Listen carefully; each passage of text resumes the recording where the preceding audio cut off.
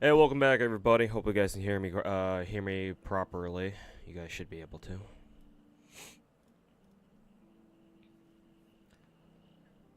Well, welcome back.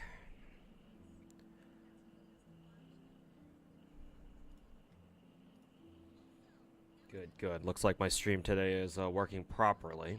I don't know why yesterday shit got all fucked up. That was kind of annoying, especially when my stream literally fucking shit itself, literally fucking crashed out as soon as Mr. Fobmaster raided me yesterday. So that sucked. Oh well. We back in this bitch now.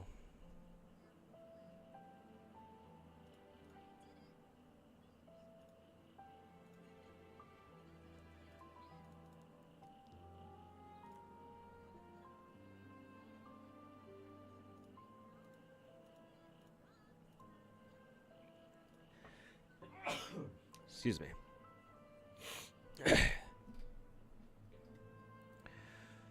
Alright. The last two stages of the Genshin event came out, so let's try to see if we can't get it done. Hey, Evil Hero over on YouTube chat, welcome. And of course, welcome everybody over from Twitch chat.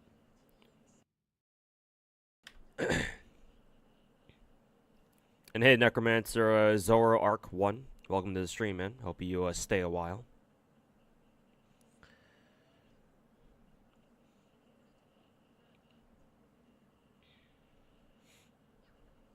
Managed to get Yanagi. Looking forward to working with the secretary.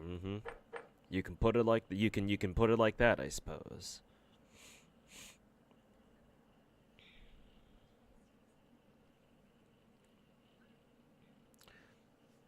Lost the coin flip to Rena. Well, hopefully that Rena was a what is it? Your first copy. Well, actually, maybe it could even be your second copy, because apparently Rena really wants her C1, apparently, from what I hear. Hey, Masamuna, how's it going, man? How'd your Yanagi rolls go? Very good. We won the coin flip. I think I also got my 5 stars slightly early. Maybe. It didn't feel like a full soft pity. So, a little bit early, and then we won the coin flip. What more can I ask for, you know?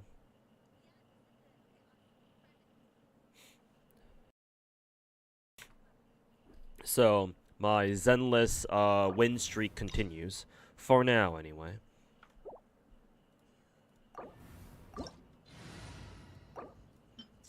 Let's see, Battle Hardened Turtoise. I have no idea what that enemy type is.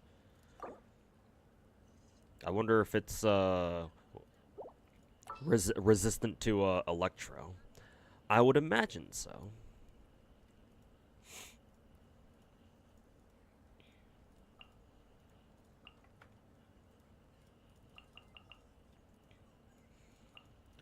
Let's see. Who can we run here?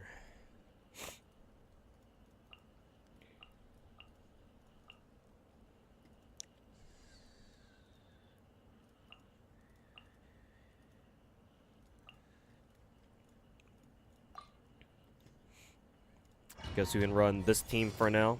I have to find out how this enemy type works in the first place.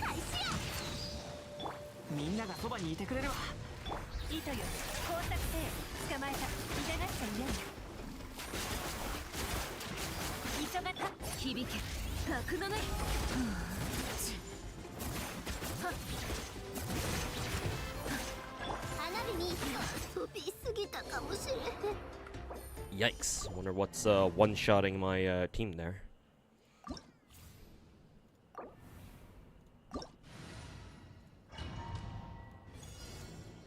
Hey Lumiko, welcome to the stream. Hope you enjoy your stay.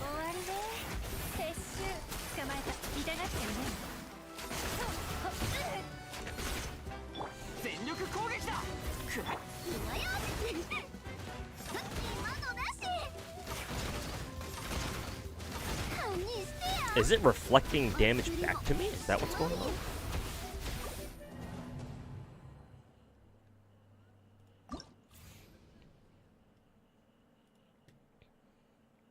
When an active character is within the duel zone, when they're outside, they'll take damage every 2 seconds. So you have to go melee? Is that what I'm getting from here?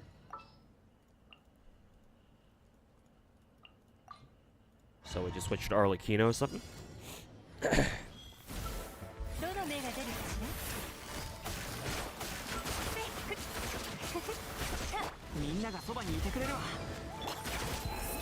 Oh, wrong character.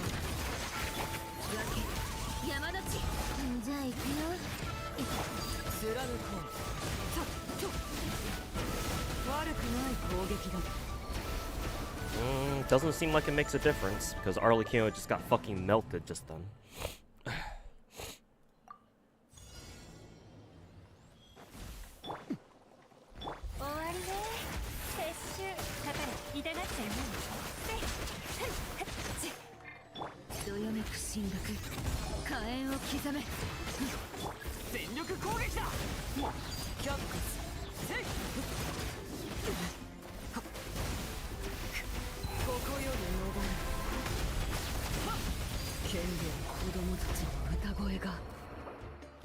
So you can't attack him at all when he's in that state? Is that what I'm getting?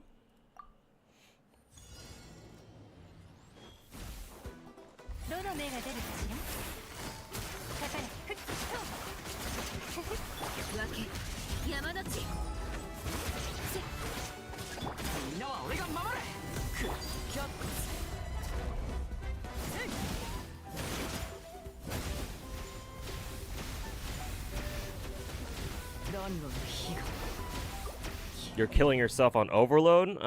That's not how the overload reaction should normally work. Last I checked, when you trigger overload, it doesn't also hurt your character. Otherwise, everyone would have just been like, "Oh yeah, overload just sucks as a reaction. Why does it fucking exist?" So clearly, it has something to do with the enemy itself. Nothing about the enemy description says that overload damage will be directed back to you. Though it does say that, what is it? It does say the damage that it's taking. It says that character's damage will increase by 20%? What the fuck does this mean? When after character is within the duel zone, that character's damage will be increased by 20%. So you actually get more damage if you're next to the enemy or something? Is that what I'm getting at? Or is that what they're getting at? If they're outside a duel zone, they'll take damage every 2 seconds. What does that mean? Does that mean the duel zone is like not right up next to the enemy? It's like in a ring outside?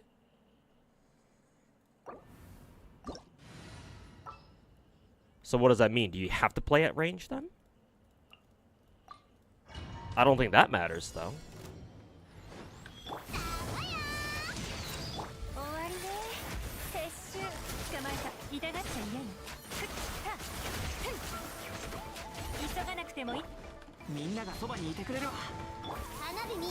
Yeah, this is when it pops its shield. So I'm a little bit confused. Do I have to wait it out? Where is its duel zone then?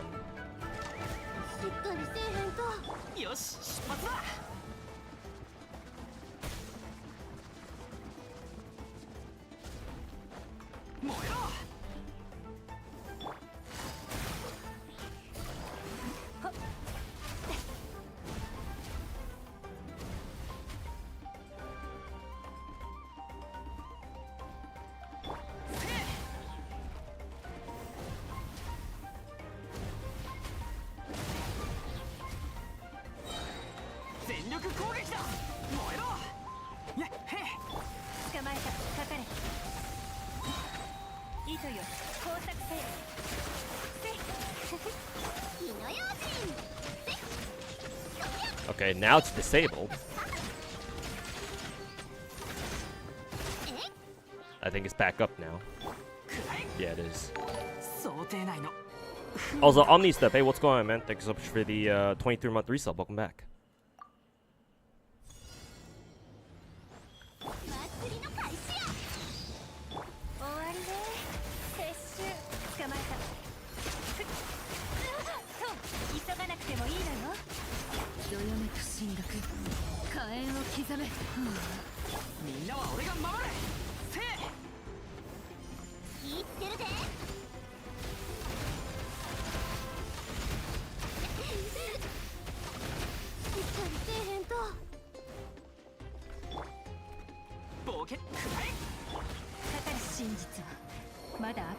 Yeah, not too sure what you're supposed to do against that shield.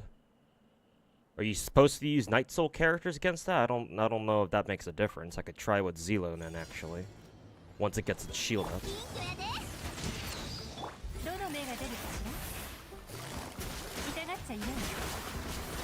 You want a challenge? Oh yeah, we'll give you a challenge? Yeah, but when the challenge is bullshit, that's not much of a challenge now, is it?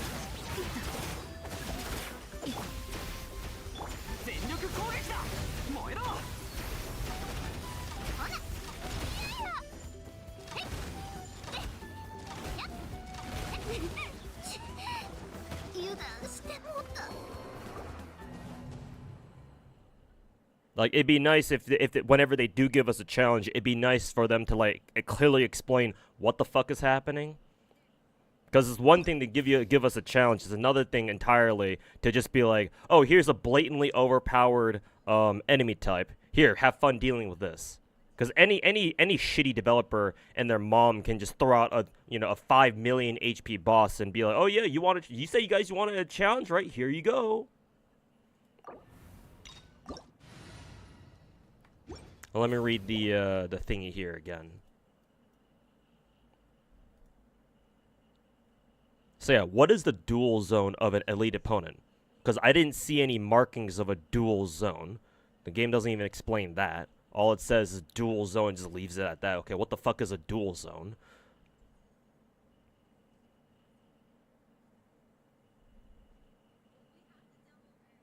That character's damage would be increased by 20%.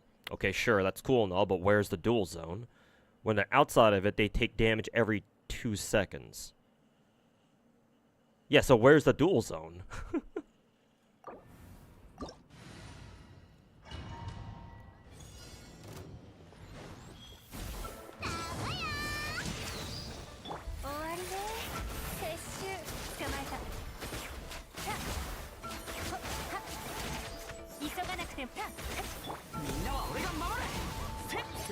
Let's see if Zelo takes damage from this. Yeah, she does. So, Night Soul characters aren't immune to this somehow or anything. Maybe I just waited out, I guess. We have 2 minutes. But then again, if I waited out, that means that I'm not decreasing this dude's shields at all.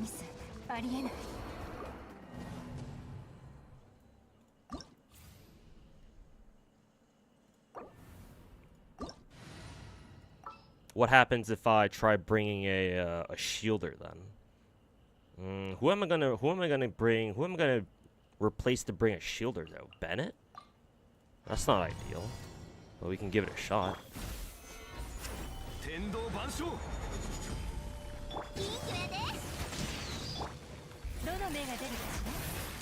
Yeah, on these stuff, you only drop 5 to say hi before going to sleep. Alright, take care, man.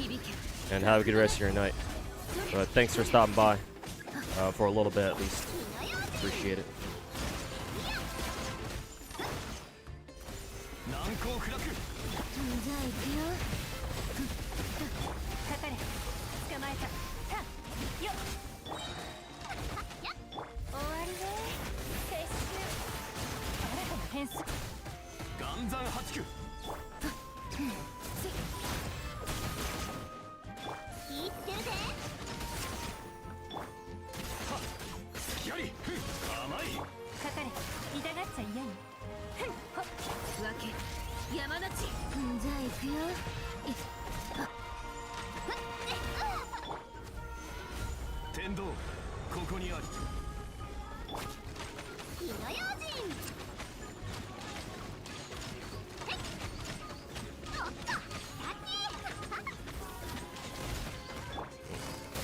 Time for its bullshit shield again.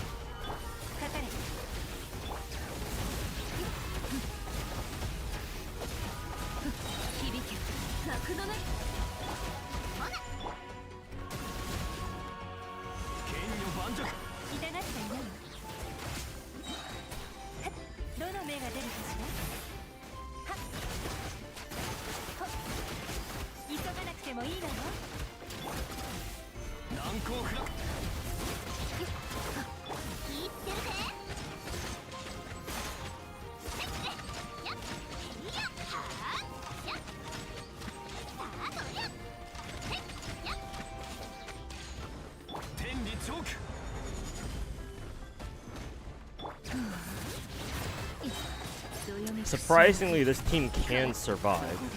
At least for a little bit.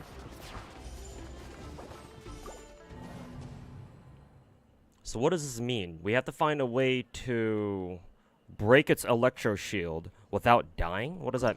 How are we supposed to do that? And while having Zelo still on our team. What would we do? Raiden, Xiangling. I'll put up Zelo as our second character first. Xiangling, and then where is she? And then Coco, maybe? Because if it feels like we need constant healing, then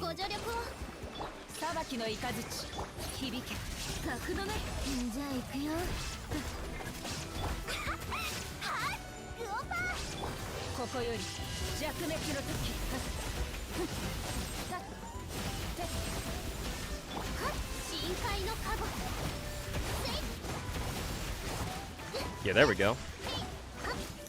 Now we're making it work.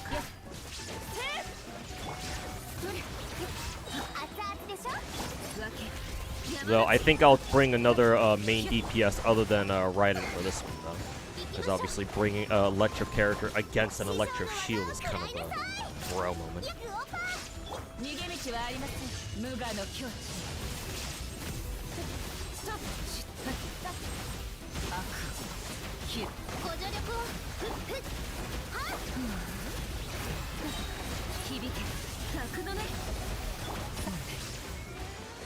Yeah, so we'll bring somebody else other than Raiden. Oops, not challenge again. Let me try to bring a cryo character, because I'm forgetting my Genshin fundamentals. I gotta bring cryo to beat Electro.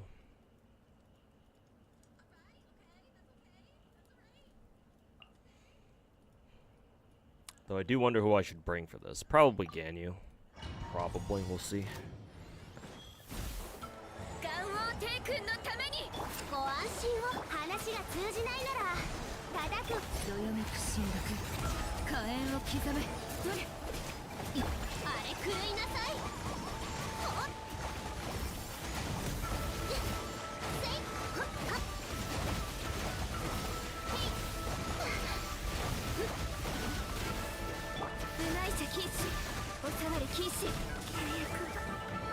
Maybe I should take it a little easy on the cryo shots, though.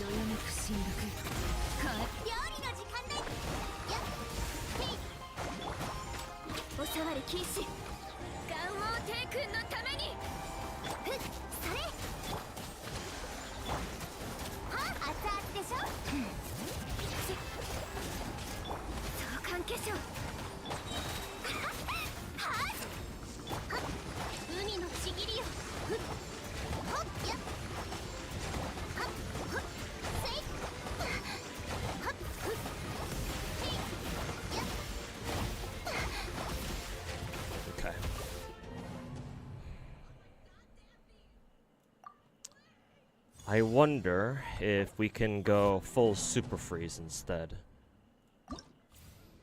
Just go all in on cryo and hydro.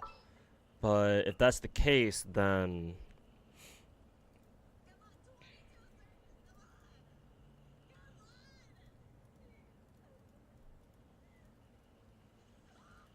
cryo, hydro. So instead of Zelo, we drop her for Shenhe, maybe?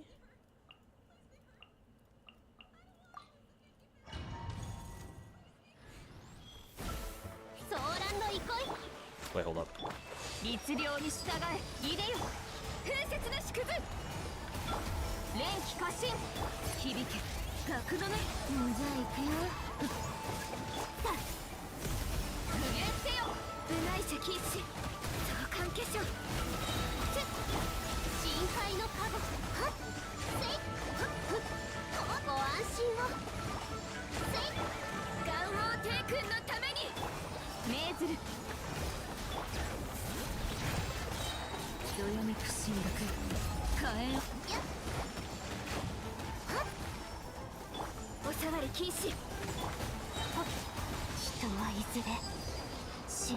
Wow, she just got fucking one shot, huh? Hey, Robert, how's it going, man? No, hold on. You can also eat food. Oh, no wonder. That's why these challenges are kind of bullshit. They let you eat food. Oh, gotcha.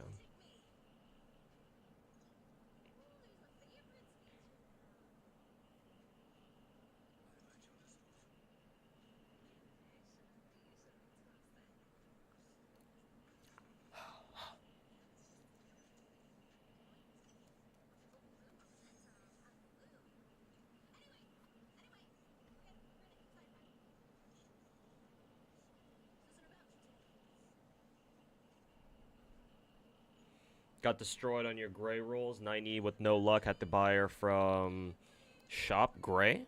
Who's Gray? Are we talking about like another gacha game here, like PGR or something?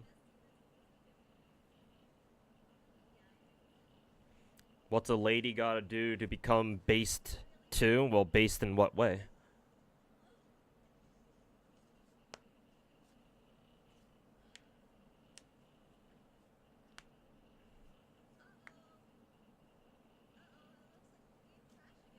A trend you've noticed recently is Hoyo is favoring horizontal investment in Genshin and vertical in Star Rail now.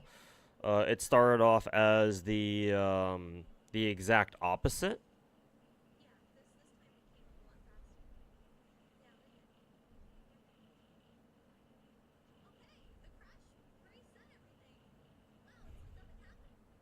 Technically, all gacha games are horizontal investment, or at least at some point in their development cycles, or at some point in their like life cycles, they emphasize horizontal investment pretty strongly, and then at some point they switch over to vertical. Or sometimes you'll notice that they even encourage both of them at the same time. But like gacha games, by definition, always emphasize horizontal investment, because you always want more options. Because it's never a bad idea to have, as many options as you can get,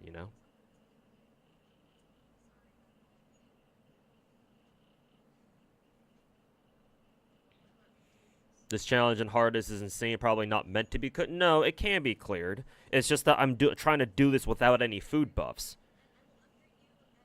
I think they intend for you to actually use food buffs here, which I'm not going to.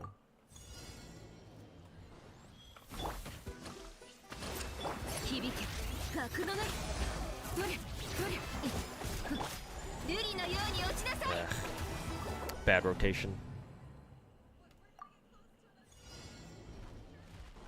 Oh, that's funny. The game started me off right here.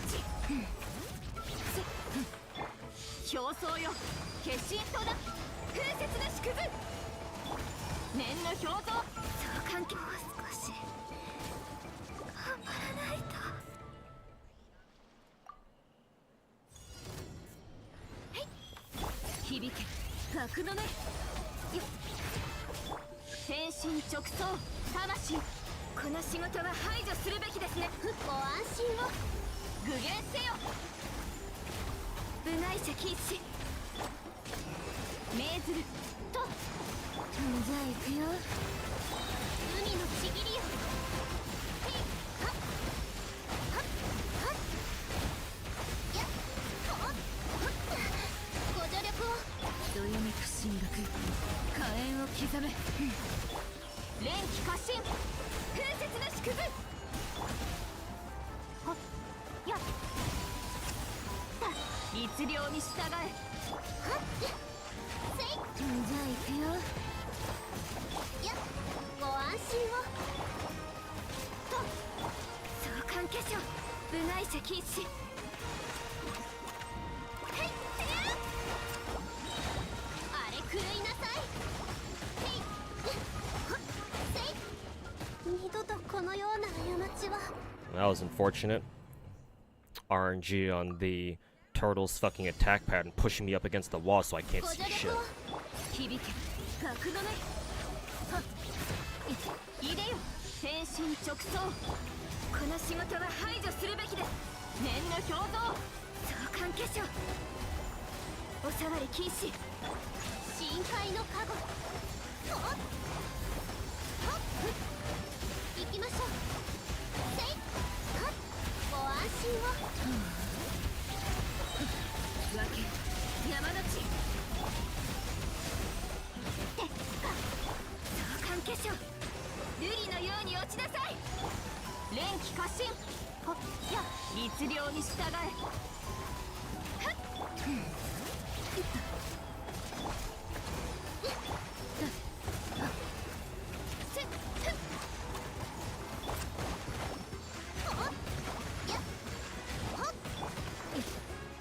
じゃあ行くよ。具現せよ。風雪の縮図。ソーランの憩い。響け、格止め。連気過信。 Really, huh? Ganyu can even die off field? That's some fucking bullshit.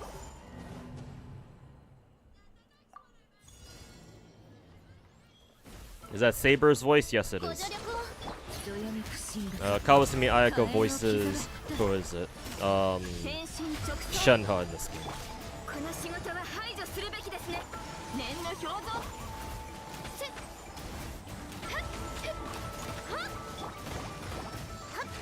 深海の加護。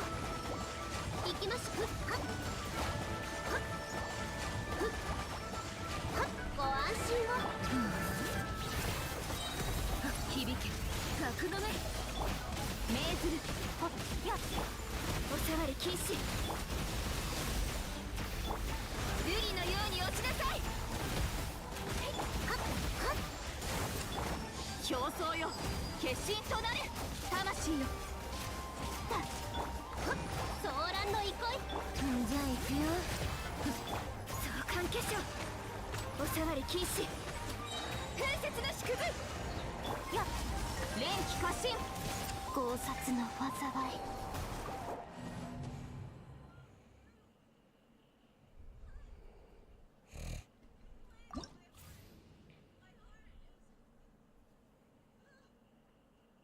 I see a dodge saying her name. Well, yeah.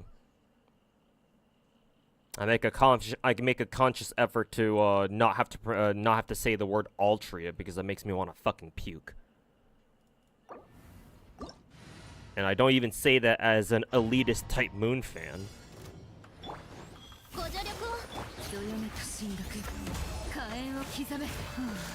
いでよ、律令に従え。瑠璃のように落ちなさい。具現せよ。相関化粧、部外者禁止。海のちぎりよ。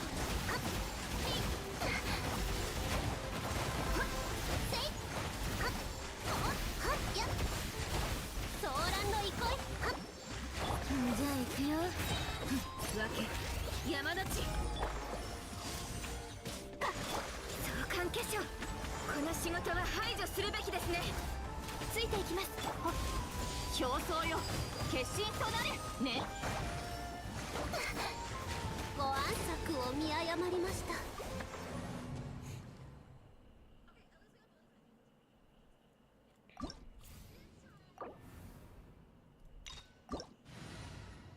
Even Leviathans have a hard time? Yeah, because I'm pretty sure this event is designed for you to use food buffs, because apparently my Twitch chat told me you can use food buffs here. So, anytime Genshin puts on an event that allows you to use food buffs, that means that the devs, for whatever reason, think that it's okay to put in enemies that are, like, halfway to actual fucking bullshit. You're supposed to use food buffs here, it seems like, and you'll have a much easier time. Because I think I can do it with this team. Because I've gotten close before, but I need to play absolutely fucking perfectly. So it's gonna be rough. But I feel like I can do it. It might take me a little bit, though, is the problem. Also, not very good rotation there. And to be fair, you don't have to do the most difficult challenge, I don't think. I don't think that's a requirement for you to get all of the rewards or whatever. So, nothing says that you have to do the hardest shit. I'm just doing it just because.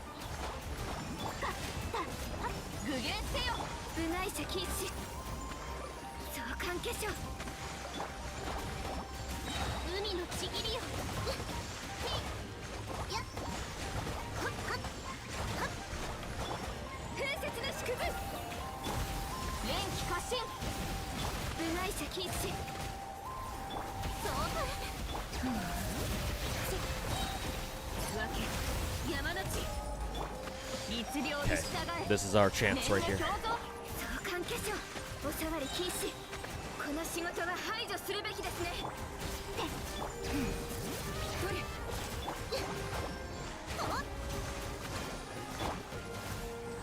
Don't want to shoot that yet.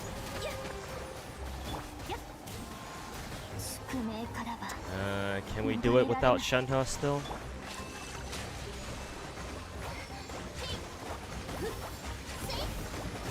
Nah, I don't think we can.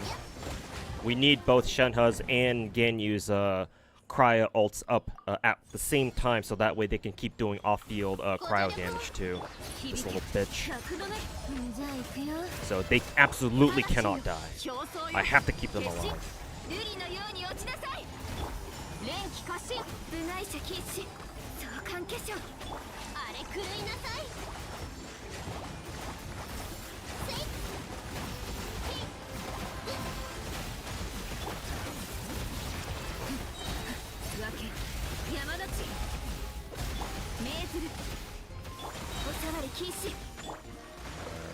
Switch back to Ganyu.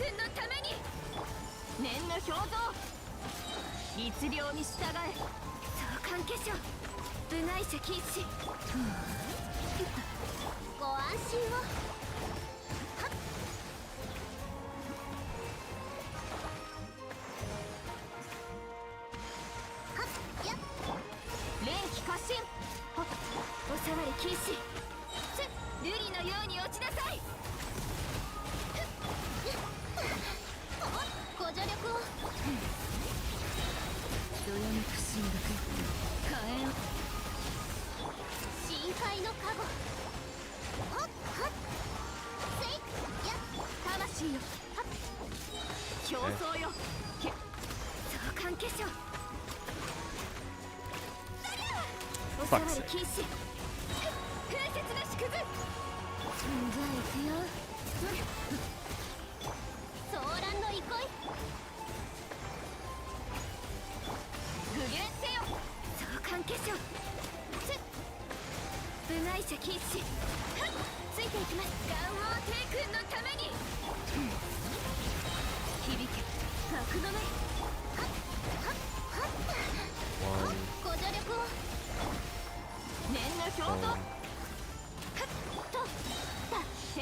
直送瑠璃のように落ちなさい次はっはっあれ狂いなさい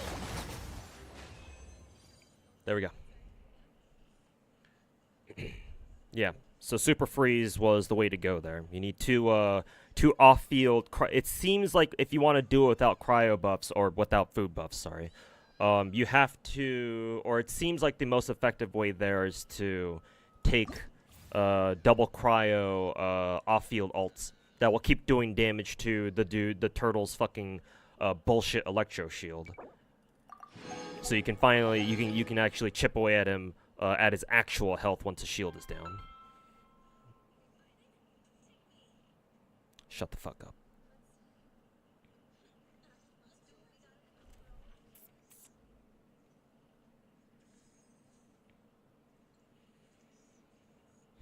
Where do you go to get Eidolons for HMC? The Clocky Tower, yeah. The Clocky Tower will give you some of them. I don't know if it gives you all of them. I get the feeling that if you want to get all of them, you have to finish all of Panacne's main story. But you do get at least some from the Clocky Tower. By... What do you do to unlock more levels on Clocky again? Just run around finding like treasure chests and shit? Or... I forget exactly how you unlock more levels on that. But you get more from the Clocky Tower in the middle of the Panacne main map. Have you watched the GFL2 FAQ recently? No. What did they talk about? Anything interesting or exciting? Nice clearing this without any food buffs. Yeah. Thank you. So far, yeah. So far, all of these events, all these fights have been doable without food. This one was probably. Actually, no. These two fights so far have been the sketchiest. But at least with this fight, it's like, oh, I didn't know if at first when I was struggling with this fight, I was like, oh, like, what is it? I didn't know how to stun the enemy properly, and I looked up how to. I was like, oh, you have to walk up the pillars, with like a mobility skill, right? You take somebody from Natlin. I took Zelo in my case, and then I just roller skated up the side of the pillars there because you can't climb it normally, which I think is kind of bullshit. Actually, not kind of. It is bullshit. But once you do that, you just break the totems on top and you stun this like big boulder boss or whatever the fuck he's supposed to be. And then once he's stunned, you try to throw out your best DPS that you can from your team, and hopefully it's enough. And for me, it was. This one, on the other hand, though, I honestly think this fight is more bullshit. Simply because like it like if you don't have like strong off-field cryo like thingies, like how are you supposed to do this? Like obviously we have Kea, who's free technically. And what? We have other cryo characters, right? Other non-5-star cryo characters who have off-field stuff. Let me check who our options are real quick.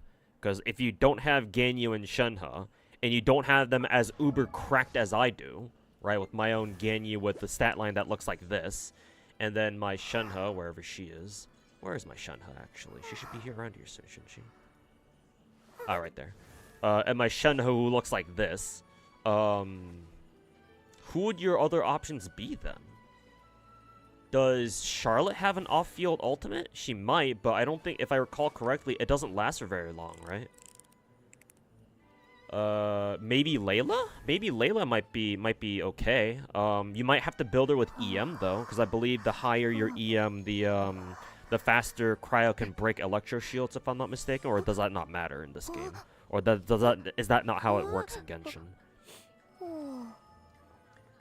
Maybe not. But I suppose maybe Layla can work. I don't know if Genshin's ever given us a free copy of Layla before. Maybe they have. Maybe like last year, like a long ass time ago. But I suppose Layla.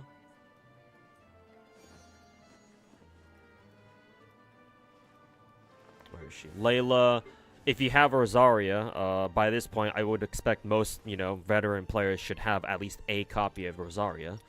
Then yeah, sure, I guess she could work. She'll definitely need to be on 4-piece emblem though. Unlike my Rosario, who's on whatever the fuck this is.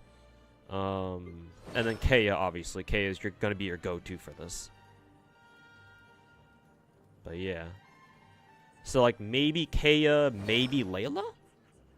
You bring those two, and then bring your best DPS as possible to hit the turtle once it's down. But like you also need to have a healer too, though, like a good off-field or a good consistent healer. And if you only have like Bennett, or like if Bennett's your main healer, then Bennett is not actually very good for this in terms of healing, because he doesn't heal fast enough, and he only heals up once your characters are below 70 HP, 70% HP. So it's like it's like if you only have Bennett as your healer, then like your team doesn't have great healing. I guess if you bring Layla, the shields block the incoming reflection damage themselves before breaking, so I guess that buys Bennett some time, or Bennett's ultimate some time, in order to heal them up and all that. But Diona, maybe? Yeah, I guess you'd bring Diona, yeah. Diano, as Mr. Code calls her. Yeah, I guess you bring Diano. Because healing ultimate, but her ultimate's kind of like Bennett's, where it doesn't heal very fast. At least it heals you back up above 100%, though. And then Diana obviously has her cryo shield that she generates off of her skill. So yeah, honestly, that might be your best chance. But if you bring Diano, that means you might not want to bring Layla, because I think shields in this game don't stack. So if you bring double shielded, that's kind of like redundant in a bad way. Ace Dexter, welcome back, man. How you doing? Hey, Mass Nightmare, what's going on? Yeah, Diona. Yeah, thanks for pointing her out. There's a bug with the special episode in Zenless. I think yesterday in my Twitch chat, somebody mentioned something about not being able to proceed past like a certain story scene. In Zenless, in Z3, so yeah, that sounds familiar. I'm gonna pull in Grave. I want to wait until we get a tier analysis for Grave. I expect her to be top tier, but I want to make sure that she's absolutely top tier if I want to roll for her. Because what I want to do is, if Grave is more of a support as I expect her to be, because she's burst 2, then I would rather roll for more copies of Cinderella instead. Because I have 200 mileage tickets. I have 200 gold tickets. So I can just pity a Grave immediately if I want to.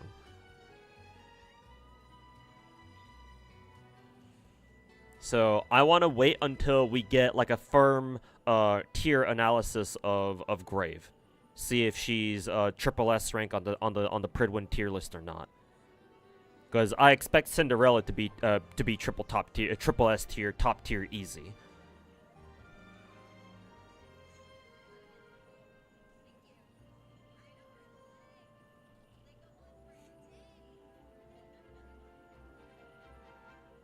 She's pierced DPS with infinite ammo. Don't know how OP that is. Well, we kind of know how good that is with Asuka, because Asuka is basically Grave, but burst 3 instead of burst 2.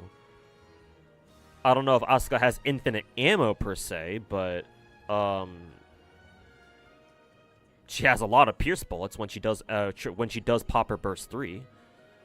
So we do know how strong it is, or at least we have a good idea of how strong it'd be on Grave. The issue is that she's burst 2, and burst 2s are usually not meant to be DPSs. DPS characters in Nikke are usually burst 3s rather than burst 1s or burst 2s. I mean, take Red Hood, for example. Red Hood can burst. Technically, she has all 3 bursts. You just choose which burst you want her to use. I mean, if you really want to, you can use Red Hood's burst all 3 times for all 3 stages, but her cooldown is gonna be fucking ludicrous afterwards. But her burst 1 and her burst 2 are more, I think, supporty, if I recall correctly. If you want to use Red Hood as a proper DPS, you have to use her burst 3 specifically. So we'll see. So I want to wait for now.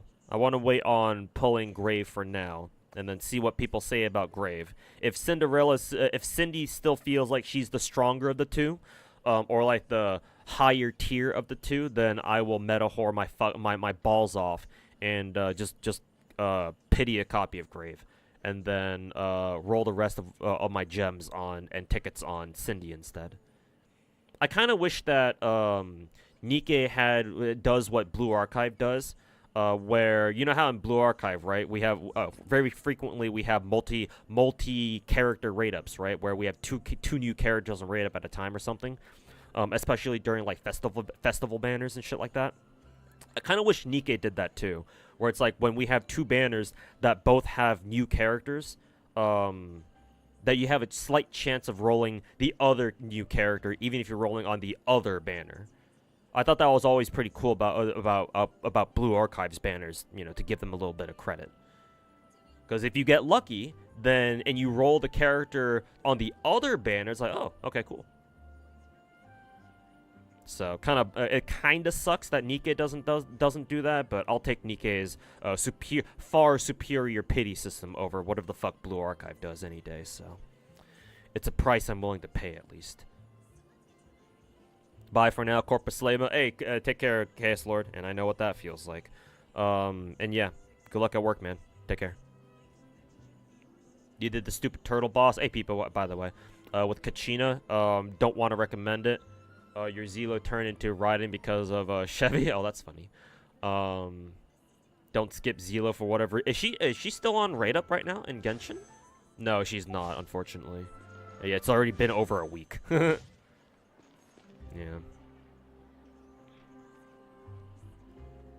But yeah, like Zelo feels. I actually wonder, chat. Now that since Peepo and Twitch chat's brought it up to me, or yeah, he's brought it up. What does the Genshin community think about Zelo anyway? Because I think I asked that question before. I don't know if I got a proper answer back then. But Zelo seems really fucking cracked. But I don't hear people talk about her much. Maybe I'm just not plugged into the Genshin space as much as I should be. I don't know. Because we all know how strong Kazuha is. We've always known how strong Kazuha was, like, very early on. But, like, it's already been, what, like a month since Zelo came out, and I don't really hear people talk about her?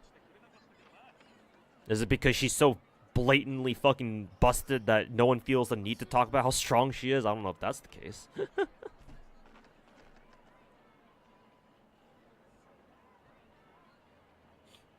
Cindy has a mini root. Yeah, I know, Max. Yeah, oh, I know. I'm painfully aware of how busted Cindy is. I'm just wondering how strong Grave will be. Because depending on how strong Grave is, that's going to determine which banner I'm going to roll for to blow the rest of my gems on. Ouch. Zelo is basically Kazuha with better buff uptime. Wow, interesting. Because I know Kazuha's elemental damage buff lasts for like, what, 8 seconds? Which, like, in all fairness, like, it's a good amount of time, but, you know, you kind of wish it were longer. So how much does, what is Zelo's uptime then? So the sample stuff. When her night soul points hit max, she will consume all her night soul points to activate the 3 samples she has on hand for 15 seconds. So basically her elemental resist debuff that she puts on enemies lasts for 15 seconds. If that's the case, if I'm reading her thingy right here, then yeah, that's quite strong. That's almost double Kazuha's uptime on the uptime on his elemental thingy. Kind of sad you missed the Evangelion collab. Yeah, because surprisingly most of the all of the SSRs that we got out of that collab are either top tier or like fairly good. Like better than average. Like Rei is like the weakest one, but like you can still use her apparently as like a burst. I forget which burst she is. Burst 2 or something? No, Makinami is the burst 2 though. Maybe Rei was the Ayanami was the burst 1, I forget. But apparently even Rei's pretty good too. Not top tier by any means, but still great. It's still perfectly usable. And then, of course, Asuka is absolutely blatantly top. Well, not top tier, but, you know, double S tier as you know, is as good as you're gonna get when it comes to collab characters. Unless your name's Amelia and you're fucking triple S tier at PvP. Funny how that works.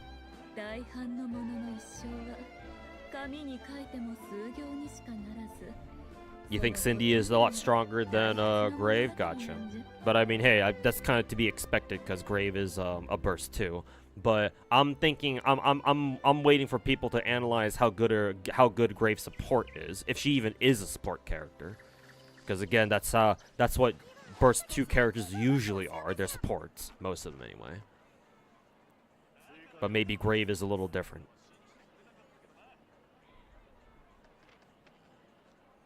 Pretty much equal to or even better than Kazuha. Most people say she's like she's basically Kazuha 2.0. I mean, I know that it's hilarious because I know that both of them on the same team technically they synergize together because you can have Zelo's elemental resist debuff on enemies at the same time as Kazuha buffs gives his team his elemental damage buff. So you can actually double dip into the whole elemental damage thingy. At least from what I've heard. I'm pretty sure. I'm not even just from what I've heard. I run around with this team while doing my dailies. This team right here, and I have both. So that means I have both Kazuha and Zelo. And yeah, I've noticed my Yelan easily does like over 100k damage with her skill. When normally the highest she can probably hit with just Kazuha buff is like maybe 60 or 70k. And then I add Zelo's skill in there, and then all of a sudden she's hitting for 100k, just on her own. It's like, all right, cool.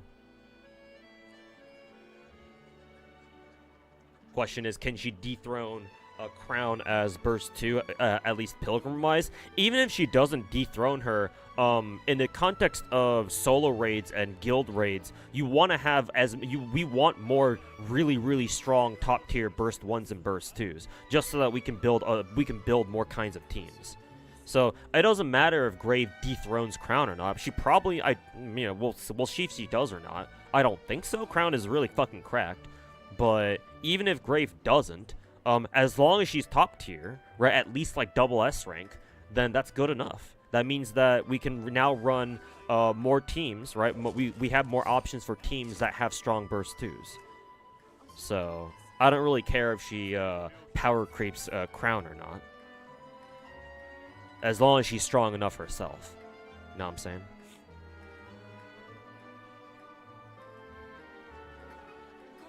You tried both Star Rail and Wuo, but you liked Wuo more. But as a Zenless player, you prefer if the game had a specific button for parry, like in Z3, because you do end up missing parries a lot because of it. Yeah, Zedexa, I agree. I don't really like the parry system in Wuo.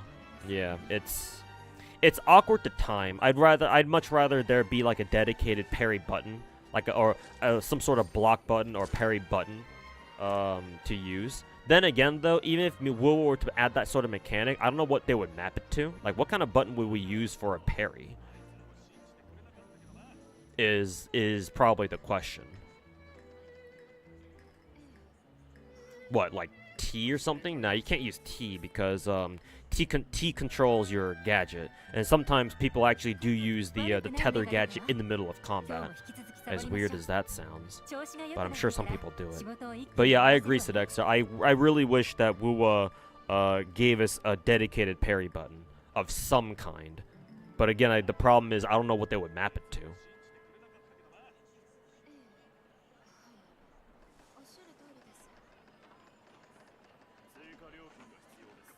Missed my Z3. Did you manage to get Yanagi? Yes, Azor, yeah. I did get Yanagi yesterday. I did win the coin flip for her, so my winning streak in Zenless continues, thank God. But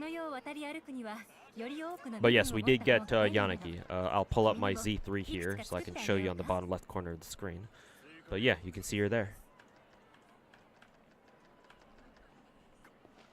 Best part about Nikkei is that there are no limited characters unless you are collabs. Yeah, well, no, Articles. Remember, we do have seasonal limiteds. I believe our two seasonal limited characters come with summer and they come with Christmas or like the holidays. Because remember, we have the original year one Christmas characters, the Christmas Rupee and the fairy girl. I forget her name. Though to be fair, they're not that strong. So it's if you care about meta, they're not a huge loss, right?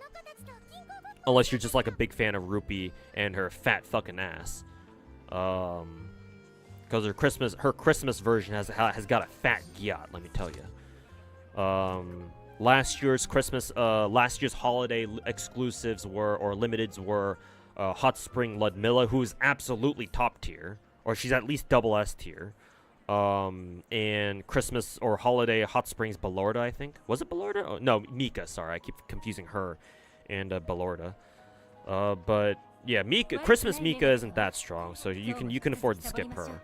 But Christmas Ludmilla is absolutely cracked, at least double S tier. Like, I'm assuming they're gonna give us a Christmas Ludmilla rate up or a rerun when Christmas rolls around again. I'm absolutely gonna try to roll for another copy of her just because of how strong she is. Excuse me. And of course, don't forget about her summer limiteds too.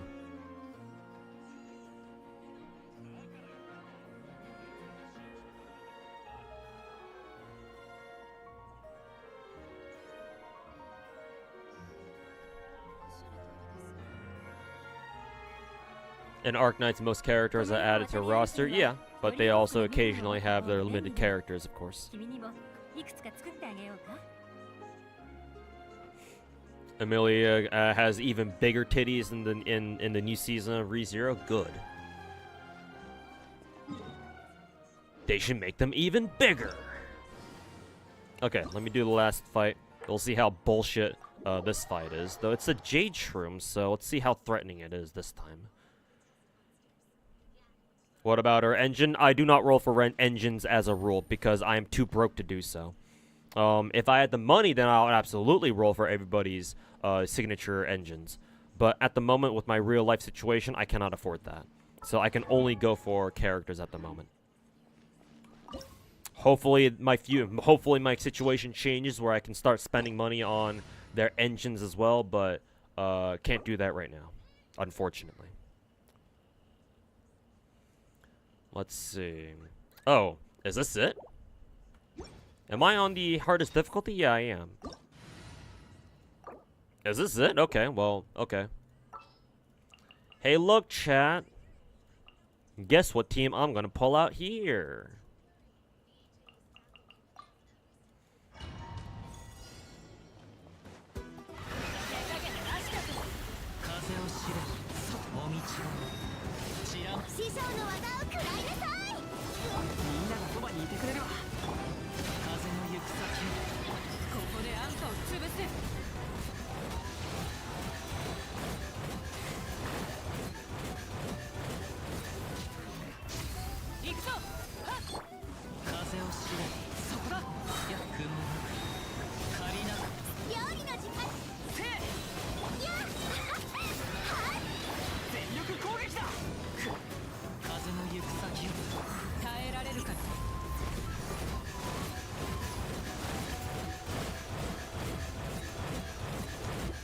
Did anybody ask for some cooked dendro chicken?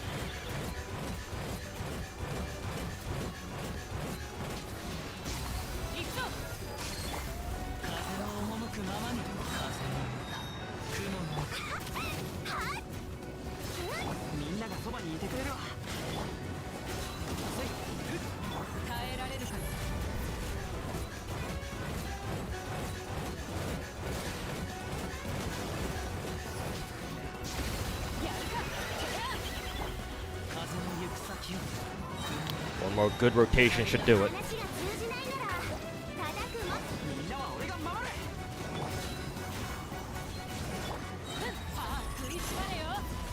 Alright, finish the job, Dehya. Let's fucking go. Fuck yeah. You a bitch. Get fucked.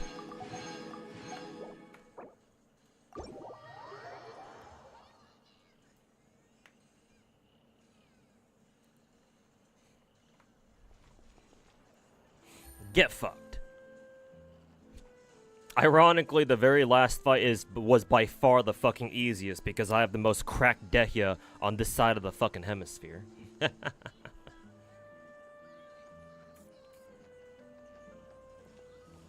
Still surprised they didn't make Cindy all burst like Red Hood, so Red Hood is still #1. Yeah.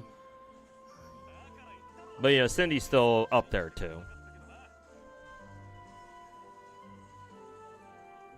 Do we have any lore reason why Red Hood can burst all 3 times, or has all 3 bursts? No, not sure. I would assume it's just because she's Pilgrim, and you know, all the new limited Pilgrims need to be, or not limited, but all of the newer Pilgrims that have come out recently over the last couple of years have to be fucking busted in their own way. That's my headcanon.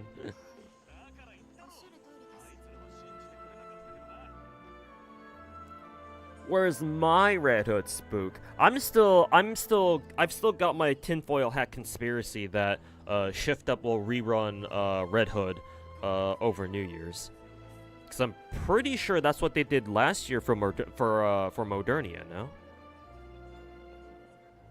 So pray that Shift Up has a secret Red Hood raid up or rerun in the works soon. They better, I know, right? Imagine how much money they would make. They're Korean. The Koreans love making money. Korean developer studio, Chinese publisher. Don't they want free money? You're saying Red Hood will come back story-wise? Maybe. I mean, considering the end of chapter 34, maybe. I ain't saying anything though.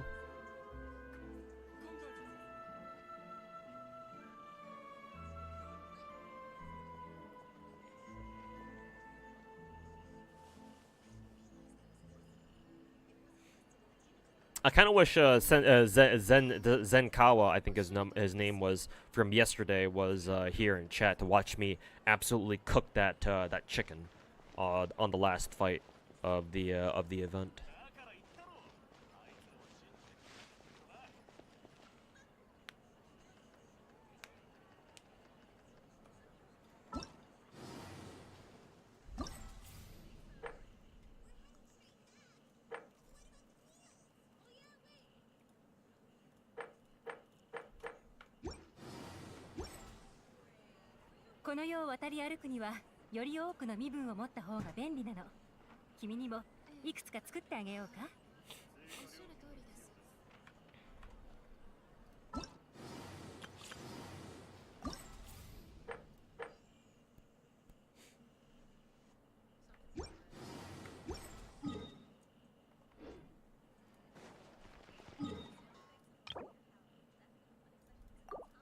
Let's see, stamina fully replenishes in 11.5 hours.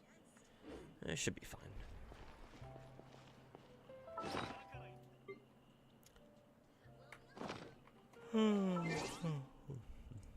Okay.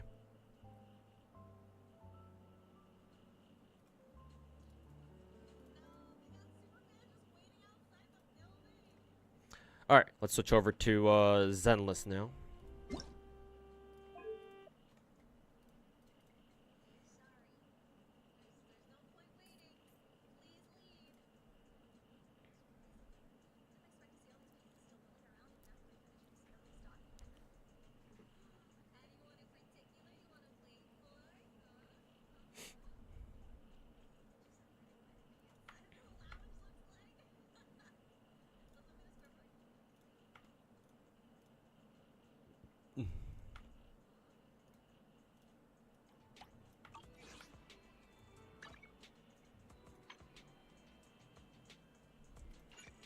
What is this?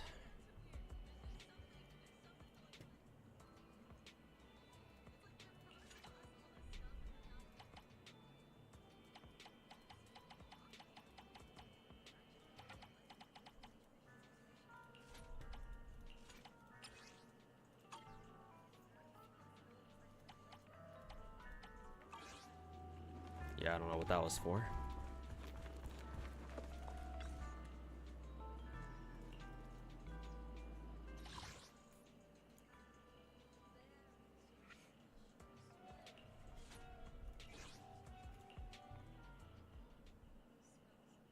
The new look on her is cute. I mean, I'm a fan of red hair, so.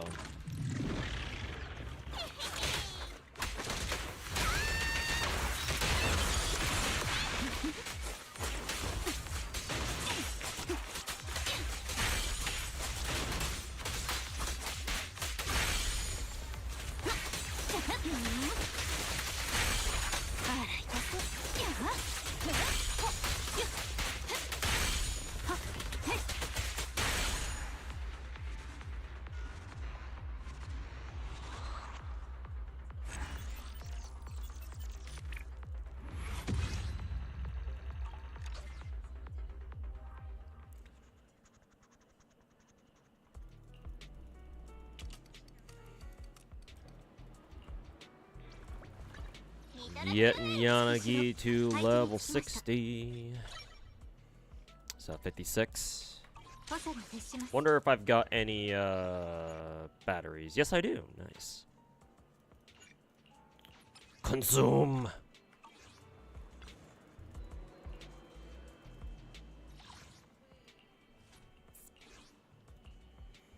Consume.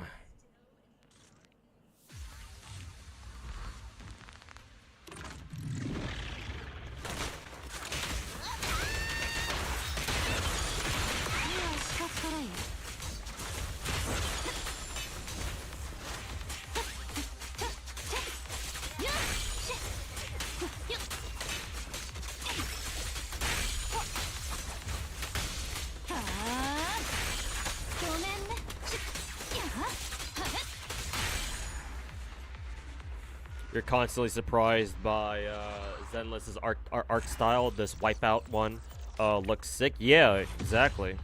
The wipeout end of battle screen. Like, I've been saying this from the beginning, man. Zenless is just built different in terms of just raw charm and personality and vibes.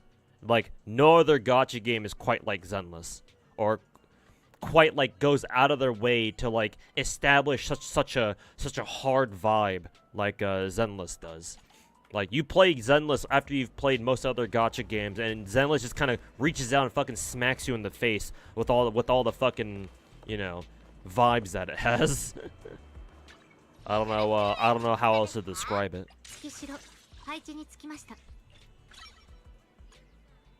Like, wow, a gacha game that actually has a fucking personality. Who would have fucking thought? Who would have fucking thought? Also, I do need to do my notorious hunts this week. I do need to do the fucking some disk drive farming this week.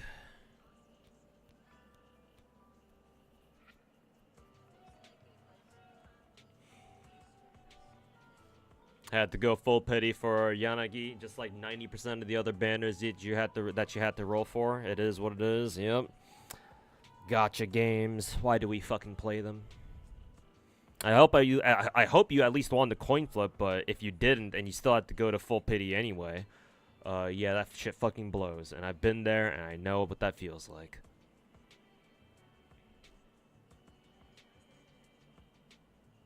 Anyone know how Yanagi compares to Grace? Yanagi's more of a straight up DPS, if I recall correctly.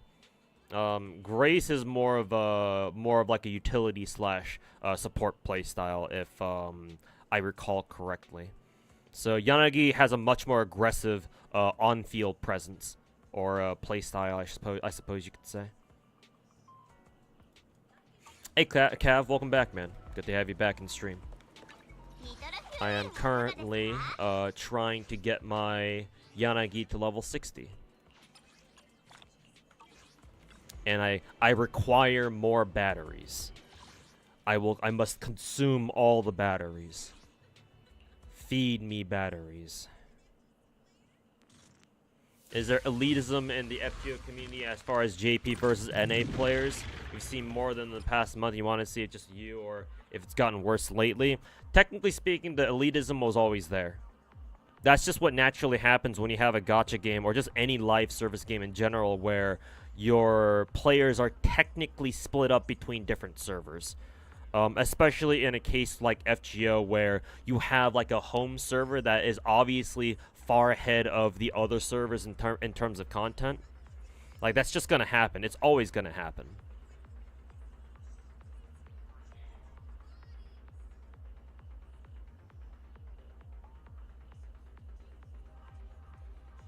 As for whether it's getting worse nowadays or not, I don't know.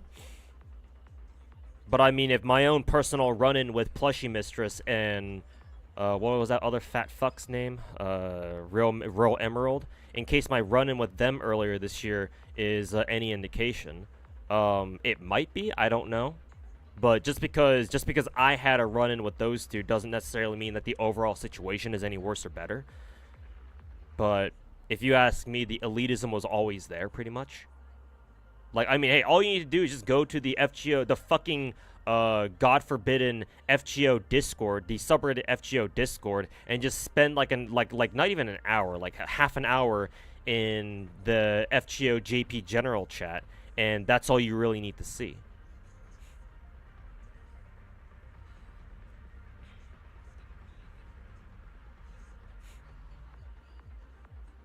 What happened with them earlier this year? I made a response video to what the fuck was the thing that I responded to anyway. I made a video critiquing Plushie Mistress's take on lotteries. I forget exactly how it went, but I basically I didn't agree fully with his takes on lotteries and shit. Something about lotteries and how challenge quests don't belong in lottery type shit, whatever. But before I made that video itself, I think I must have posted on Twitter. Pretty sure it was on Twitter, about how I was going to make a response video to Plushie's tweet, and then I was like, oh boy, here comes some drama, right? And then Plushie took that personally.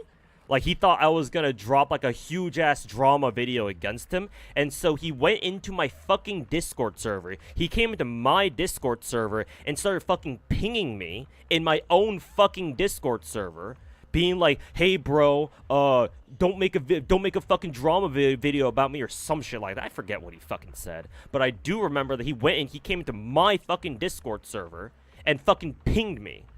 In a fucking public channel, by the way, instead of just DMing me, which is, I think, what most normal people would do, right? If you have a problem with if a content creator has a problem with another content creator, instead of fucking going to their Discord server and fucking pinging them on one of their public channels, by the way, you would think that they would try to DM you personally, right, before doing anything else. No, this asshat comes into a fucking public channel and pings me.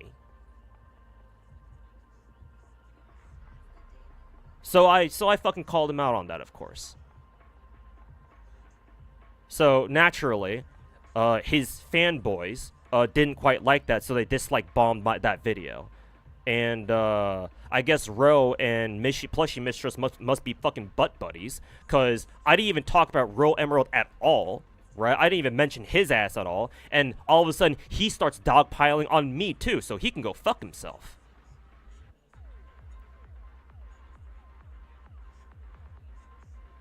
So yeah, I kind of have an issue with those two.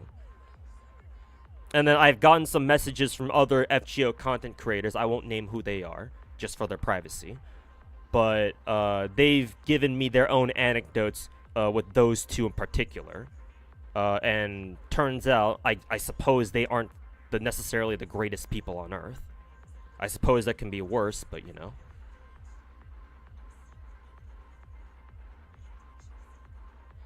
So, like, that's my own personal anecdote with those two. And mind you, both of those two, both Plushie and Real Emerald, they're both JP mains. So, I brought up that anecdote, that personal anecdote to maybe be like, okay, well, I don't know if the elitism has gotten worse, but I mean, personally, I had a run-in with them. I don't know what that says about the overall landscape. But, you know, if it is getting worse, then, you know, don't count me as surprised, you know?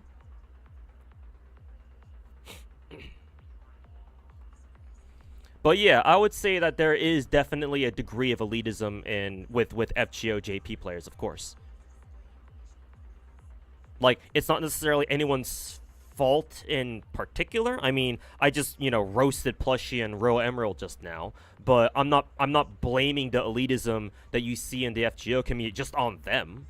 I mean, they might contribute to it, but they're not the only ones responsible for it, obviously. It's always been a thing. Like I said, you're just going to get this sort of environment when you have a game, a live service game that has multiple servers, and one of the servers is just very clearly ahead of content, ahead of all the other servers in terms of content.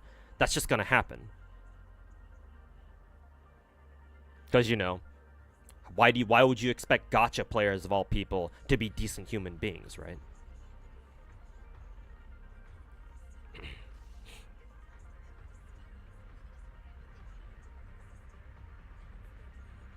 But yeah, no, I'm sure you'll find a ton of elitism, especially in the FGO subreddit Discord. I mean, anytime I've hung out, anytime I've lurked there to watch the JP players' crowd reactions to, you know, whichever a new FGO stream that just comes out, right? I like lurking there just to see their reactions. And anytime the NA server gets mentioned, like some hapless idiot comes into the chat, the stream chat on Discord, where we're watching, basically we're watching and reacting to whatever the current FGO live stream is. You know, some hapless fool comes in asking, so when's this server gonna hit NA, by the way, or some dumb shit like that. Yeah, the JP players usually like to just dogpile on them. You know, NA, Omega lol, that kind of shit. So yeah, of course there's elitism. Whether it's getting worse or not these days, I don't know. And frankly, I don't fucking care. I hope it's not. But would it surprise me to know that it is? No, not really. There's another stream happening in less than... Oh, thanks, Hannah. Thanks for letting me know. I'll probably just watch that on my own time, because, you know when those when these gacha live streams happen, fucking middle of the morning or middle of the night for us Americans. You know, K-Droth would agree with me, because he's been saying for a while lotteries or challenge quests and lottery is a bad idea. Yeah. It's good to see that he has my back on that.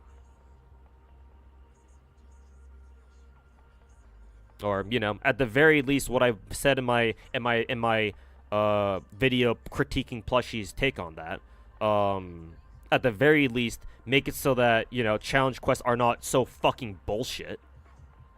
Or, like, not as many of them. But, you know.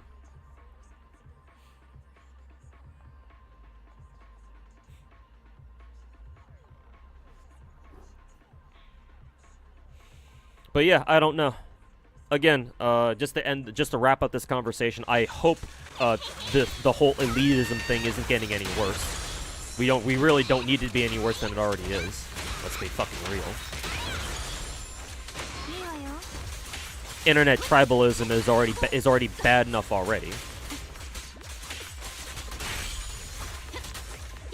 Especially when you have content creators out here telling their fanboys to go fucking dislike bomb a video just because their favorite fucking content creator is getting fucking shit talked, and their fanboys start getting all fucking defensive about it. I pray to God that you guys in my chat are not like that. I don't want you guys. If somebody makes a video about me, by the way, shit talking me or whatever, right? And I'm sure it'll happen someday. Honestly, I'm surprised it hasn't happened yet. Maybe it has actually, and I just haven't noticed. Maybe, but that would imply that I'm actually famous, and fat chance. But just for the record, chat, I don't want anybody in my chat or anybody in my communities to ever stoop down to that level. I don't want you guys to be fucking mindless fucking drones, as low tier God would call them. Where just because their streamer or their YouTuber is getting trash talked, and so you feel fucking emotionally obligated to go, fight back, right? To go dislike bomb some other video just because I'm getting trash. I don't want you guys to do that. Like, you guys have to be better than the others. Because I believe in keeping it fucking real. And so if I say something that's not right, or if I say something that's legitimately just either out of pocket, or like there's something that I'm saying that's wrong, you guys should call me out on it. You guys should correct me. Keep me in my lane. That's how this thing should work. You should not take fucking streamers' words as like the word of fucking God. You have to use your own fucking brains.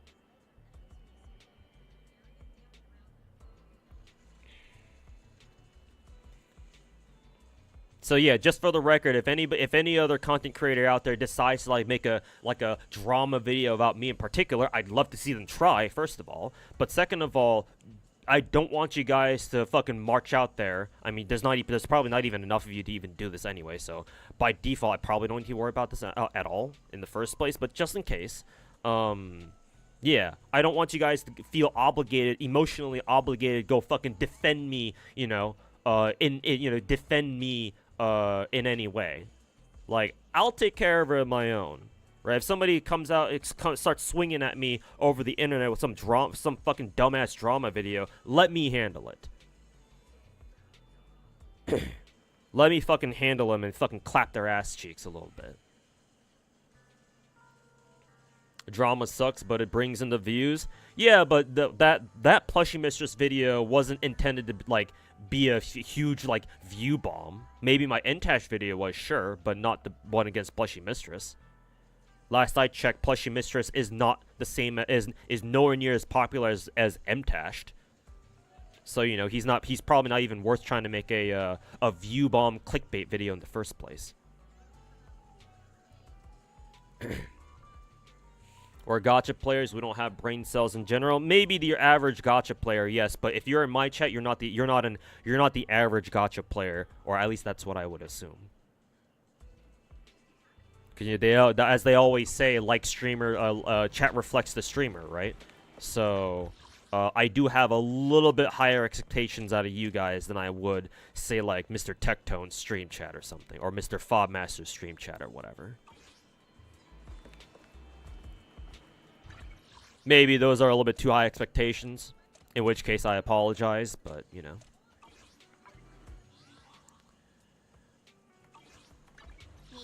Alright, no more stamina. That means we can go back to these outposts, and I can try doing another run of a Hollow Zero here. Oop, not that one. Excuse me.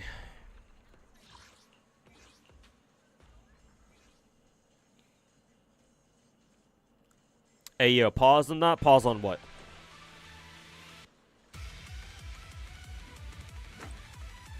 You worry about those people who take like the word of streamers as like the fucking gospel. Yeah, because that creates tribalism, right? My streamer versus your streamer.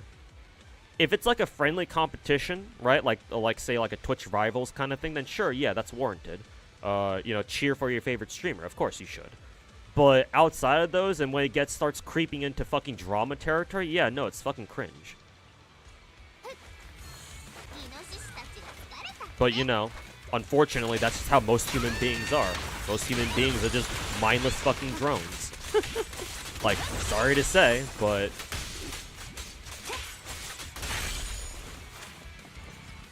that's just kind of how it goes sometimes, Not really much you can do about it, I suppose. Other than just bitch about it like I am. Can we check how close we are to the sub goals? I can tell you, yeah.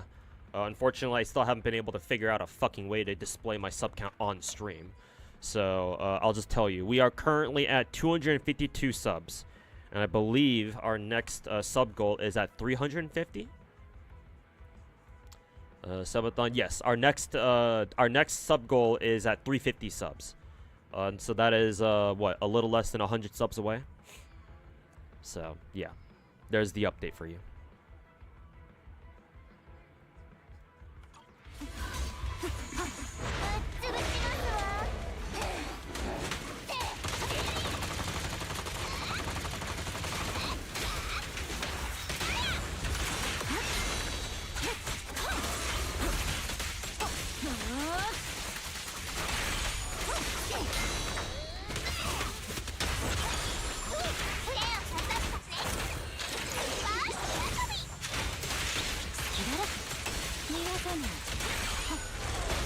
Man, we fucking murdered that bitch. Quite literally, no game is ever that serious. Plus, that's just weird behavior. Yeah, unfortunately, you do see that kind of behavior across all games. Doesn't have to be gachas, of course. But, you know, that's how it goes sometimes. But, you know, that doesn't mean that just because it's something you should expect doesn't mean you can't, you know, speak out against it for that being, you know, something really fucking cringe. It's quite a topic you tune into on stream. Hey, Machi, welcome to this. Or welcome back, man. And yes, you'll catch me talking about, you know, heavier topics every now and then, of course.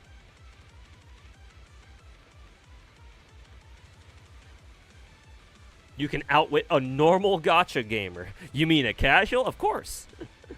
Casuals ain't shit. At least not to me. I respect them, though.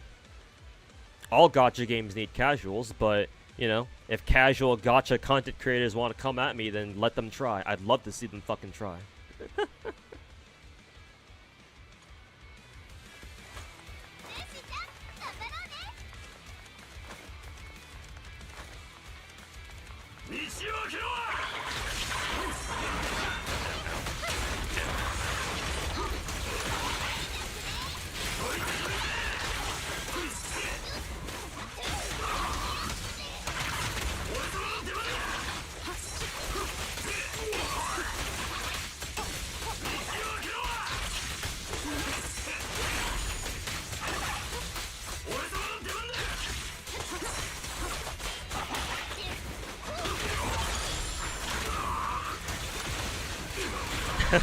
I like how Bernice was spinning in a circle there, tracking down the other enemy type.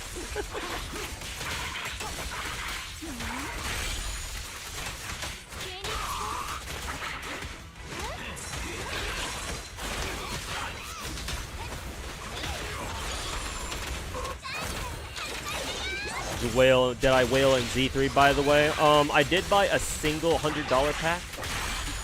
So far, I've only spent on, other than the $100 pack, for the double bonus, of course. I've only really spent money in this game for the battle passes and the monthly passes. That's it.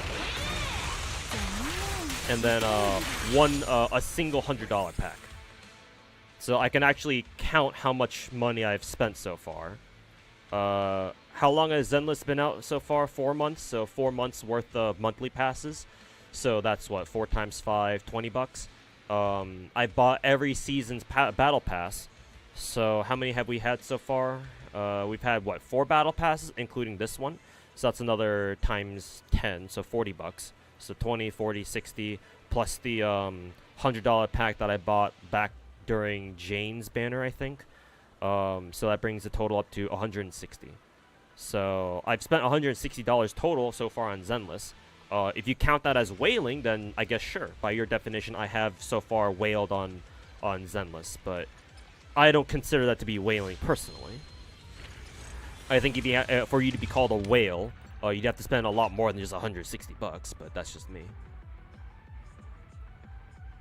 Plushie's weird. He lost it during the 9th Annie stream hearing about coins. He started calling people retards in chat, and Otto had to mute him, put him in timeout, and when he called him down, made him apologize to chat, and then he ranted him all of next week on Twitter. He can't handle criticism himself or FGO, so he's just FGO's EO. I don't know EO very well. I know he's another MiHoYo content. He's another, obviously, MiHoYo gacha content creator.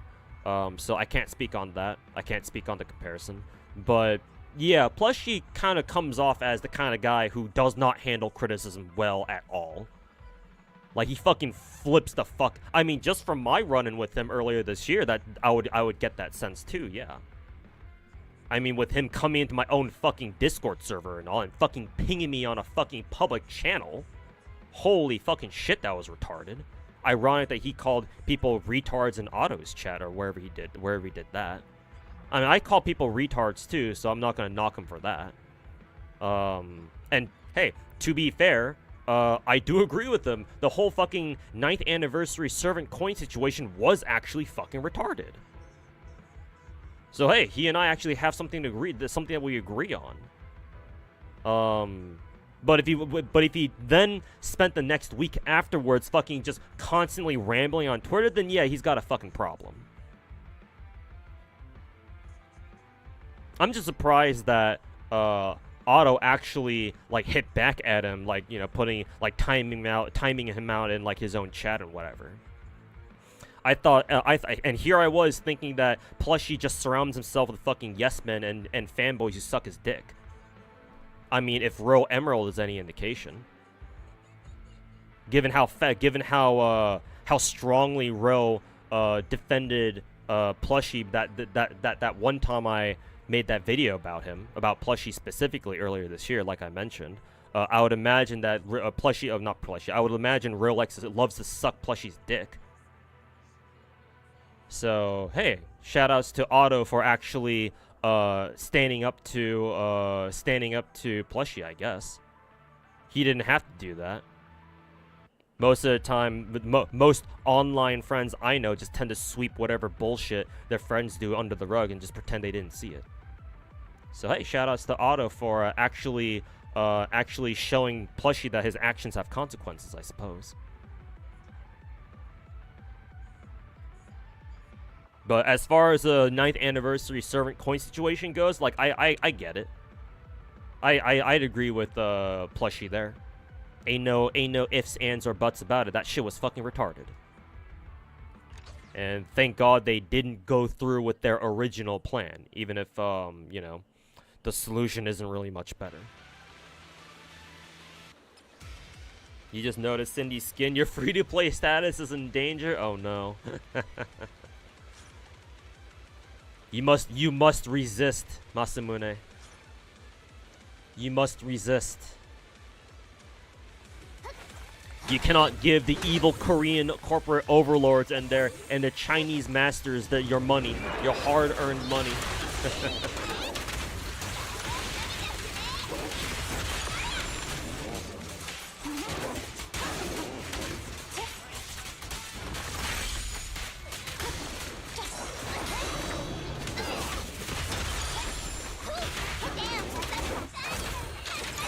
Have you ever resisted tits? No, but I've never tried hiding it either. But perhaps neither have you, so fair enough. Get that skin, my brother. Get that motherfucking skin.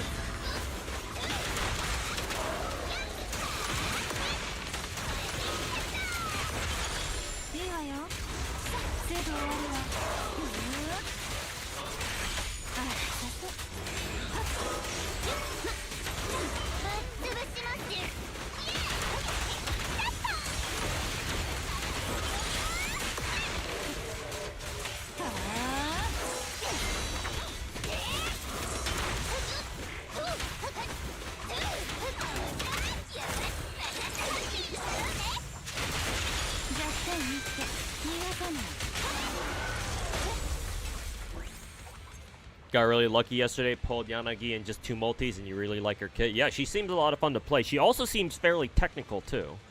Because when I did her tutorial last night, it seems like she actually has some combos that you have to keep track of. So, she seems like an actual technical character, too. At least a little bit. So that's good to see.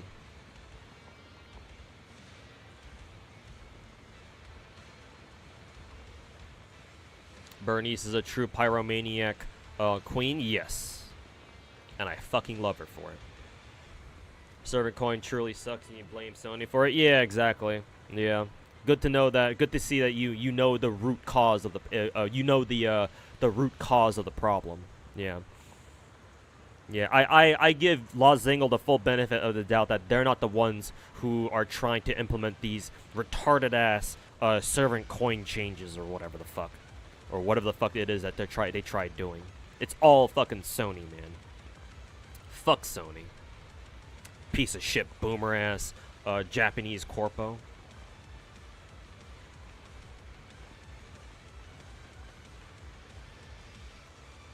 Have you tried using third-party websites for Primos, Stellar J's for discounted? I don't trust those, Pan Wong. I've seen what happens when when things like that go wrong. Matter of fact, I made a whole ass video roasting another content creator back in the day because he got fucked in the ass for it. So no, I usually don't trust those. I'm sure there are like legal discounts, like discounts for like gift cards. Hey, I used to do those back in the day myself too. Unfortunately, Costco no longer sells discounted what is it? Discounted Apple Store cards, which sucks. But you know, that's how it goes, I guess. But yeah, no, usually I don't trust those because obviously way too many things can go wrong. I'd rather just, you know, pay up front just to keep things safe. But hey, if you know like third-party dealers and you know they're trustworthy and they've worked for you, then hey, all power to you, man. I mean, ideally, what I would like to do is if I can get back into the habit of spending money on a regular basis on my gacha games again, I think what I'd do is I'll put a lot of my gacha games on my phone, so that way I can pay through Google Play and I can maybe get some kickbacks from Google Play because of it. And honestly, that's what I should have done from the very beginning, but you know, hindsight is 20/20 and all that. He called people retards when they called him a hypocrite about for ranting about coins and then wanting to spend more to get copies of Dark for MPA. To be fair, right, as much as I would love to roast Plushie too, to be fair, like, you can technically say the same thing about me.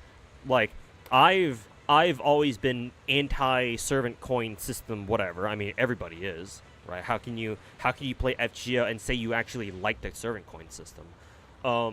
But that won't stop me. That didn't stop me from rolling fucking MP6, you know, Archetype Earth or whatever, right?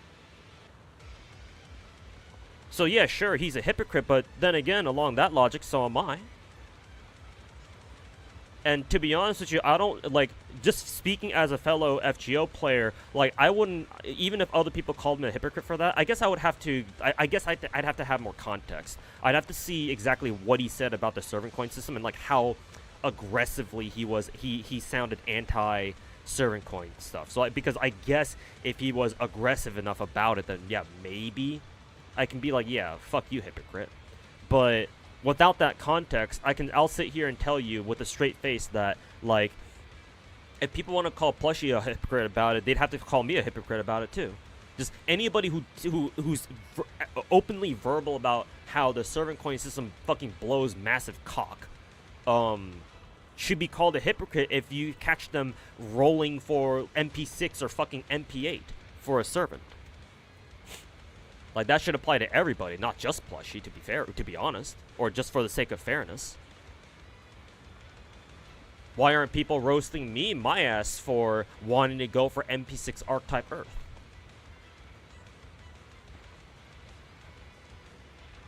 And yeah, and as a fellow FGO player and content creator, like, you'll still buy into a system even if you fucking hate it because it's FGO, man. It's a gacha game. Of course you'll do anything for your favorite characters. Like, is that even a question?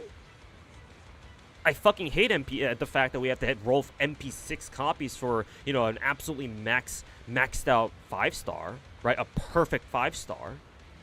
You know, level 120, triple appends, all that good shit. I mean, hell, quintuple happens now on JP, but you know, even if we hit it, we're still gonna do it.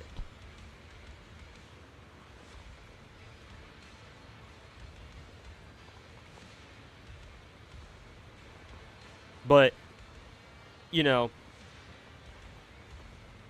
speaking against them actually for once in this situation at least, that's how I think that's how Plushie should have defended himself with what I said.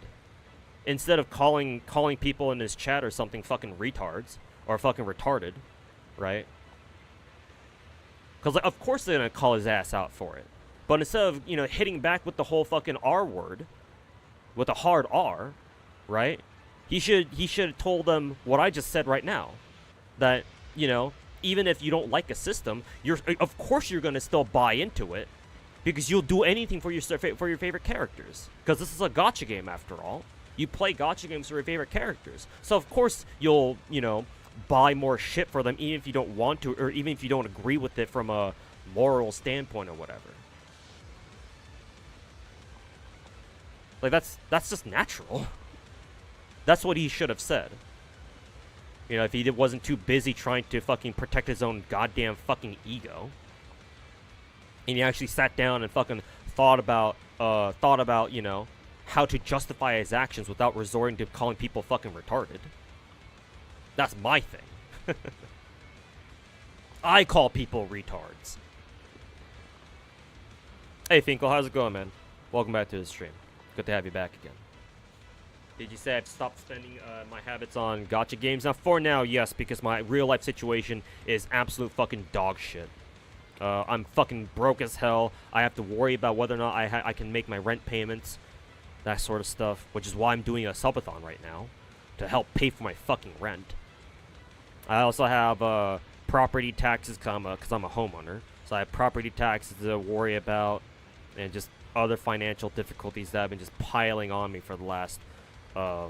basically over a year and a half. So yeah, of course I've had to drastically cut back on my spending. Like, I no longer have every character, every servant in FGO.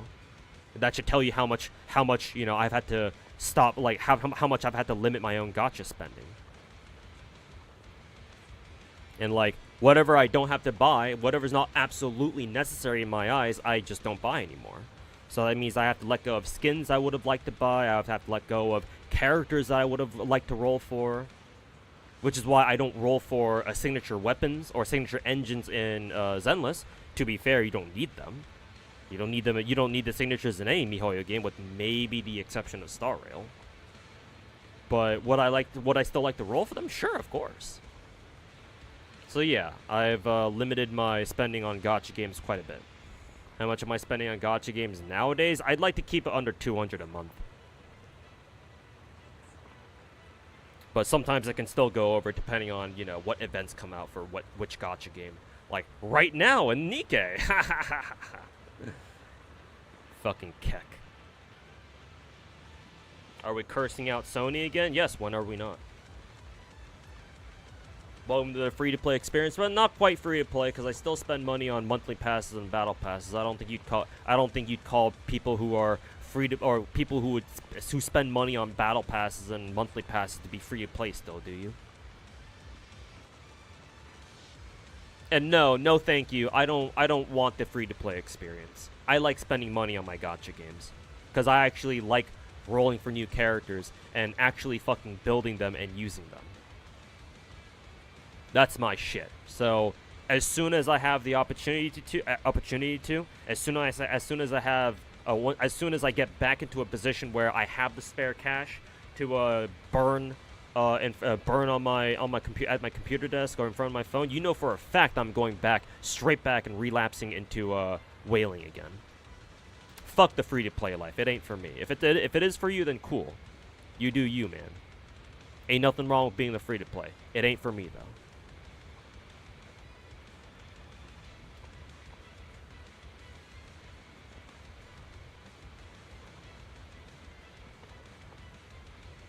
That's a timestamp. I don't think I'll watch it on stream, but thanks for providing the link for evidence though. Foolish monkey, appreciate it. But I won't watch that on stream. No need to put up a an actual fucking retard on my own stream. I'm not gonna give him that fucking spotlight. So I'll watch it on my own. But I appreciate it. Anyways, back to Zenless.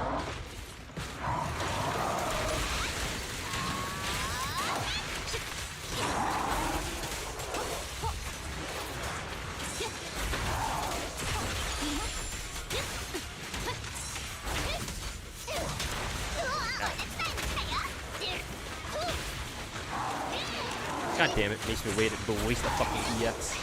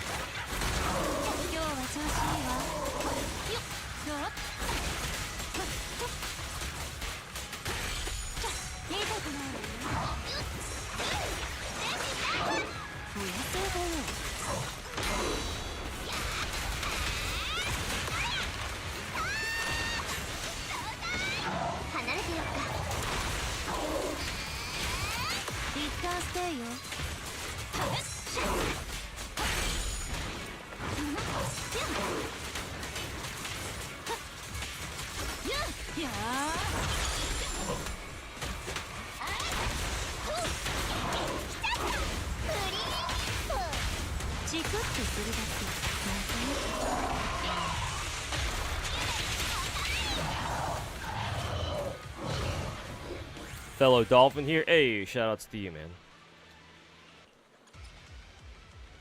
You're at like Dolphin level, yeah. Brought down to my knees, but I'm not laying down just yet, you know.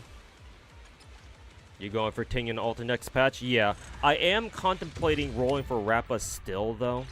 I do want to try to finish Rappa's event sometime before Rappa's banner expires.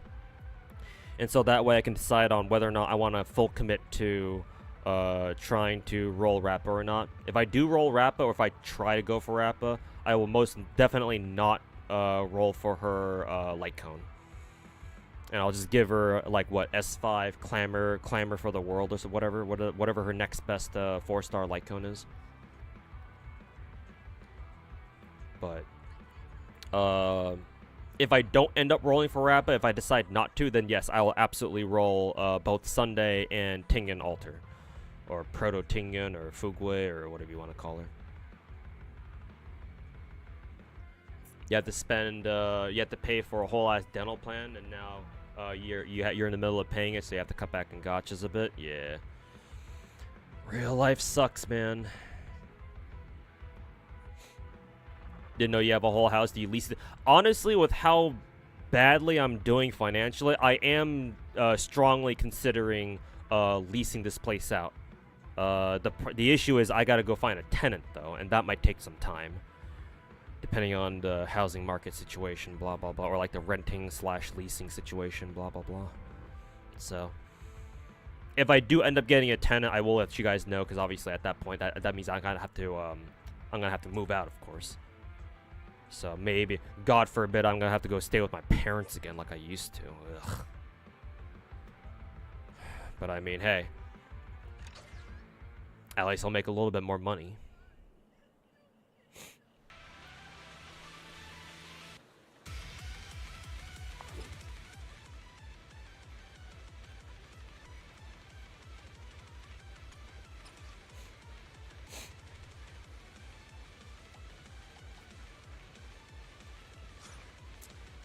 See, are there any buffs that I would actually like? Maybe that one, I guess.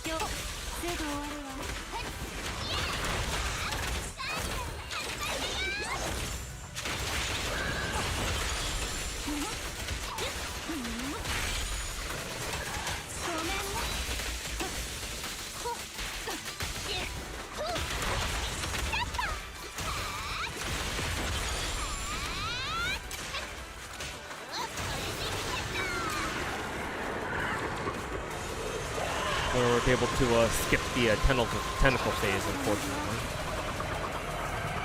Fucking hate this part of the fucking fight specifically.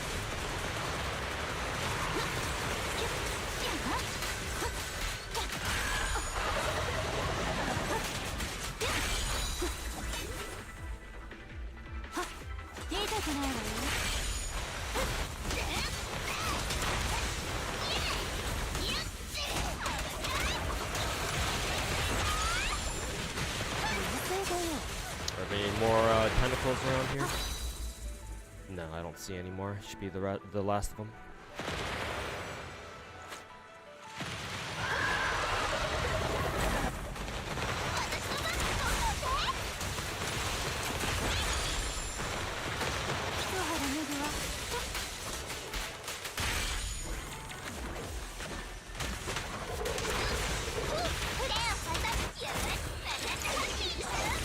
Head home, see you in Twitch chat. Alright, nice nightmare. Hopefully we'll see you in over in Twitch chat when we get home.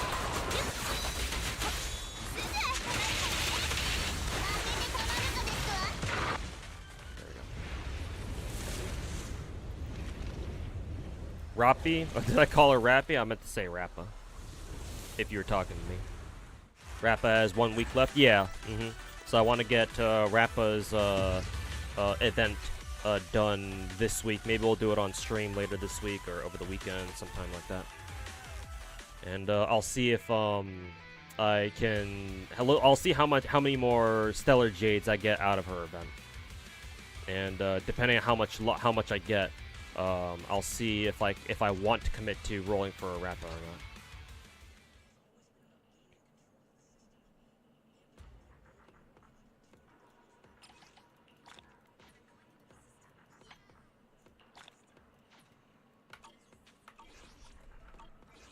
Is that the Padoru hat? Is it? No, this is my the hat that I'm wearing right now. This is my Arc Knight's hat, because it has Let me pull up my cap here.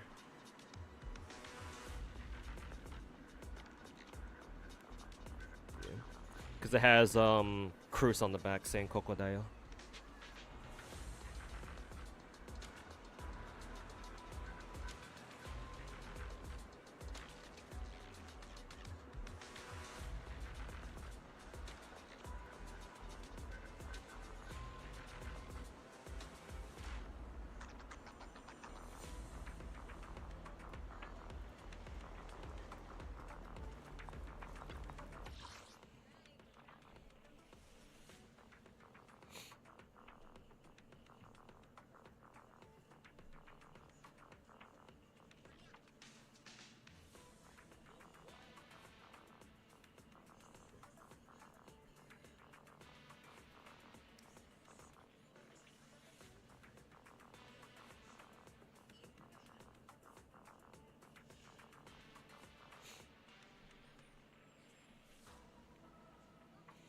It looks very similar to the hat. Yeah, the white because of the white text on the front. Yeah.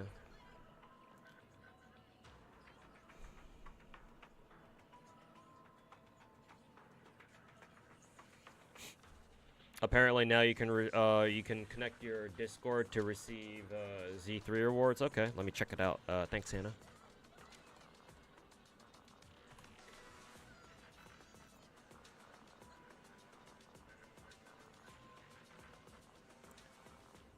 Link your Discord account to get 30 polychromes. Sure, I guess. Let's see. This does need me to log in. Let's see. You're not currently logged in. Blah, blah, blah. It does show my UID on stream, right? Let's see here. Yeah, it does on the bottom right. Character UID. Oh, yeah, character UID. Also, who is that? Sir Betlog. Thanks so much for the 2-month resub, man. Welcome back. Greatly appreciated, man. Take my sub, Mr. 2. I will gladly take your sub. It will greatly help. It will help me greatly in these troubling times for me. I mean, what times are not troubling for anyone these days? But yeah, thanks so much, Sir Batlog, for the support. Greatly appreciated, man. Thank you. Let's see, UID is... How many zeros is that? 5? 1, 2, 3, 4, 5. Yeah, I think it's 5. 3970.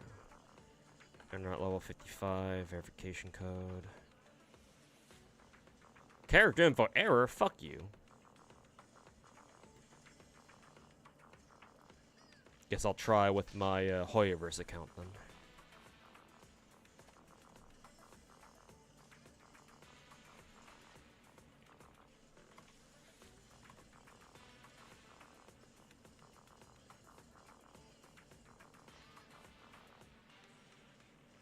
Let's see, yeah. Pretty sure I got my account level right. Why was it saying that it was getting an error? And then I have to log in through Discord. Oh boy, here we go. Let's see if this is the password. Oh god, now I have to... Authentication code? Is it? I wonder if it's this. Oh, the things we do for, the things we do for extra fucking gacha currency, chat.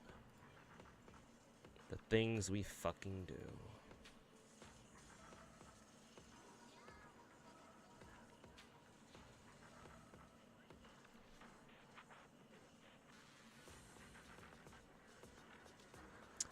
Okay. Successfully claimed. Let's see if I got it in my mail or not.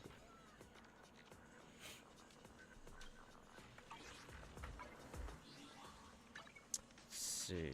And yep, there's my 30 polys. Woo! Yay.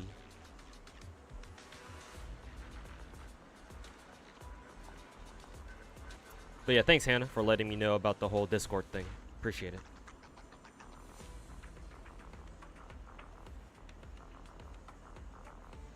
Question, do female servants in FGO get pregnant? No, it's a lower hanging fruit, but you can't stop looking at them. No. Lore-wise, female servants cannot get pregnant. As far as I'm aware. No. From what I've read and what I've been told, and I've even asked this question myself to my friends, especially my friend Protagonist, who is very deep into Type Moon lore. No. Apparently what happens is, even if you nut inside of a female servant, like, a dude's sperm just gets absorbed as magical energy. Which is what they demonstrate in Fate Stay Night anyway, in both the visual novel and the anime. So, strictly speaking, no. Female servants can't get prego. Maybe if the Holy Grail is involved, maybe some weird shit can happen. I don't know. I don't think I think so far there hasn't been like an official example of a servant getting pregnant yet. I know that Rio, one of Rio's characters in the whole like learning with manga thing that he does, one of his servants is literally a pregnant servant. But I don't know if that's canon or not. Like, I don't know what Nasu thinks about that. Because, you know, obviously, learning with manga is just a gag manga. So whether or not they want to take that seriously, we have yet to see. But right now, as of right now, until Nasu or fucking Rio decides to take over, you know, to usurp Nasu's status as head Type Moon Rider, no. At the moment, servants are not confirmed to get prego or anything. That won't stop you from trying? Yes, I'm sure it won't. Is that a challenge I hear? Yes, of course that's not gonna stop us. Are you fucking kidding me?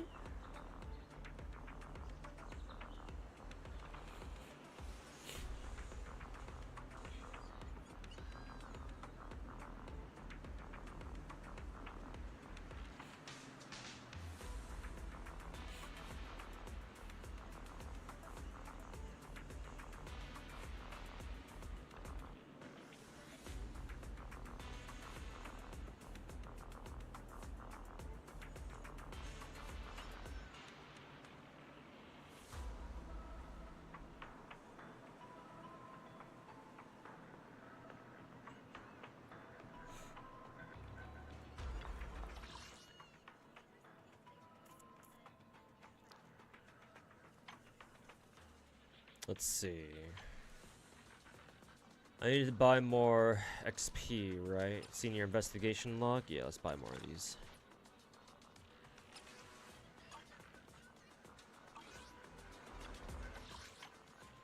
Can I buy more from here? Yes, I can. Not too many, though. But every little bit counts. Yeah. She's almost at level 60 now. Cool. Let me check how much more stamina I have. I have one more run in me.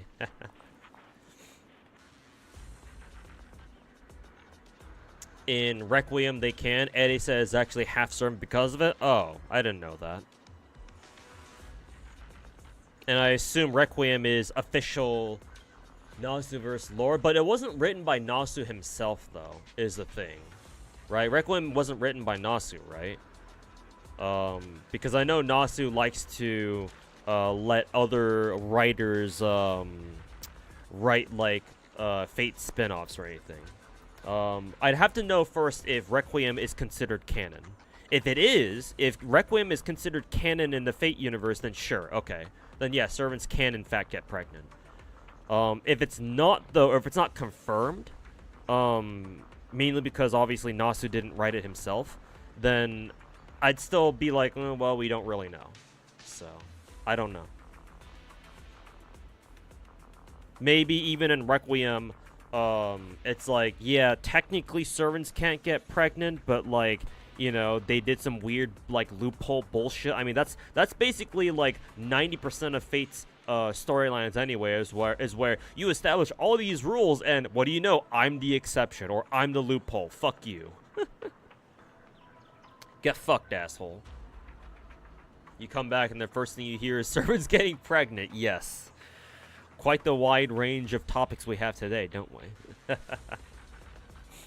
Lore-wise, all servants are infertile. Yeah, exactly. Because they're, like, supposed to be made of, like, magical energy or some bullshit like that. So, they can't physically reproduce. But, apparently, in Requiem, you know, Eddie says half servant, so, maybe. New hologen. Ooh, did they put out a new, trailer? Or a new, gen teaser? I would assume so. Whenever they put out teaser videos like these, it usually means it's a new gen. Let's see. The fuck is this? Flow Glow? Oh, it's a new JP gen. I would assume, because they have their channel name has the same dev_is, just like Regloss does. So, hey, new JP gen. Very cool. Looking forward to them. Hopefully they're cool.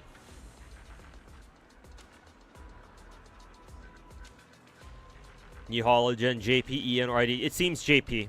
Yeah, because their group name has the same prefix as Regloss does, the whole dev_is thing. So I'm assuming it's like an offshoot of that, or like a continuation of that. So first we have Regloss, and now we have, what was the new group's name? Flow Glow. Yes, never underestimate the Asians and their ability to put weird English words together. But hey, all power to them, you know? But yeah, it's JP.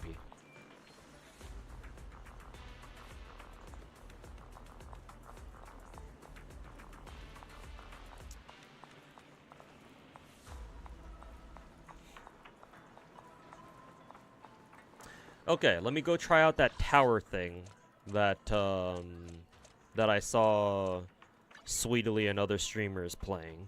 Let's go check it out. Excuse me. I think we have to go talk to this girl.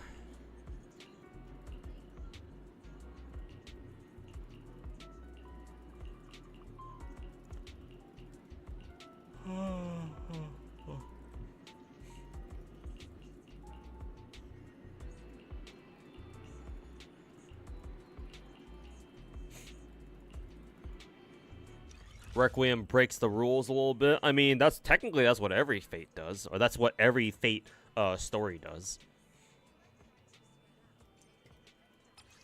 Technically speaking.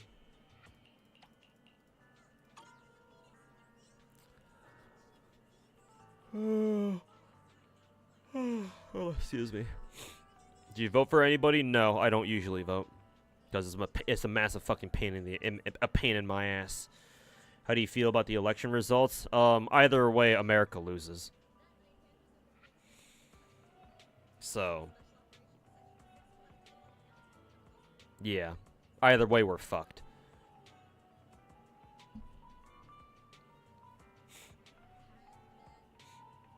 I mean, at least at least the silver lining is that just from a historical perspective, Trump winning means that he's, I think, our second ever president who's ever won 2 non-consecutive terms in office.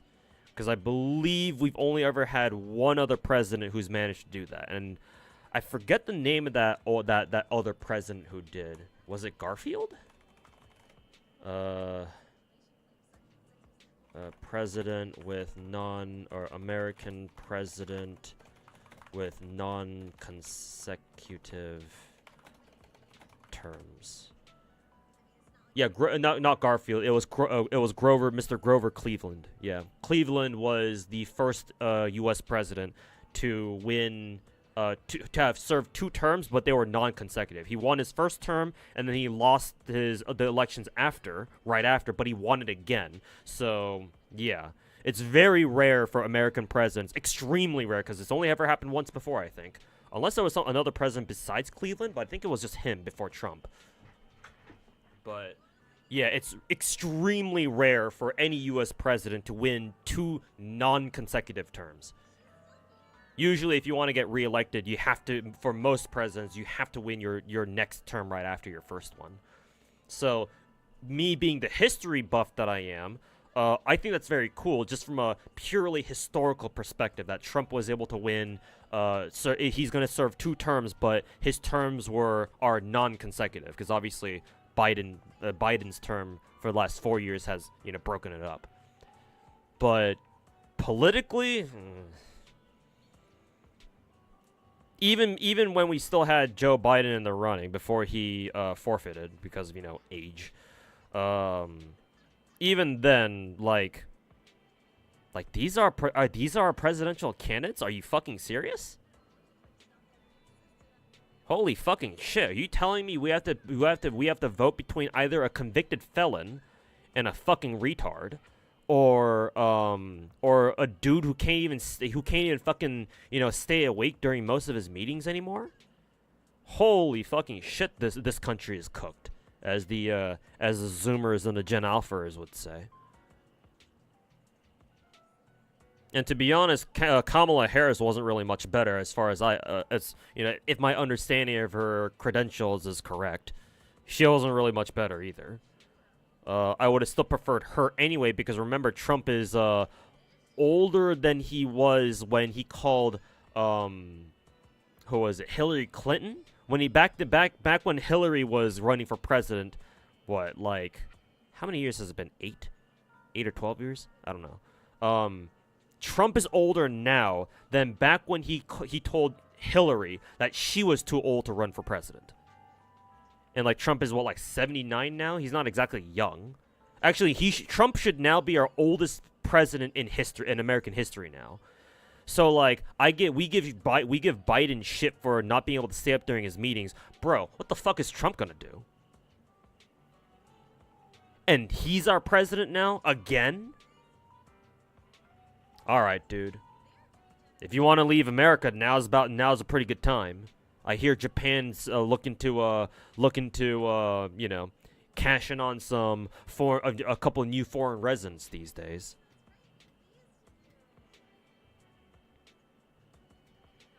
I don't know. Anybody know some real good some extended vacation stays for the next 4 years? I mean, we said that last time during Trump's first term, so. America didn't blow up then, so hopefully it doesn't blow up again now. We got what we got, so. Either way, we're fucked. That's what I feel like.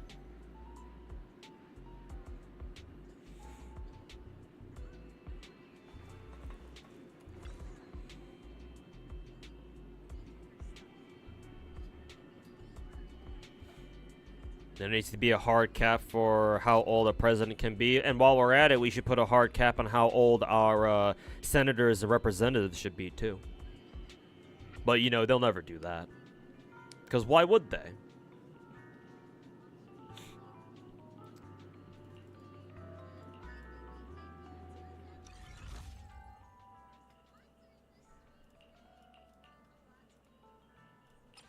My only problem with Trump being president, because honestly, I don't give a shit. As long as you know, North Korea and Russia and China and Iran don't start collectively flinging nukes at us, like whatever. I don't really give a shit who's in the White House.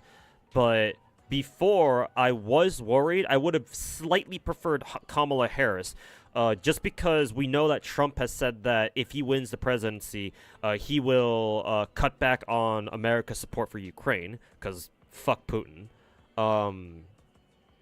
So I would have been pretty worried about that, just from a political point of view. And then Russia decided to go shit on South Korea's fucking front doorway by getting in bed with that fat-ass Kim Jong-un.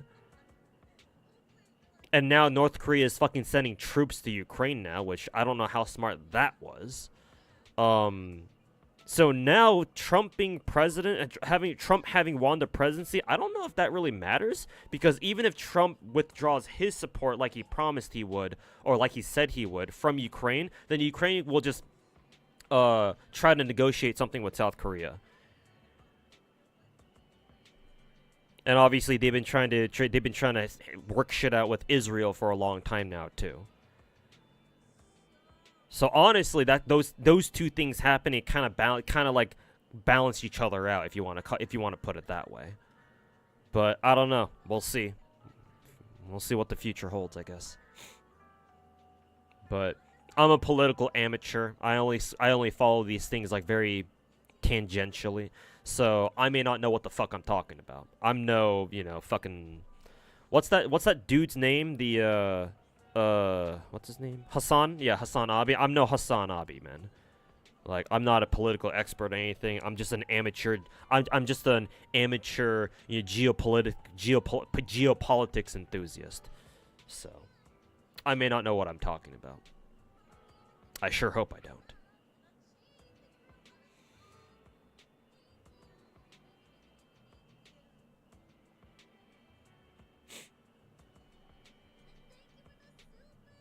He's besties with Putin? Yeah, I know. I know. This might sound like me coping, but I wouldn't be surprised if there were confirmed reports of Russian interference in this election. But no reports of any such interference yet. So, because otherwise I would have heard about it. Hassan being a quote expert is debatable. I'm sure he's more of an expert than I am, at least. But whether or not he's an actual expert, that's up to you. That's up to you to decide. To be fair.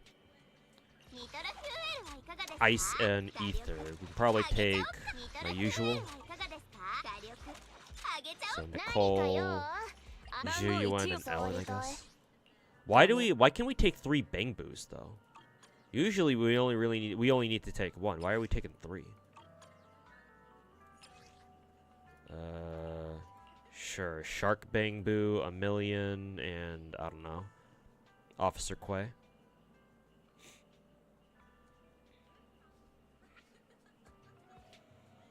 Russia is already ruined. Don't know what he's thinking. I mean, I can go into a quick little Russian geopolitics lesson for you, just from an amateur's point of view. I can explain to you what the fuck exactly Russia's doing in Ukraine, but that might take a while for me to explain. You tried doing 21 polls for Grave, and you were like, huh, "You'll wait for the next couple days of login, then." Oof. Hopefully you get Grave from Gacha soon. How'd Yanagi rolls go? They went very well. I think I got her slightly early, and then I won the coin flip for her, so she showed up pretty easily. You have Yanagi? I do, but she's not built yet, unfortunately, because I am fucking broke on Denny's. So I would love to use her right now, except I cannot, unfortunately. Hopefully later this week I'll be able to fully build her up. But unfortunately not now. Cool intro screen though. I like that. I assume we're just supposed to just kill everybody here.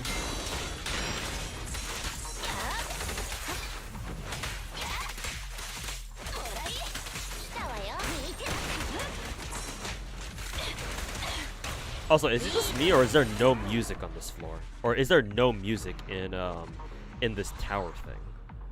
Or maybe it's like very low? I couldn't hear anything.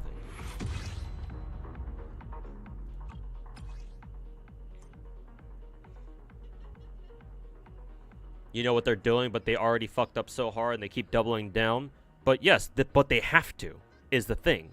From the Russian point of view, they have to keep doubling down on it. They have to keep doubling down, tripling down, quadrupling down. Because they pull out now, they basically paid for a war. They paid the price for a war that they didn't even fucking win. If they pull out now, that is the end of Putin's any shred of credibility Putin's government has anymore. Like, they have no choice but to keep prosecuting the war, and so that's why they have to keep doubling, tripling, quadrupling down on it. To the point where now they're fucking asking North Korea, of all places, for more troops. Which, like, bro. Like, we're doing what now? Like, okay, if you want to rely on that fucking fat ass for military support, then sure. Go ahead, I guess. I just pray to God that South Korea doesn't feel the need to start setting up some defense security plans with Ukraine anytime soon. Because I don't know if you guys have noticed, but South Korea has been shipping Poland quite a few new toys. You know, they can easily do the same for Ukraine. At least economically, they would love to. Money, money, money. Oh, what's that? South Korea can now start selling Ukraine more K2 tanks that Ukraine can then go to their allies for, maybe America if Trump doesn't get involved, and get them to pay for it instead. Oh, what do you know? But you know, they have to keep doubling down, tripling down, quadrupling down on it. From the Russian mindset, they have to. They don't have a choice. This is a new game, right? Yes, it is. It's a new tower game mode in Zenless. And now we can keep adding more characters. Cool. We'll add Jane first. I guess how this tower works is that every floor you complete, you get like one more character or something like that. Not quite sure if that's how it works exactly, but it seems like it.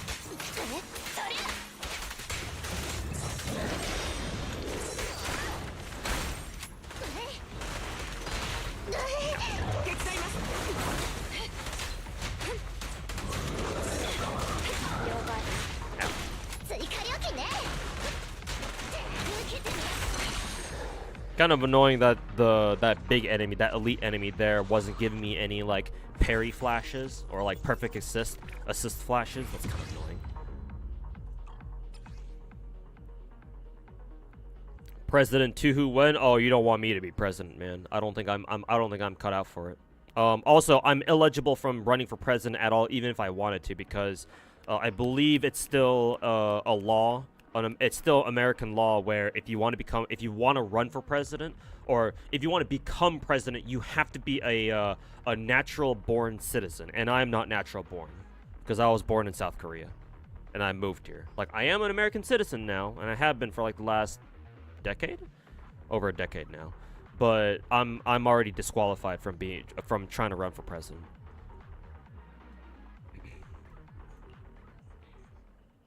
So I can't even be president, the American president, even if I wanted. Which Bangbu should you get? Whichever one that complements your favorite teams, or like your best teams, I would say. So, for example, if you're running the Bernice team, right? You know, try rolling for Red Marcus. At least either Red Marcus or Rocket Boo. Whichever Bangbu it is that buffs your team's fire damage or whatever.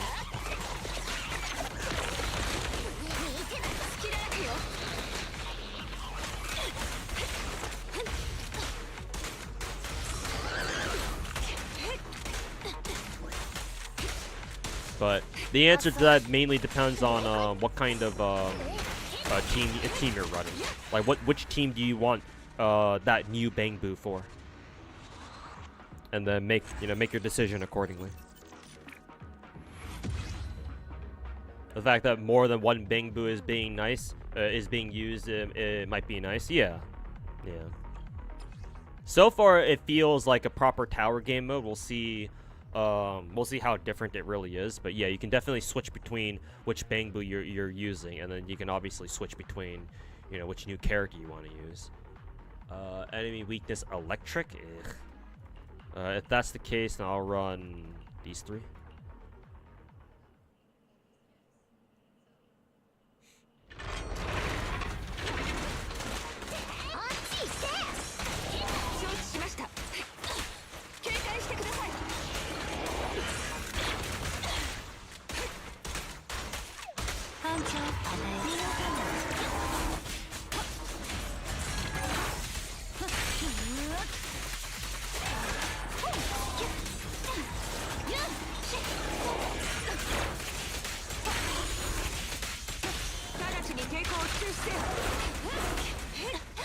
Shit, I wanted to chain dodge that.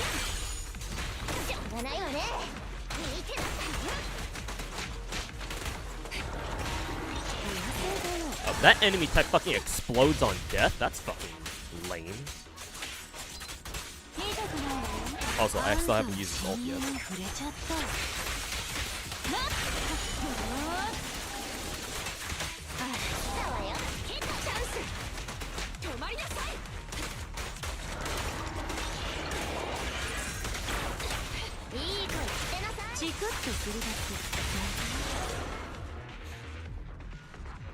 Normal enemies self-destruct after you beat them? Ugh. That's gross. But good to know, I guess. Because, yeah, I don't think your characters heal at all, right? So, whatever HP they're at, they're stuck at until, like, maybe we come across, like, a healing floor or something like that. Throw on Bernice there. Slowly build up our Bernice team. Oh, I should have thrown in Ellen instead of Jane there, but whatever. Big boy.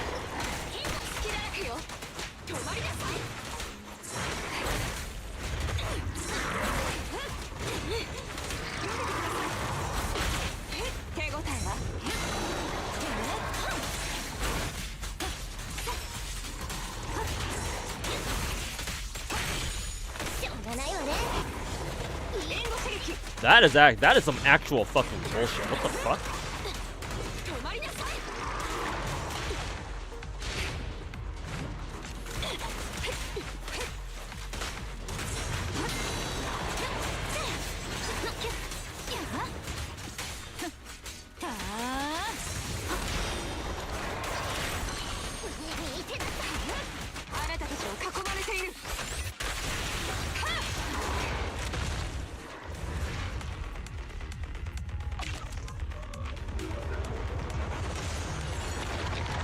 Besides gacha, what other topics do you like to search or know? Like, what other kind of interests do I have? I mean, I like shooter games. Like, I like Call of Duty. Before gacha games, I was big into, what is it? I fucking hate attacks that, like, have no fucking warning to them whatsoever. Fucking hate that shit.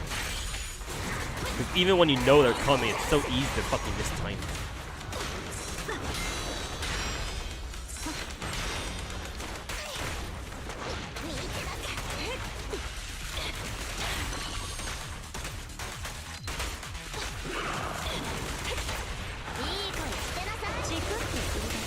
Now it's starting to hurt. Yeah, exactly.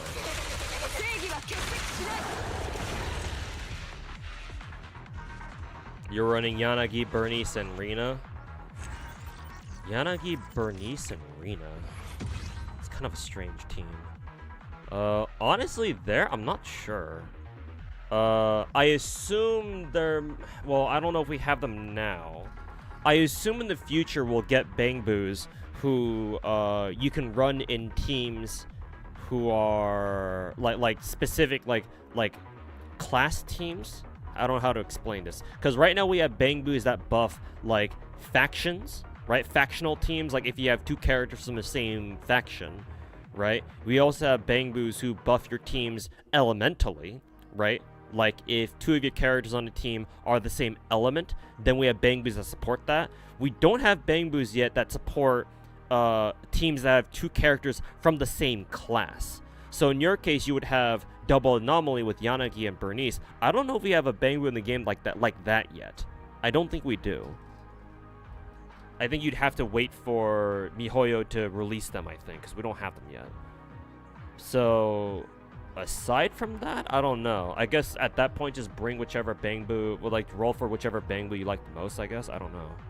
There might be like an optimal Bangbu for a Yanagi, Bernice, and Rina team, maybe.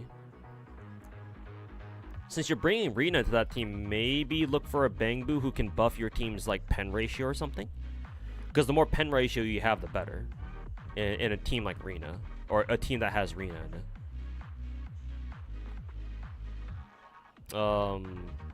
I also really enjoy watching, just answering Rex's question a little bit more. I also really like watching, like, how do I describe them? They're like RV videos, but it's like people who make videos about themselves, like living on the road and shit. Like the two guys I follow are their YouTube channels are Ryan Toomey and Trent the Traveler. I really like watching their videos. I think Ryan is my favorite like nomadic lifestyle blogger / vlogger type dude. I don't know. He seems really chill. I really like his videos. So yeah, I really enjoy watching like videos like that, or like hell, even just videos like showcasing like, oh, there are these like new RVs and stuff like that, or like modified camper vans, that sort of stuff. Yeah. For some reason, I really like those, even though I've never really considered having that sort of lifestyle myself. I guess it could be nice, but I don't know, man. I like staying in one place, but you know, I enjoy other people doing it. So.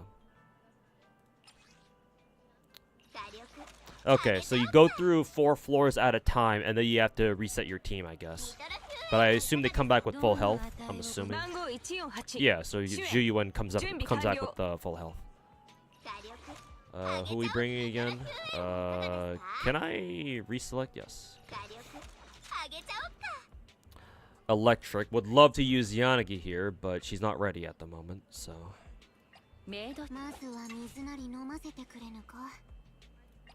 Nicole, Bernice, and Jane. Bring Butler, a million. Yes, save. Who else do we want to bring here? Maybe Officer Quay as well? Yeah. I'm going. Never really been interested in vlog content, just not for you. Yeah, that's fine. Everybody's got their preferences. Rina extends shock and gives pen ratio, so you can see why he runs Rina. Yeah. Then in which case, I don't know which, what is it? Oh yeah, that's right. I forgot Rina's fucking electric too. So yeah, he can run Kilogra. You can run Electric Boo. Yeah, because you have double electric on that team. Completely. I don't know why it slipped my mind that Rina was electric. So yeah, you can run like Electric Boo there, whatever his name is. Yeah, Electric Boo. Electro Boo boosts both electro damage and builds anomaly. Oh, that's perfect then. Holy fucking shit. Then yeah, Kilogra. My Twitch chat is suggesting you run, you try to roll for Electric Boo. Because yeah, that should be perfect for your team. Alright, let's dive into these next 4 floors.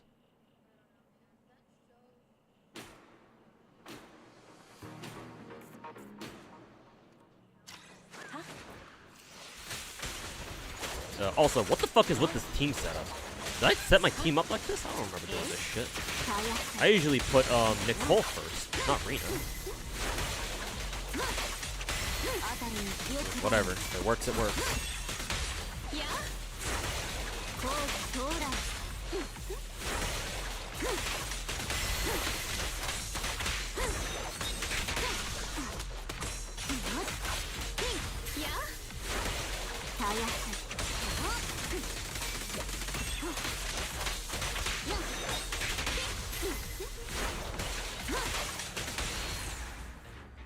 If it works, it works. Chingy DPS? Yeah, I have to run Chingy DPS right now. She's built for it too, luckily. So I can use her as one. But yeah, it's kind of I'm assuming it's kind of strange for your average meta-conscious Zenless player to see me run a DPS Chingy, because obviously she's not meant to be a DPS, or at least... I mean, you can build her as one, but yeah, it's probably not her ideal, you know, team type. Yeah, Nicole first, then Rina, then Chingy. Also, I'll just run a melee in here. What is the meta in Genshin right now? Novalet, Arlecchino, Zelo, and Geo? No, Geo is not meta. Not yet, anyway. No, Geo will never be meta until MiHoYo buffs Geo again, as in their reaction. Geo is mainly meant for other Geo memes, to be honest with you. But Zelo seems to be very, very fucking strong. So she might actually be meta. Arlecchino probably is, yeah. I'll give her the benefit of the doubt. She probably is meta. And people always talk about, you know, oh, Hu Tao this, Hu Tao that, and Arlecchino is basically a better Hu Tao, so. And then of course Novalet is absolutely top tier. Raiden is still meta. Kazuha is still meta, though. We'll see how Zelonen being in the game affects Kazuha's standings in the Genshin meta. But Raiden's absolutely top tier. Yelan is still absolutely top tier. Kazuha is still top tier for now. Farina is still absolutely top tier. Blah blah blah. The usual suspects. Navia? Navia is like tier like 0.5 or tier 1. Assuming that, because I consider tier 0 to be the absolute fucking top tier. Or like the absolute meta. So tier 0.5 is like one step shy of absolute top tier. And tier 0.5 is where I rank characters like Ganyu and Kokomi.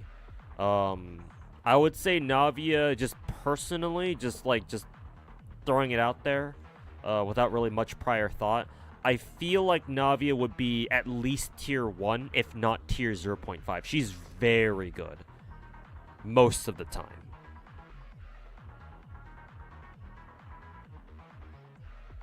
Yeah, she's very good most of the time. Because for not that much investment, her damage output is fucking insane.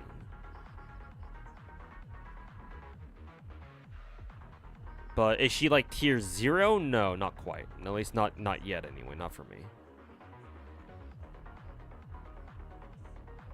Anyways, gotta head out. Alright, AK, thanks for hanging out, man. Appreciate you stopping by and chatting with us for a little bit. And yeah, have a good rest of your day, man. Cheers. And yeah, see ya.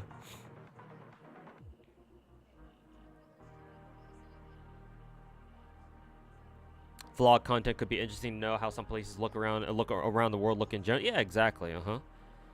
Vlogs are great content because, you know, maybe you wonder, oh, what does this place look like in person?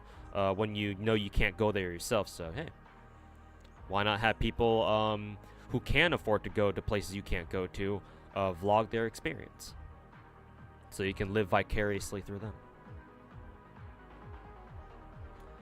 Fuck meta, Eula ass forever. I mean what? I mean what?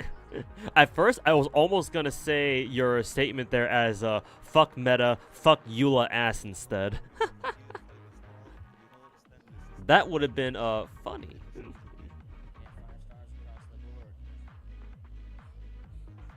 You're aware that Genshin elements are not built the same. You'll get electric boo. Thank you. Yeah, no problem, man. I mean, you should thank my Twitch chat. They were the ones who suggested electric boo, because I completely forgot that you have double electric in that team. So my apologies, my bad there. I should have seen that myself. But yeah, go roll for electric boo, and that he should serve that team very well. Anyways, back to Machi's comment. You're aware Genshin's elements are not built the same. You heard Geo and Cryo don't do as well as other elements that can react to Denjo. Yeah, because right now Denjo reactions are very much so meta. They do absurd amounts of damage. Specifically, like the spread/aggravate teams and the Hyper Bloom teams, and maybe Nilo's Super Bloom team. Those teams do like they're just ridiculous in terms of their damage output. So because Dendro cannot react with, you know, Geo or Cryo, right? They're kind of left out, unfortunately.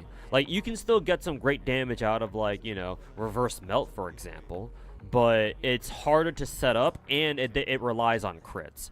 I mean, Dendro teams do too, so I don't know why I listed that as a disadvantage. But I would say that Reverse Melt teams are a little bit harder to set up, whereas with Dendro teams, you don't really have to think about it much. If you're doing it properly, that is.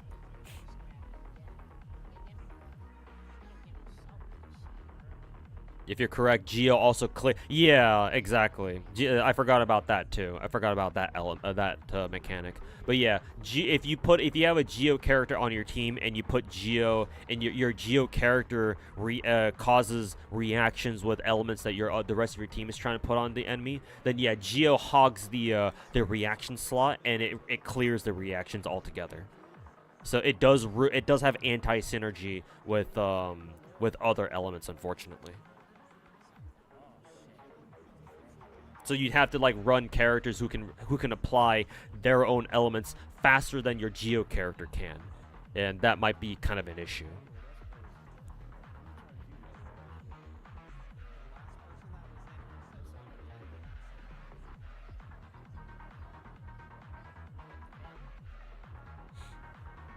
Who needs meta when you can have cute waifus, especially if they're fox women? True. You're spitting facts, brother. Spit your facts indeed. Spit your shit indeed.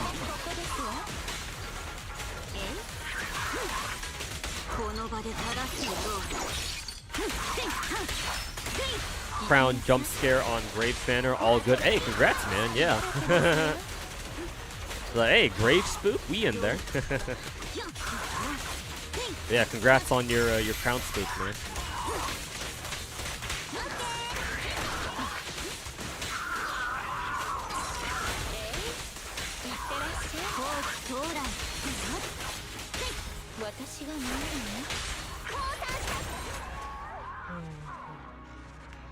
You need meta so you can get more units. Yeah, that's fair too. Yeah, ain't nothing wrong with, you know, going for waifus or going for meta in particular. Just don't be an asshole about it. Yeah. Of course, most people, I would think, would want to go for meta characters because they help you get more characters down the line. Yeah. You build up a strong foundation for your account that can do everything first, and then you can afterwards, you can afford to branch out and invest into characters who aren't exactly meta. As long as you know why you're meta whoring, yeah, ain't no problem with it. And of course, as long as you're not being fucking elitist about it, which unfortunately a lot of gacha meta whores are. You got double grave at the cost of all your gems. Was it worth it? I'm sure it was. But congrats, Dan, for your double grave pull.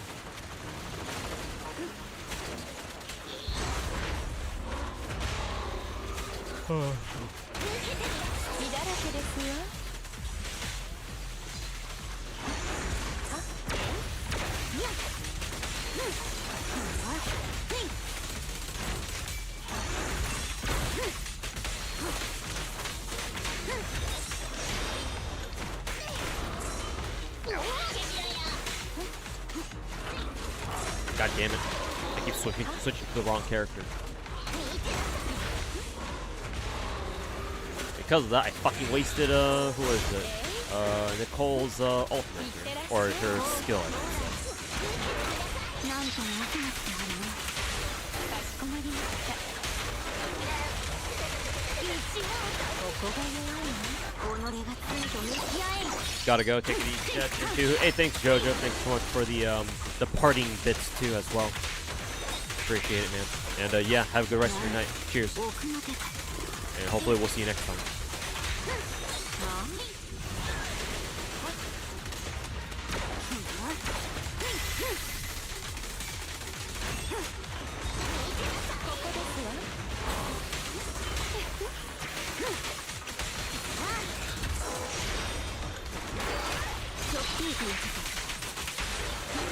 お見送りします。 Time to pity grave GG. Oh no.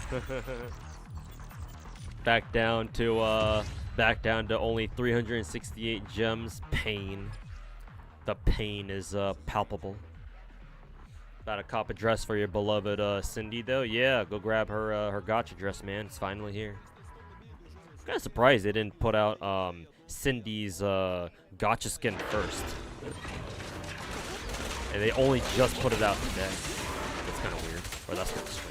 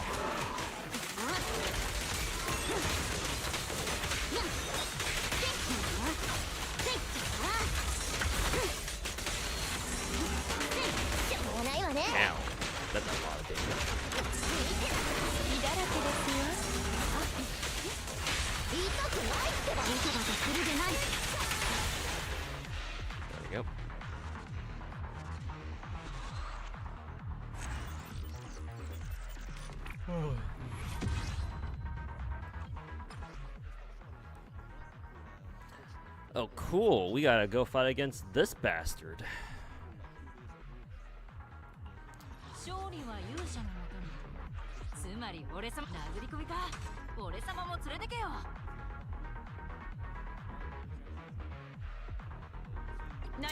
I think we'll bring Zhuyu in for this one instead of Qingyi.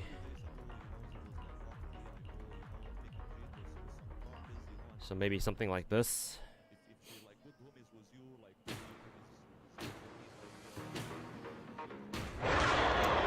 Hopefully it works out.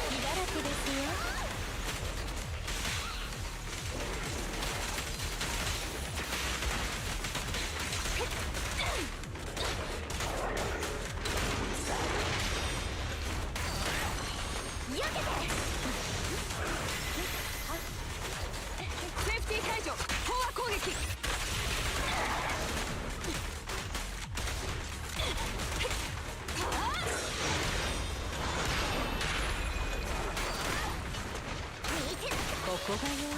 見つけられてチャンス。よし。私が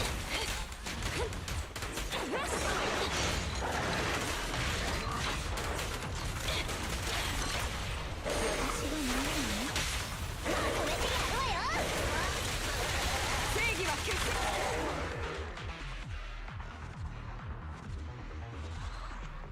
Nice.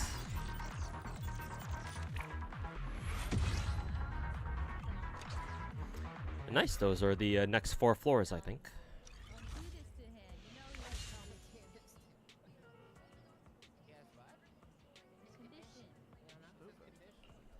We're now on the gold floors now, it seems. So currently there are up to 25 floors now, huh? Give me 1 second, I will go grab a drink and a snack. No, don't do that. It's hard. Don't. Everyone's always trying to take advantage of justice. Well, correction. Everyone is always taking advantage of justice. Okay, no. When have I? Could have asked for all your money. That's also you used to make me stab people. I seen that once. Now you asked. What did I ask? Okay, I am Do I back. have something for you to do? I said, yeah, stop. And I said, yeah, I will. That's fine. Okay, but to be fair, they hurt me first. Actually, Kakao was a part of it. Yeah, Miki. Yeah, this is like. Yeah, I helped her get stabbed. Yeah, so I've got some what are these again? These are Korean sesame crackers with honey. Nice. Yeah, we were way back.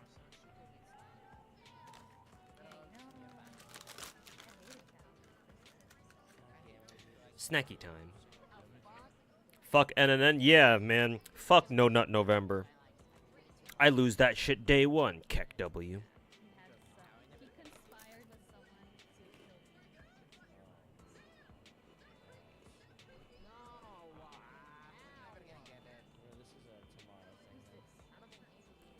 Hey Arrow, welcome back, man.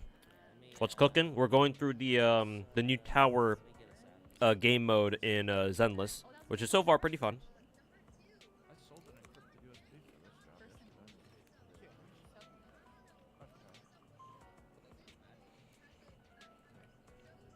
How is the new Zenless thing? It's pretty fun. I would consider it like another end game mode technically. And yeah, it's just your usual, you know, oh, you go through floors of enemies and they get stronger with each floor. Every what you go through like every 5 floors, I think, maybe every 5, and then your characters can't heal. But you can eventually get like, I don't know, 5 or 6, like a small group of characters to like pick and choose from, and you try to go through like the next 5 floors without like anybody going down or something, or they can go down, but you prefer if they didn't, obviously. And so yeah, currently there are 25 floors, so we'll try to hit the top by the end of today. And so far it's pretty fun.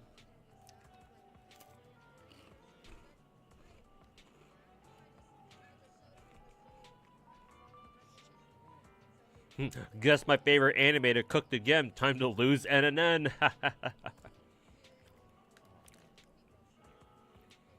Didn't know I was naturalized citizen. I have a native accent. Oh yeah, Articus, yeah. Cause I've told this story before, but my family moved here when I was very young. I never had. I think I moved here when I was like 2 or 3, so like barely, or like around the time when I should be learning like whatever my native language is. But because we moved out of Korea at that time, I never got the chance to learn Korean like a native, right? So like I've always considered myself to be basically a whitewashed Asian or just straight up American. I grew up speaking and learning English, so I have a native American accent, I guess you could say. It's so bad that I've even been told a long time ago. I forget exactly when, but I've been told by other like native Koreans that I speak Korean with an American accent. That's how bad it is. But yes, I am a naturalized citizen, not a natural citizen.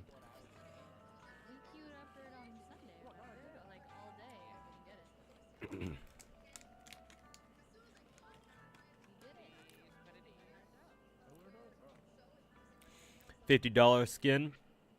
Shameless shift up, all good though. You still copped it. Hey, Finkel. Normally the gacha skins would be $60 instead of 50. But they lowered the price to 50 because they know they're selling 2 gacha skins at the same time. I tried. Yeah, Jackie, thanks by the way. I appreciate you. Yeah, I know. We both hate the system, yet we both buy into it anyway because big, fat, waifu titties. Oh, what's that? That's a skin of my favorite character in a gacha game with their big fat titties out and in a skimpy dress. Oh, what's that? My wallet is suddenly opening itself up on its own. I swear it's not me.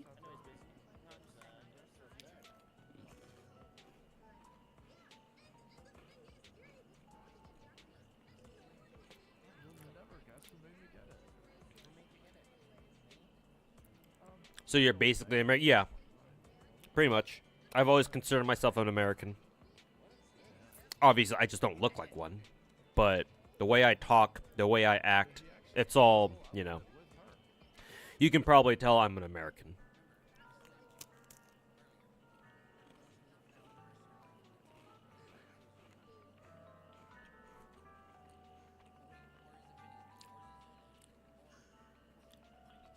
Isn't it possible to get a gacha skin? Or it isn't possible to get. Yeah. Basically, art costs. Yeah, you have to pay money in order to get a chance to grab the skin. You can't get it for free at all. Who's he talking to?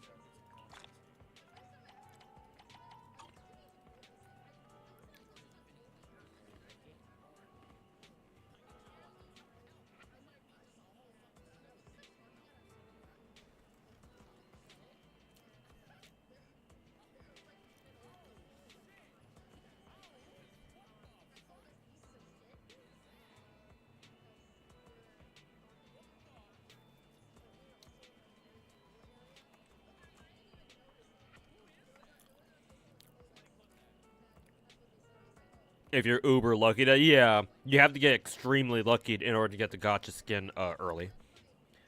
Vast majority of the time, you're looking at spending the full 50 or 60.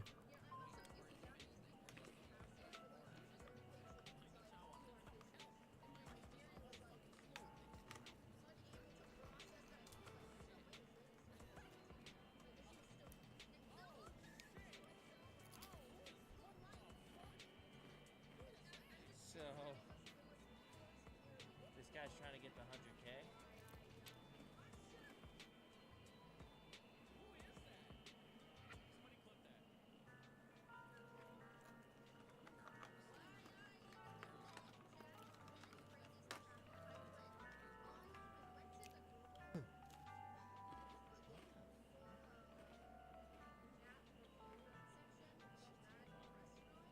I'm probably gonna give some cops therapy. I probably should. Fuck. Get therapy. Yeah.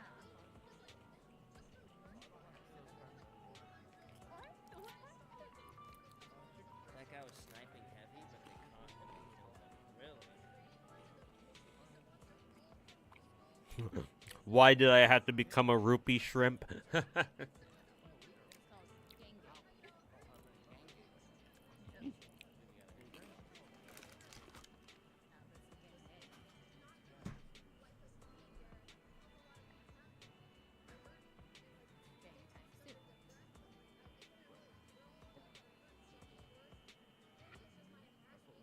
Yeah, he was uninvolved in the whole fight. Have you even killed him? Oh, you have. But you actually haven't. That was crazy. In the store? You better be. I'll kill him. Why not? I feel like if he sneezed. Oh my god. God. That's why I'm convinced. See? My shirt is still intact.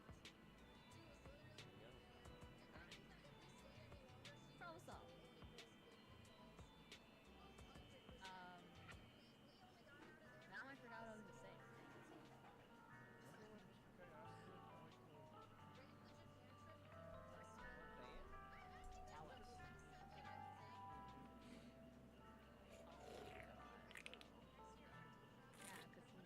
Kind of sucks that March defaults to her base skin in story slash Pinacony, even if you've unlocked her hunt form. Really like that design. I mean, yeah, just for story continuity purposes, but yeah.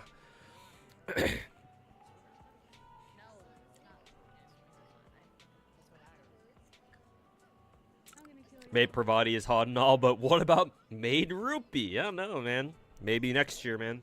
When we get a continuation of the Maid event. Maybe Shift Up can add Maid Rupee then.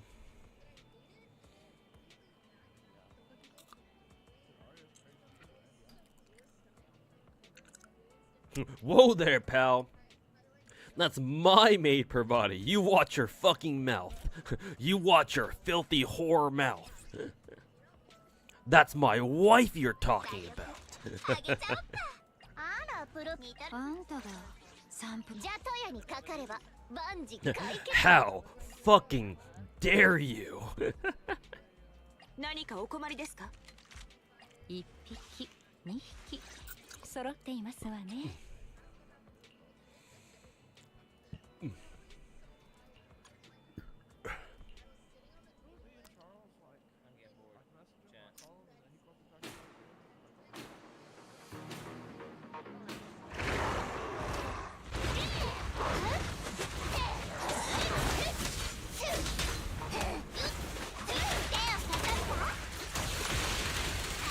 Burn, baby, burn.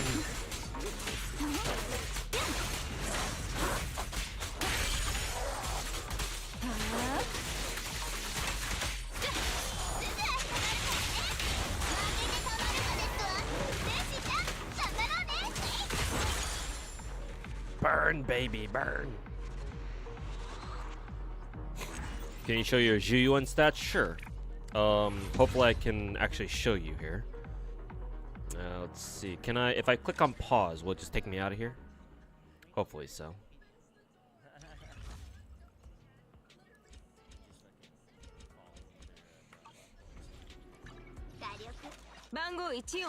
Here's how I built my Zhuyuan.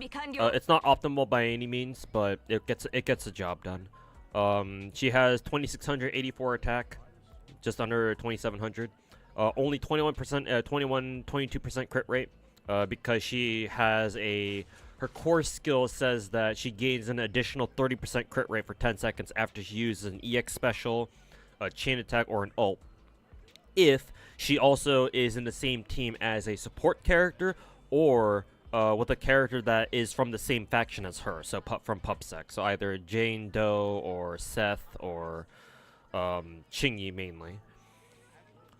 So that's why my Chingy's base crit rate is very low. It's because it's not taking her core enhancement skill or her additional ability into account. So when it does trigger, then she should have like a 50 plus crit rate, and that's obviously a lot better.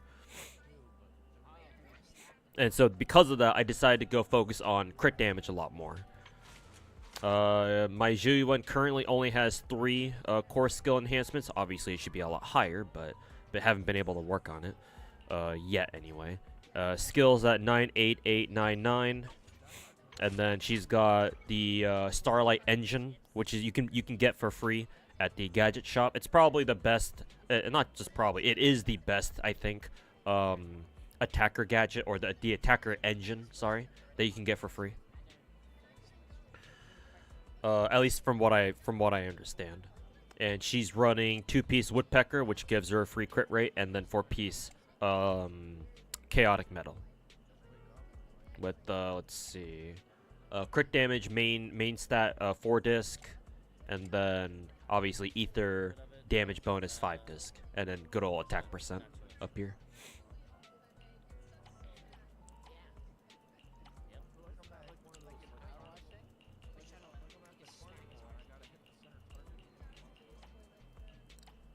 But that's how my Zhuyuan is set up for now.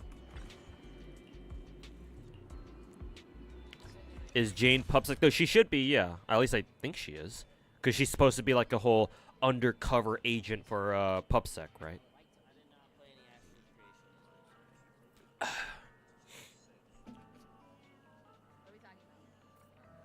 background skin is legit peak shift up.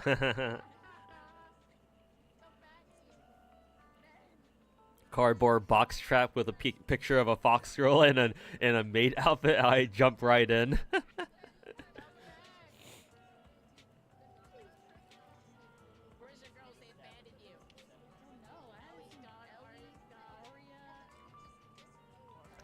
All right, next floor.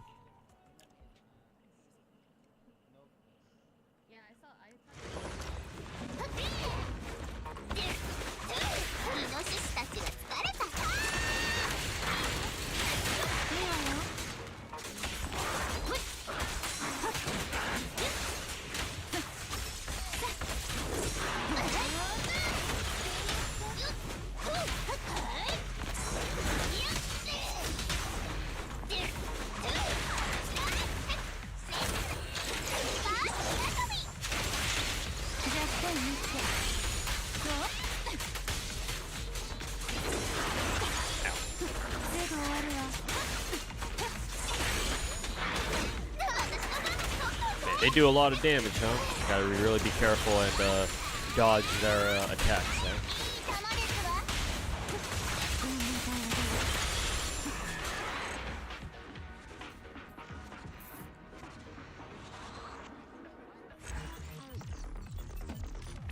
Jane doesn't have the same logo as the others, Pupsex, Pupsex, but still considered as one, yeah, because of her whole undercover identity and shit like that.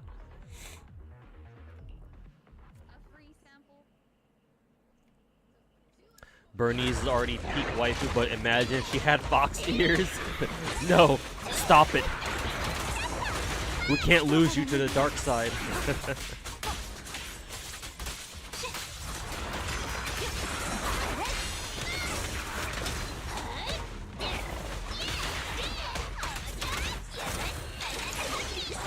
No, we have to bring you back before you're too far gone.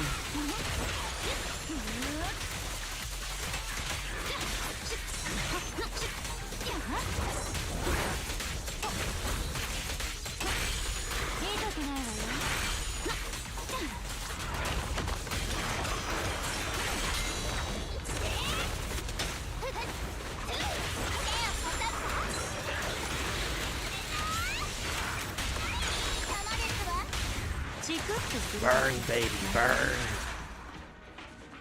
Pub segs.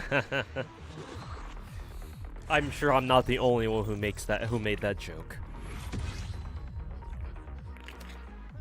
Pub sec, more like pub segs. Ayy. Bombastic, bombastic eye twitch.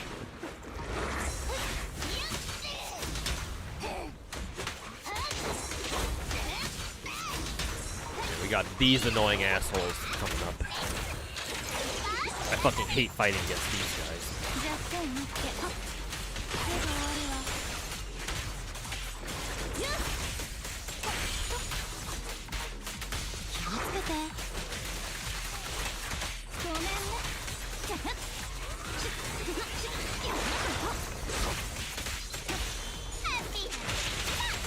Because when they start doing their fucking bullshit teleportation attacks, that's when I can't even fucking I can no longer keep track of them.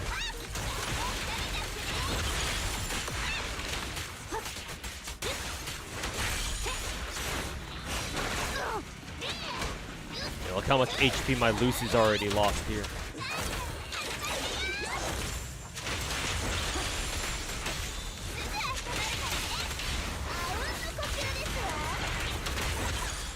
At least they don't have too much HP, but yeah, they do hit very hard.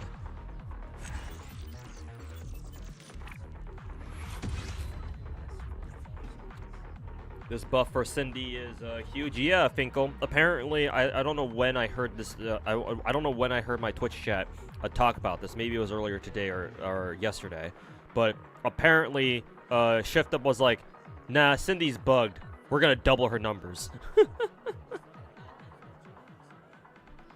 It's like, Sorry guys, Cindy turned out to be not as strong as we wanted her to be, so we just doubled her numbers and called it a day. I hope you enjoy. If you have you rolled for Cindy yet, you should. You should give us money so you can roll for Cindy. Ooh.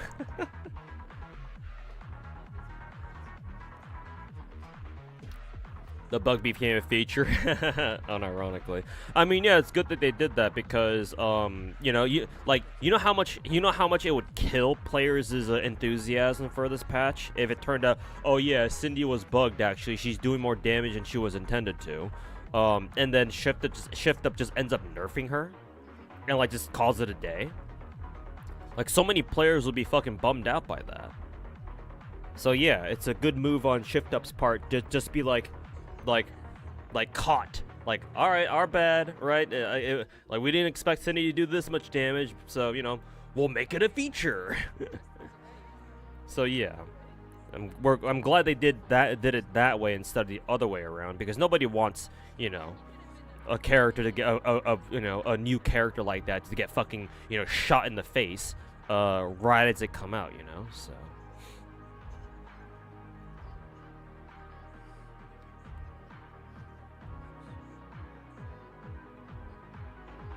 they learned from the whole Red Hood fiasco? Yeah. So I hear.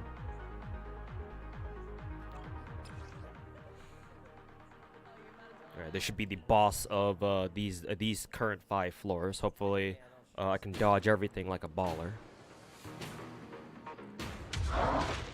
Red Hood hit like a wet noodle back then, so they had to buff her too. Yeah, something like that.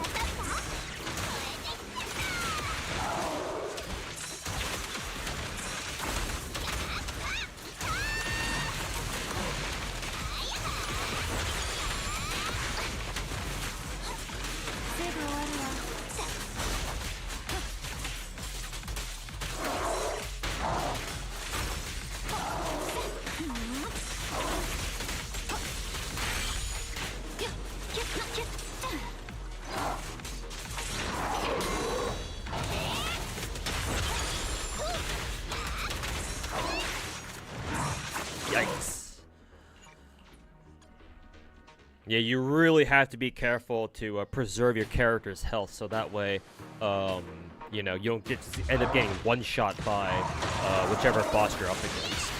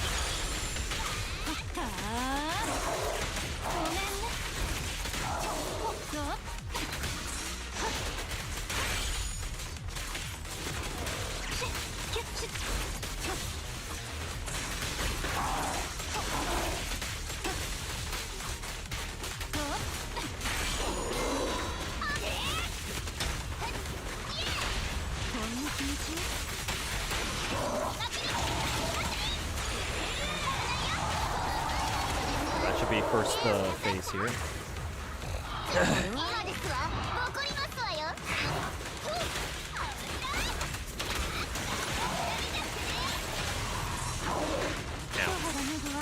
That was a pretty bad hit.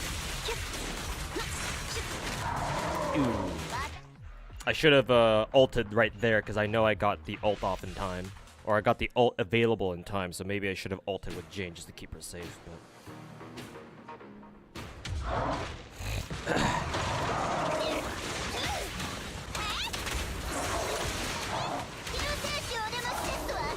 let me restart that again.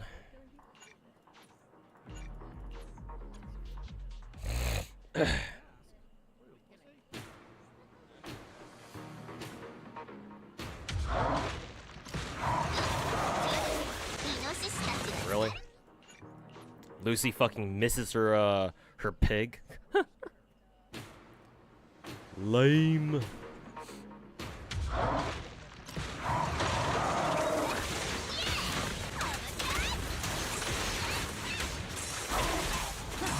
Really? Why didn't the perfect assist work properly? Excuse me.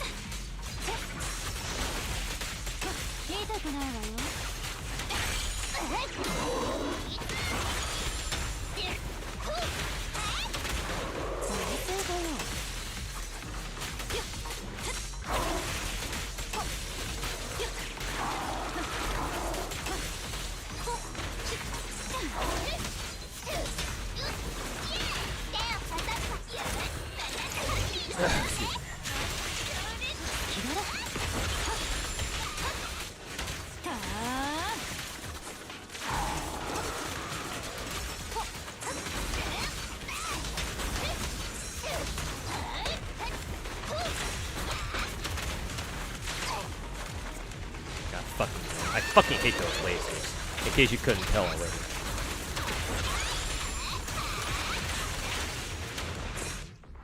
Fucking hate those lasers, man. They're so fucking annoying.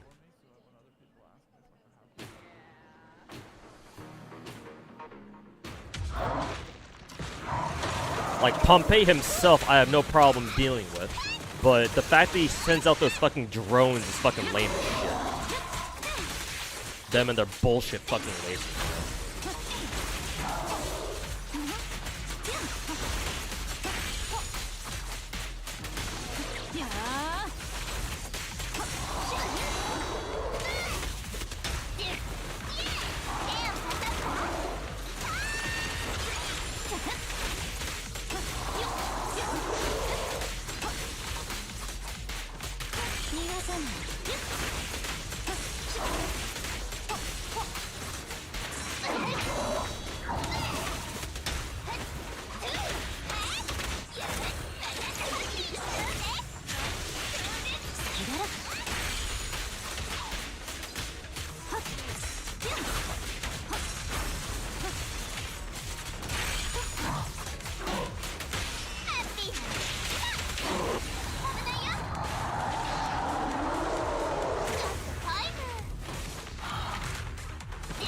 Alright, phase 2 time.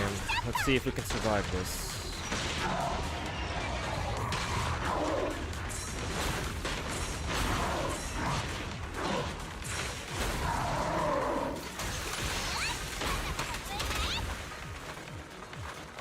Thought his hammer would do like a secondary explosion there. I think this one will? Oh, almost did.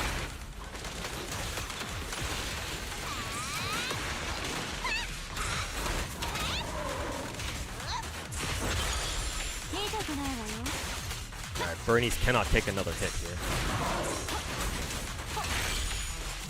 I mean, I think honestly none of my characters can take another hit here, I'm pretty sure.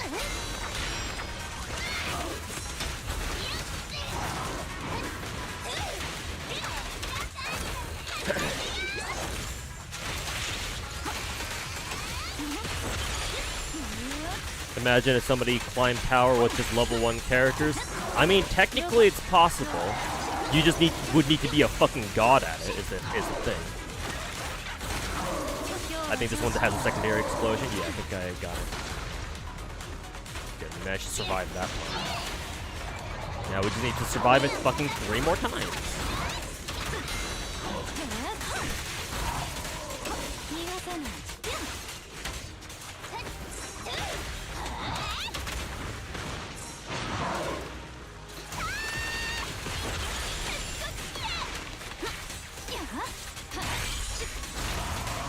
The bullshit lasers again? No, I think he already used them.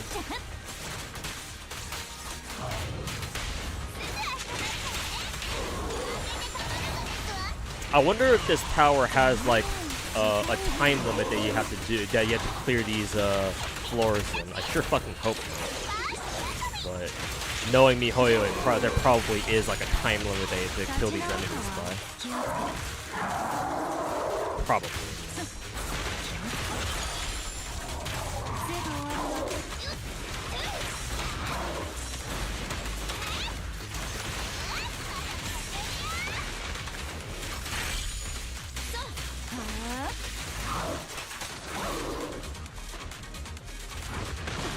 Ooh, now the soundtrack is kind of bumping though.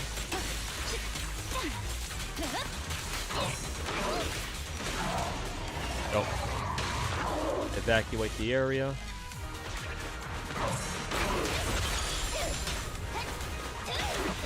There we go. You have 10 minutes. I know that I've got the 10-minute timer. I was referring to if I have like, oh, if I have a timer where it's like, oh, you have to clear this floor in under 3 minutes. Just like in regular Shiyu defense or Spiral Abyss in Genshin, or you know, within 10 turns in MOC kind of thing. If there's nothing like that, then that's fine. If you just have a global 10-minute timer and the tower just wants you to clear a boss or clear a floor in under 10 minutes, then that's fine.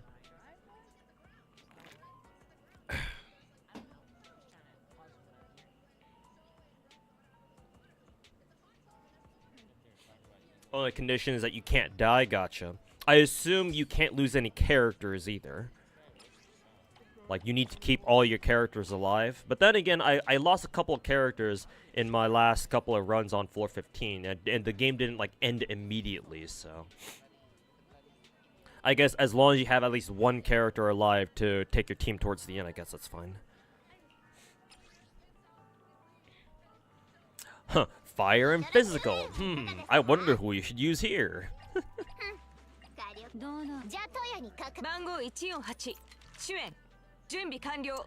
Who should we use here? Then the 3 Bangbus, Red Machus.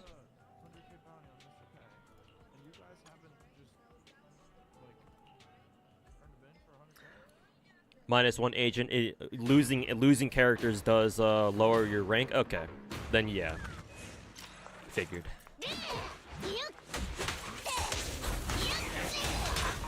So ideally I have to survive these fights without taking any damage whatsoever, because we know we're gonna need that extra HP for the boss fights.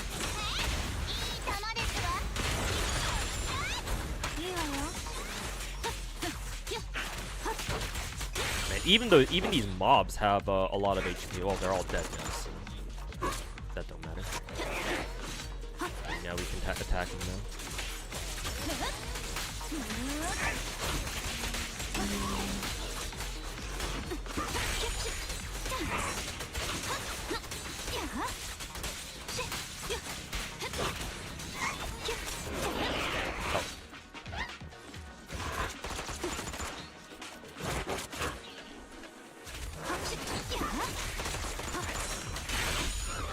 Oh, fuck.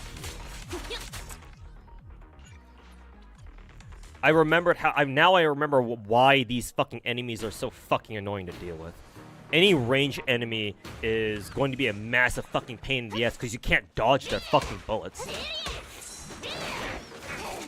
At least attacks like that, not the projectile attacks that these mobs are throwing at us, but like bullets basically. God, bullets are so fucking annoying to deal with.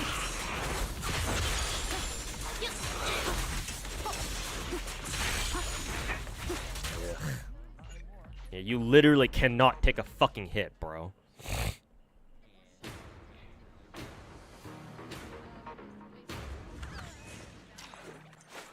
Yeah,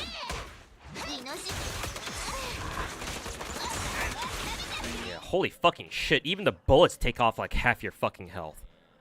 Wow, who the fuck thought that was a good idea? Which MiHoYo dev was it? Tell me. Don't be shy. I promise I won't fucking bite.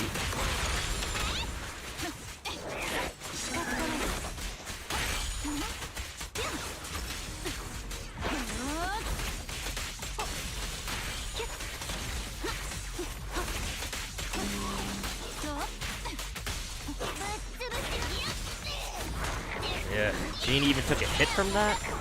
Fuck.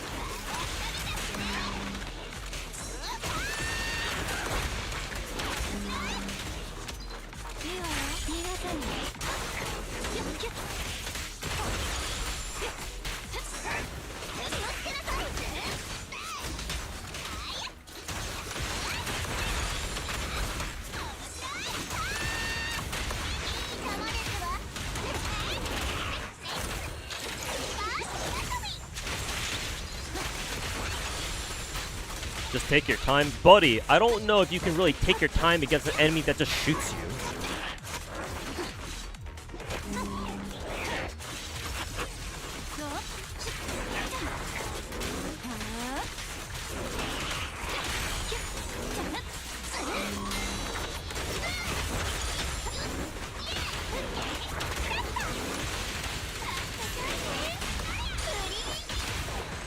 That'll have to be good enough. I don't like that Jane like took a hit somewhere. I don't know where, or I don't remember where, or when I should say. But whatever. It's probably the best I'll be able to do anytime soon. This is against the orangutan. I think orangutan is probably a little bit better. I just fucking hate that first spear in an enemy because she has a fucking gun and she just shoots you and just takes off half your fucking health for no reason.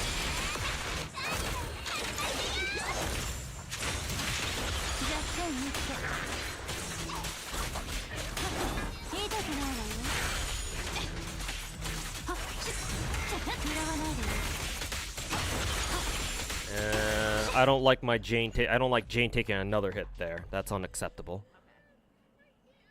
Like the first floor, sure, fine, because the boss there had a fucking gun.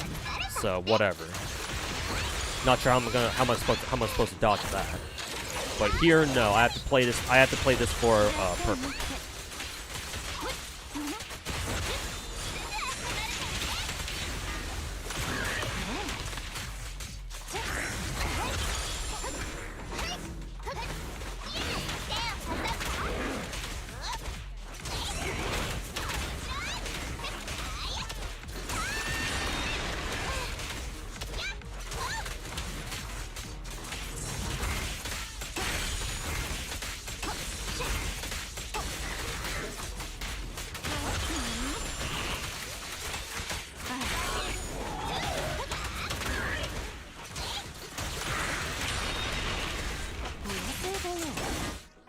Fuck you. I mean, if it's too much to, we can go down. いいわよ。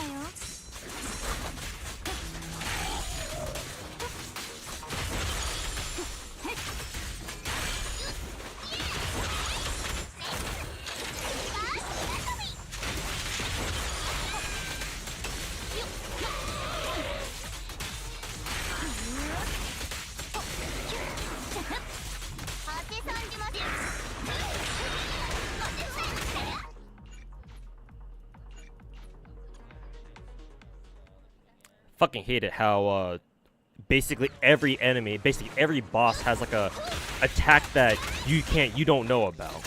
Even if you know about it, it's really hard to fucking react to.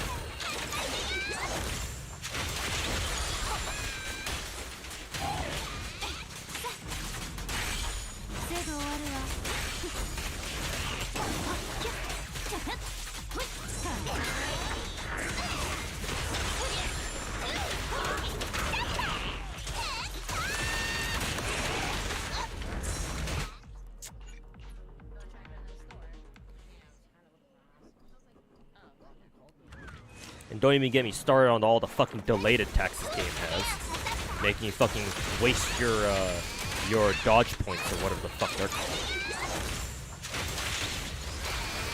And we're restarting that because Bernice, for whatever dumb retarded reason, decides to use her ult on the one guy off on the side.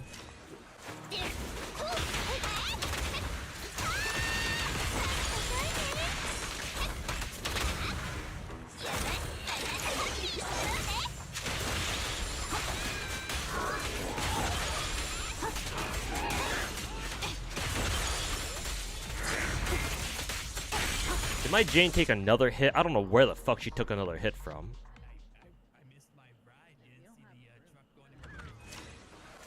Or I should say, how she took another hit.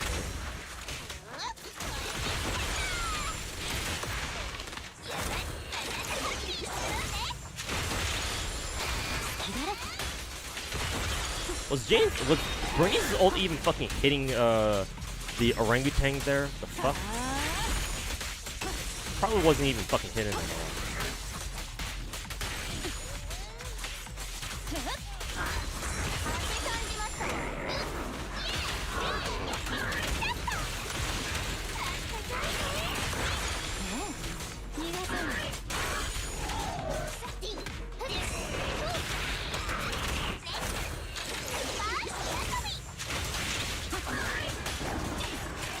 Okay, I don't know what pushed him out of it. What the fuck is going on with Bernice's ult right now?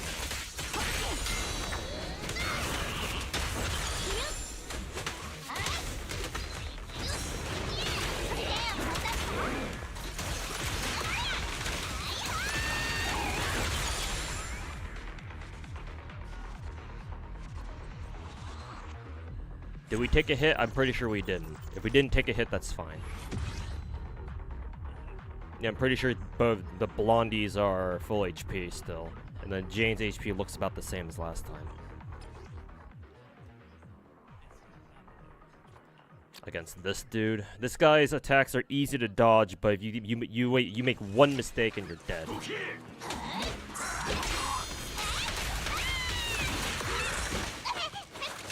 Or like make one mistake and he punches you for 3/4 of your health. I mean, he already hurt back in what, MOC? I can't imagine how much damage he'll do here.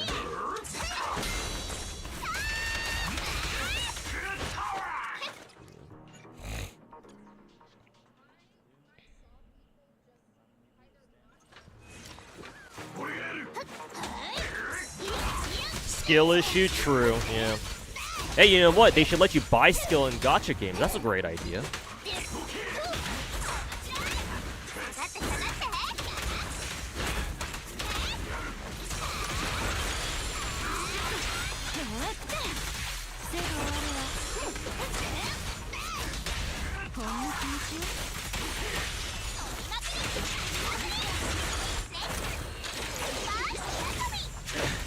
Caesar hard carry your ass. She seems very good for this game mode, yeah. And also, I don't know when the fuck Jane took another hit. But yeah, Caesar seems like she'd be very nice to use here in this tower game mode. Because you don't have any healers in this game, so you have to, the next best thing you can do is preserve the amount of health your team has.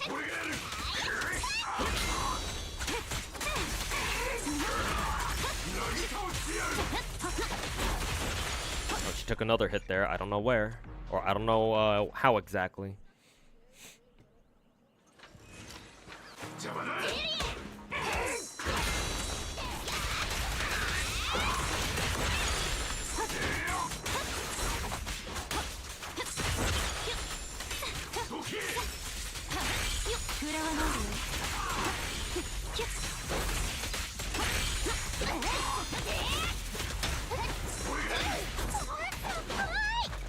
No idea how she got hit through a fucking invul frame. Okay. Sure. Just hit me through my invul frame, why don't you?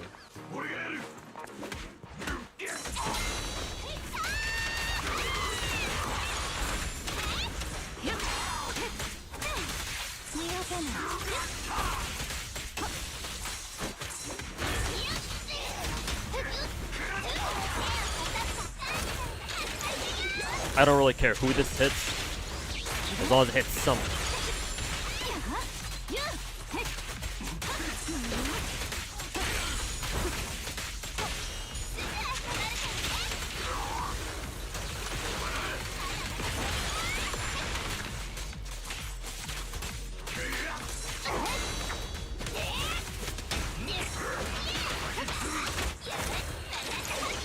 Does this game have co-op? Not at the moment.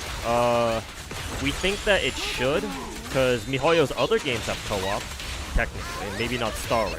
But I mean, hey, at least Star Rail has, like, multiplayer game modes sometimes.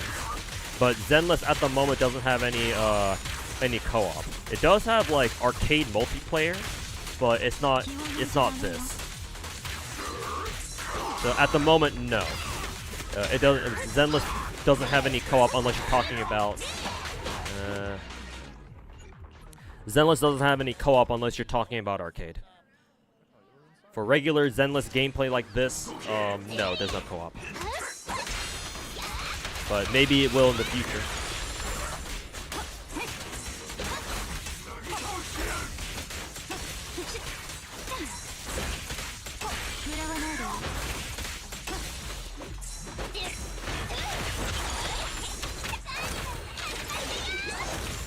We are getting co-op in the future. It's already been leaked. Okay, then there you go.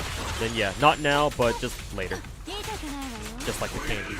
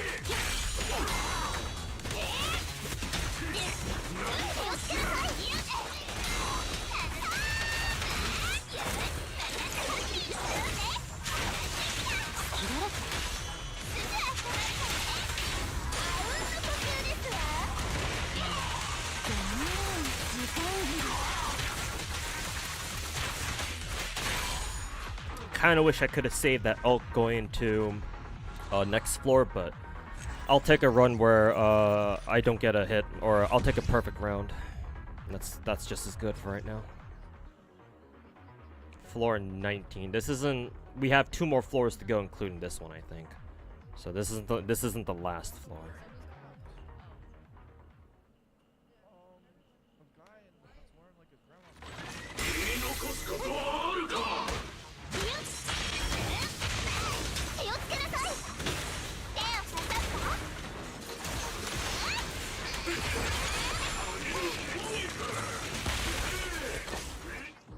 Why am I not surprised that that move fucking one-shots you? Also, why does it vacuum you too on top of that?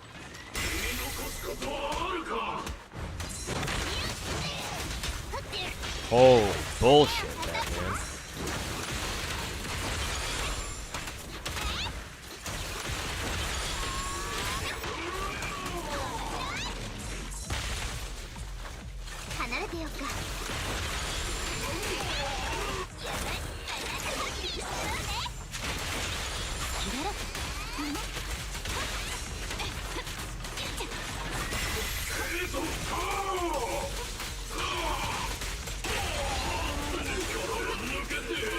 I know Jane took a little bit of damage there. That's fine, considering we're on the second to last floor. And it wasn't too much damage either, so I'll cope with it for now. Oh, that's way too much damage, though.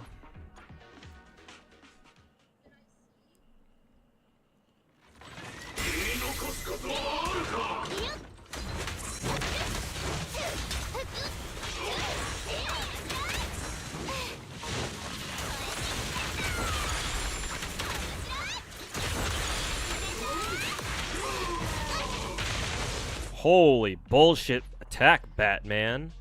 Fuck you. Get the fuck out of here with that shit, bro.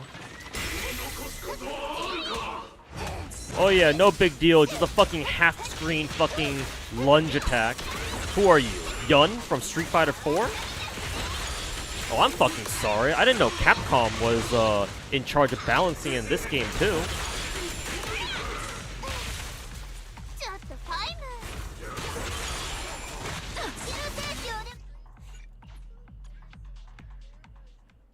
Oh, excuse me with your fucking lunge punch ass looking little shit.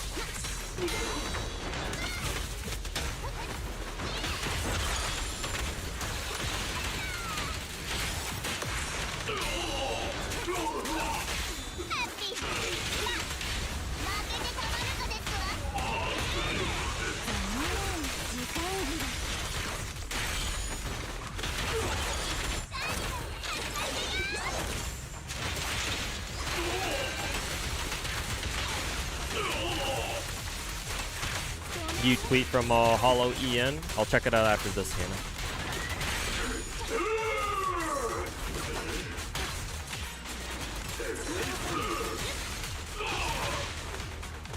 Okay.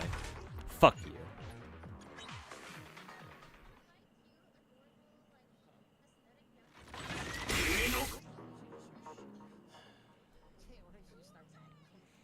What is this?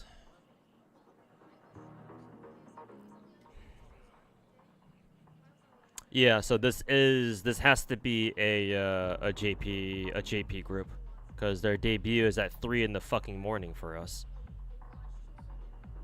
Riona, that's an unfortunate name. Nico, Sue, Chihaya, and Vivi. Vivi? That name sounds familiar.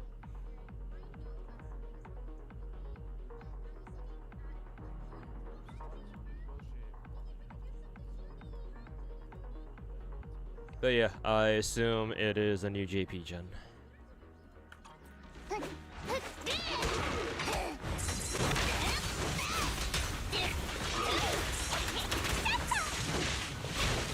Actually, we could probably continue this.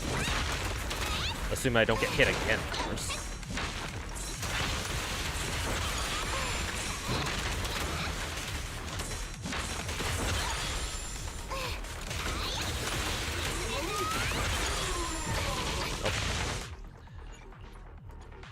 Young looking ass.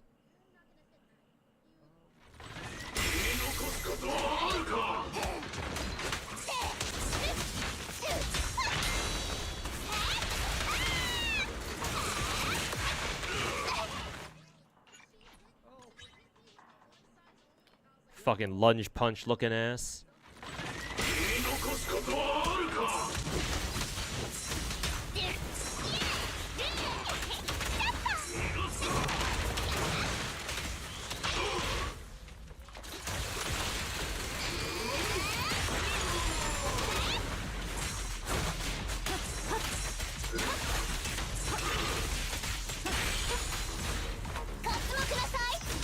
That's fine.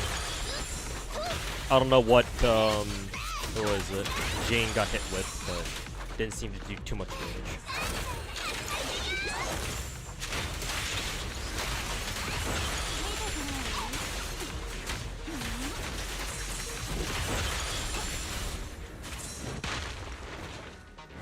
I don't think this dude's done his ground slam yet. Not that one, but the one that has like insane range. I wonder if he's gonna use it. I would expect him to. But he hasn't used it yet, so that's kind of confusing.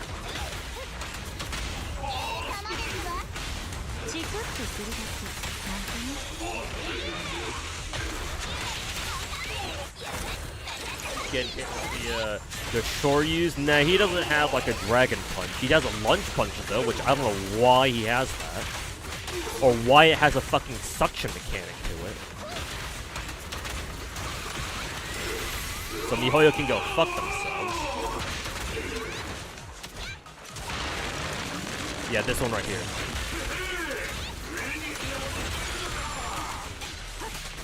Luckily we were able to survive it though. And Bernice did take some damage there, but assuming we can still clear this without anybody else taking more damage, that'll be acceptable damage control, or within the margin of error.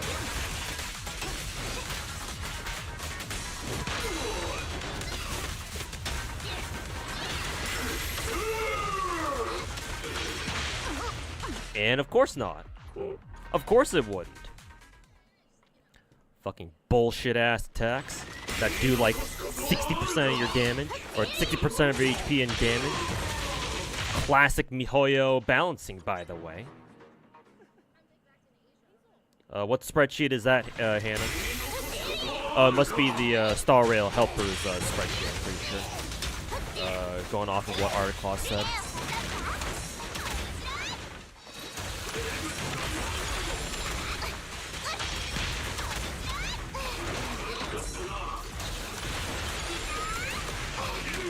Time for this shit again.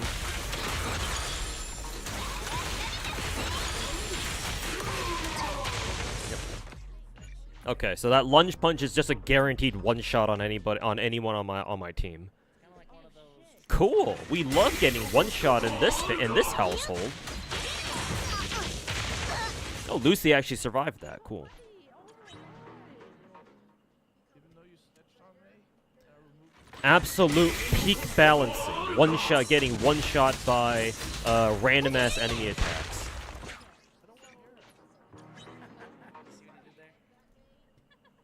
Great balancing, y'all.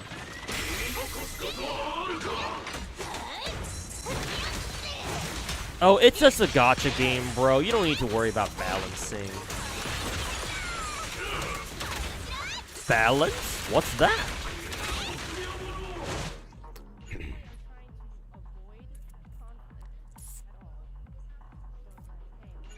Fucking restart, fuck you.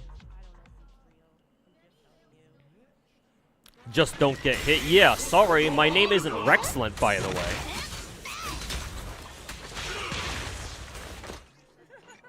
Last time I checked, MiHoYo didn't sound like Kuro game to me. and then I called you and I was like,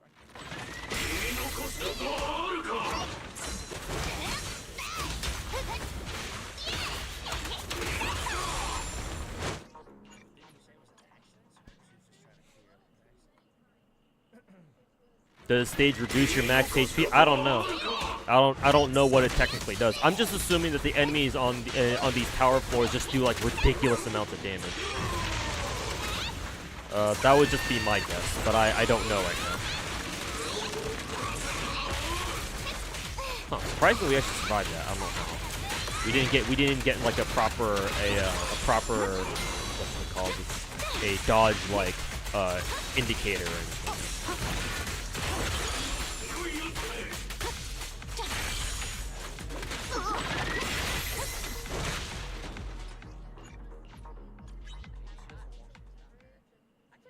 It's level 70? No, Mass Knight, you don't quite understand.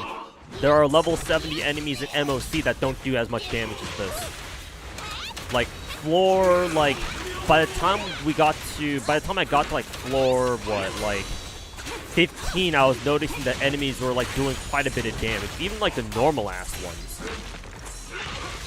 I want to restart that. So no, it's specifically this tower where enemies are just fucking chunking you for like 75% of your health.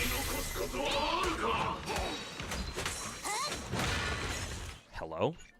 Where's my fucking dodge, you fucking piece of shit game? Because there are level 70 enemies in MOC 10. Or not, sorry, not MOC 10. Shiu Defense 7. And they don't do anywhere near as much damage as this. Also, how did my Lucy die there, huh? Mine is average.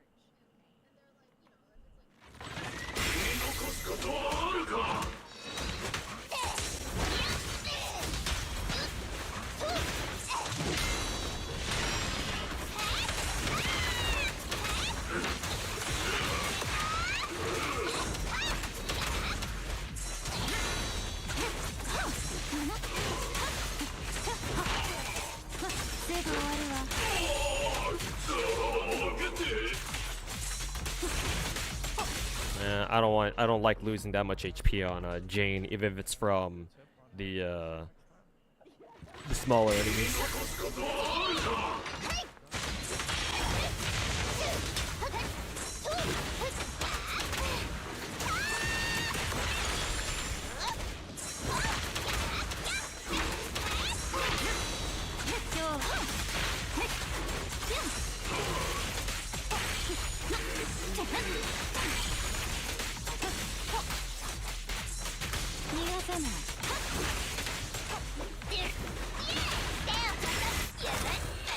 Well, floor, this should be like floor 19 or 20.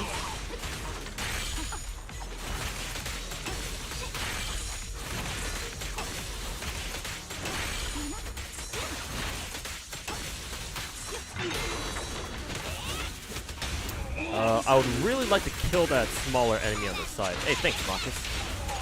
Clutch Marcus dragging that enemy into our line of fire. Okay, now he's dead. The fuck did I just get hit by? Oh, it wasn't serious. I don't know what that was. Oh yeah, that's right. It's the enemy self-destructing. That's right. At least they don't. At least the self-destruction explosion doesn't really do that much. Thank God for that, I guess.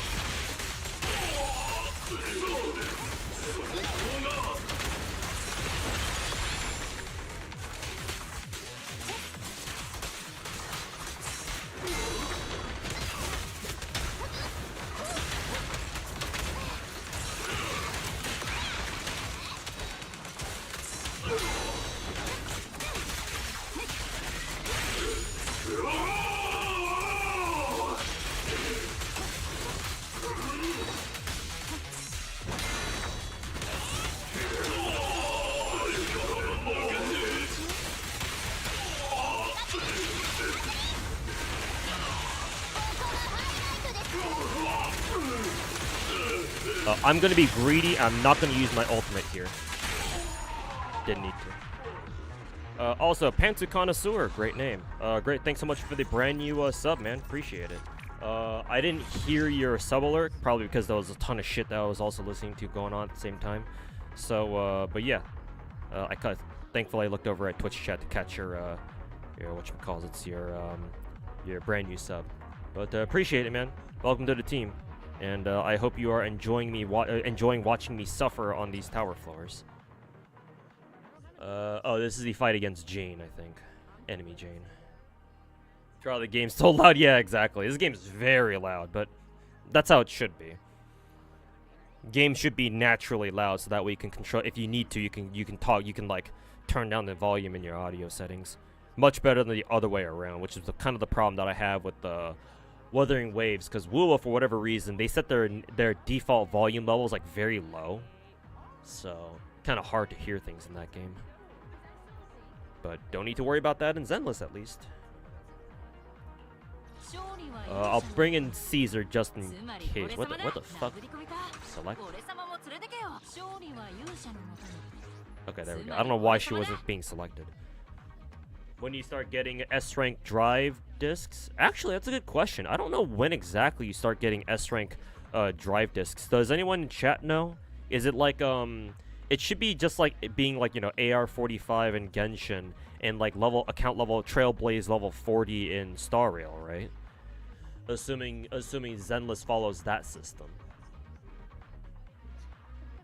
When you hit elite proxy status, so around level 35. Okay, thanks chat.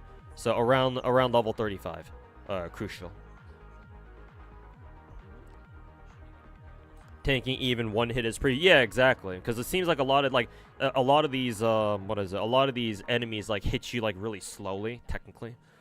But yeah, if you mess up on one dodge, for example, then yeah, Caesar's shield can definitely bail you out of it, or bail you out of a potentially bad time. But yeah, I'll bring Caesar just in case as like an insurance policy, I suppose.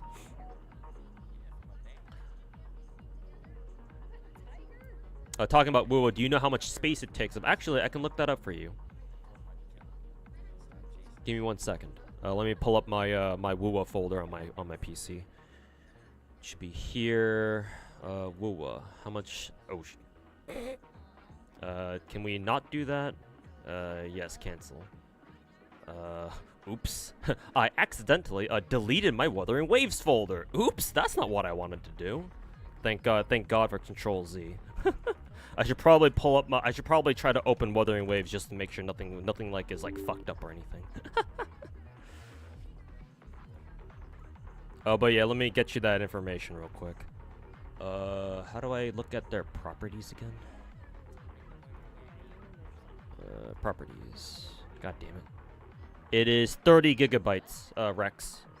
My current Wuthering Wuwa folder is right now 30 gigabytes. Okay, looks like Wuwa is loading in properly. So hopefully that helps.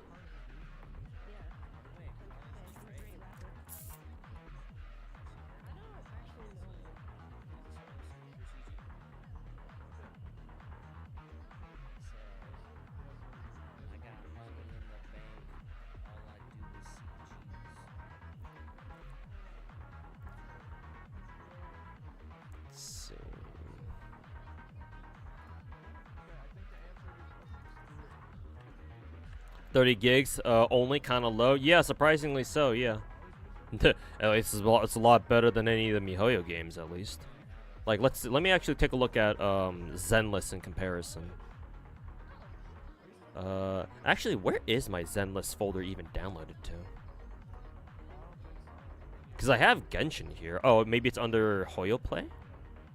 Let's see, games. Yeah, Zenless is over here. Let's see, properties. Ugh, yeah, Zenless is already fucking 72 gigs. Jesus. How much is, how big is Star Rail, actually? Now I'm curious. Surprisingly, well, actually, I understand. Star Rail probably doesn't take up as much space as, like, Zenless. Because Star Rail is only just under 55 gigs. And then I don't even want to know how big Genshin is. Actually, not as big as I thought, but it's still huge at 102 gigs. But yeah, Wuwa definitely is the smallest game in terms of just raw file size out of all of them. Just 30 gigs on our current patch. Ow, ow, ow. The fuck? What are these assholes beating up my my Changli for? Fuck you.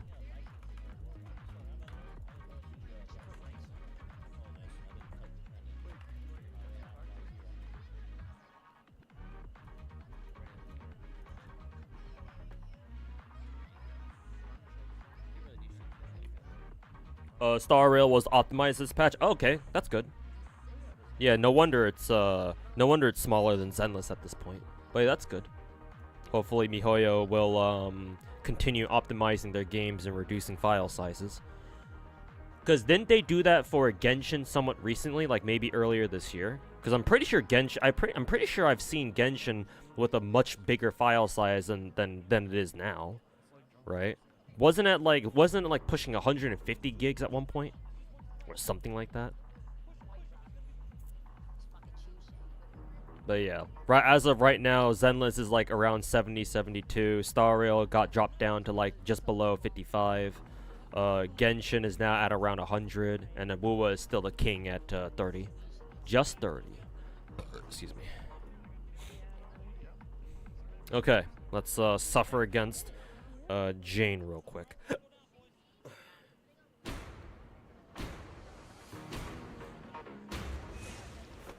Let's get her done.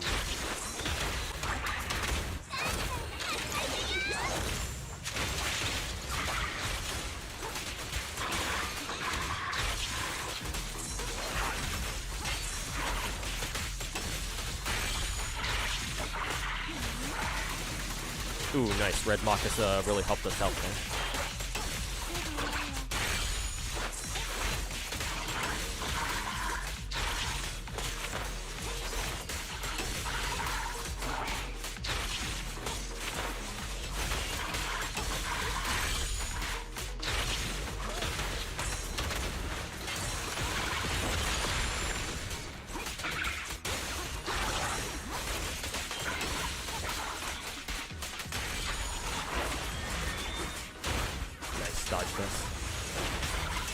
That attack is really hard to dodge because you don't know when she's gonna fucking launch herself. Yeah, that's a bad hit. But this is the final floor, so we can afford taking hits now. Obviously, we can't make another mistake now.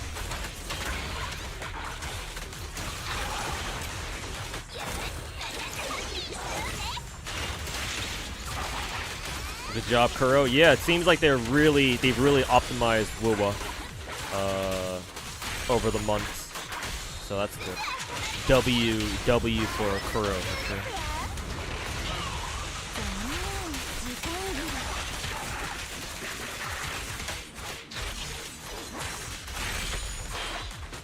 Really? I was spamming my fucking skill button there.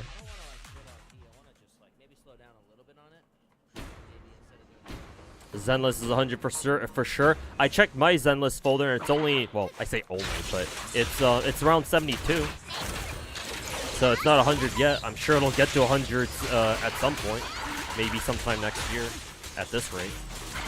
But it's not 100 gigs yet now.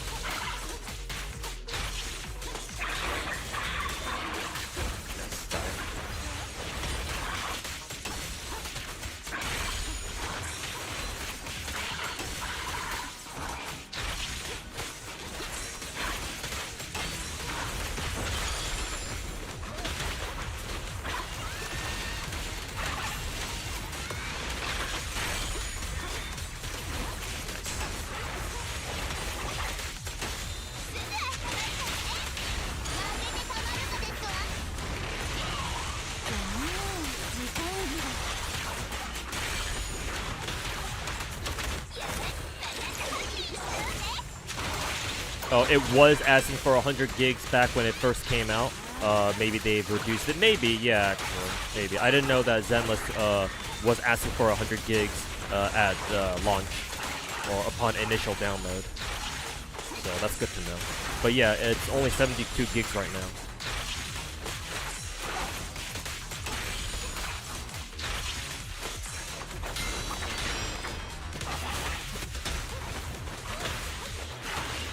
Oh, for fuck's sake.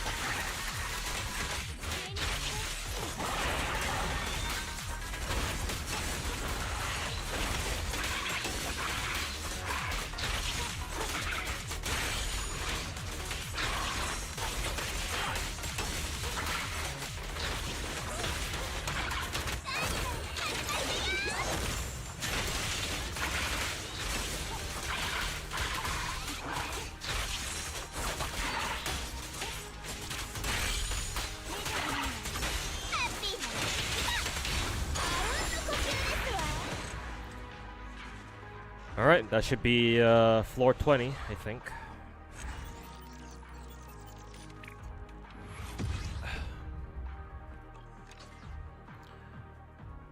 Managed to survive that. Ugh. Master? What is this? Is this? Am I going through Street Fighter fucking ranked matches right now or something, or what? Floor 30? Oh, there are 5 more floors above this? Why does it only let me look up to floor 25 then?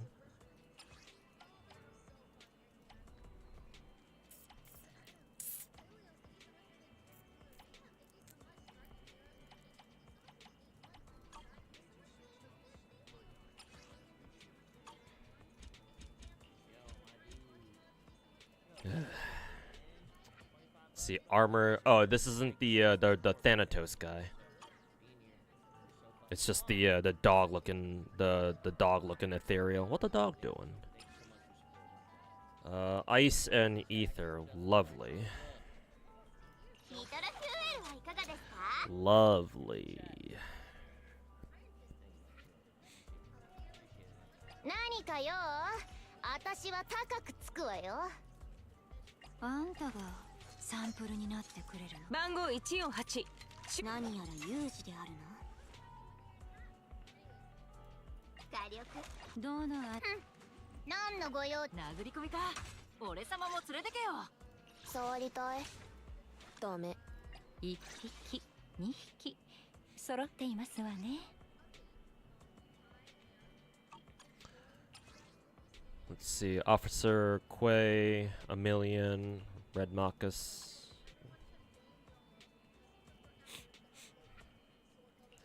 Okay. Time for 4 more floors of pure and utter hell.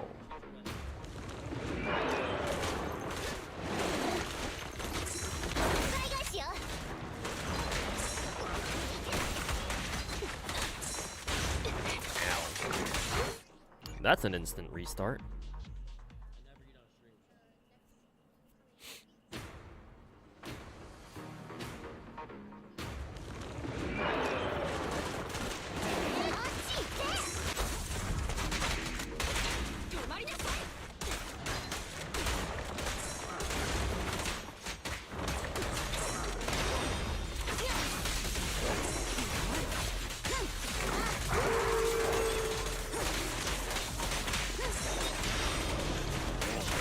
It's like a 100-floor Mortal Kombat tower.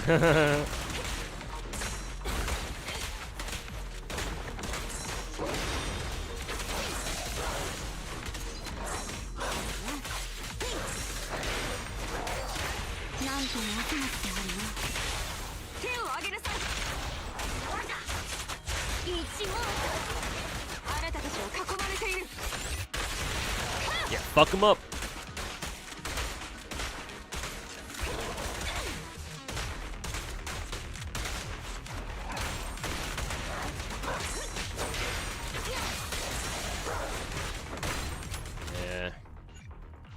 And there goes the run.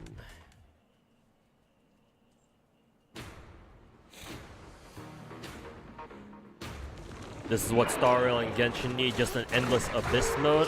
This isn't endless per se, but yeah, obviously I get what you mean by that. But yeah, Star Rail and Genshin, it would be nice if they had something like this. Yeah, a tower mode is never bad. It's just more content. Ow. Fuck you.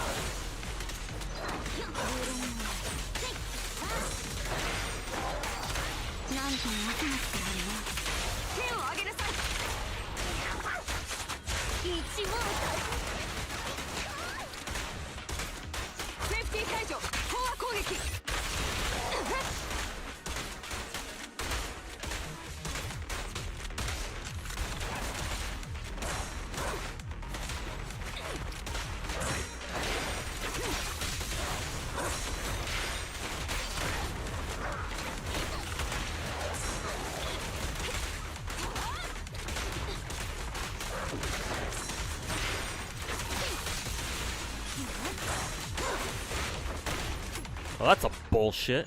Fuck you. Fucking tail whipping looking ass.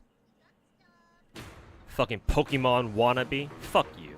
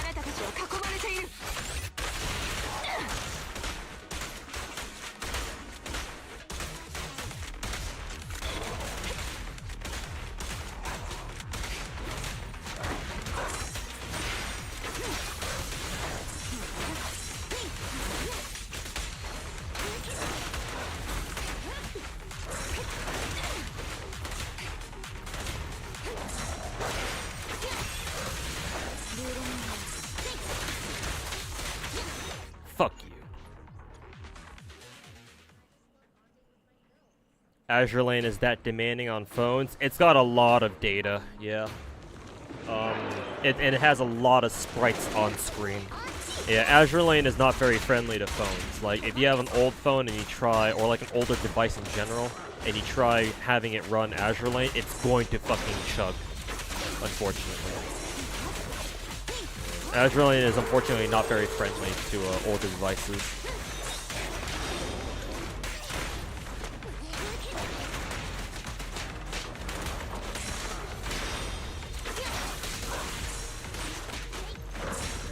That headbutt alone does 90% damage? What the fuck?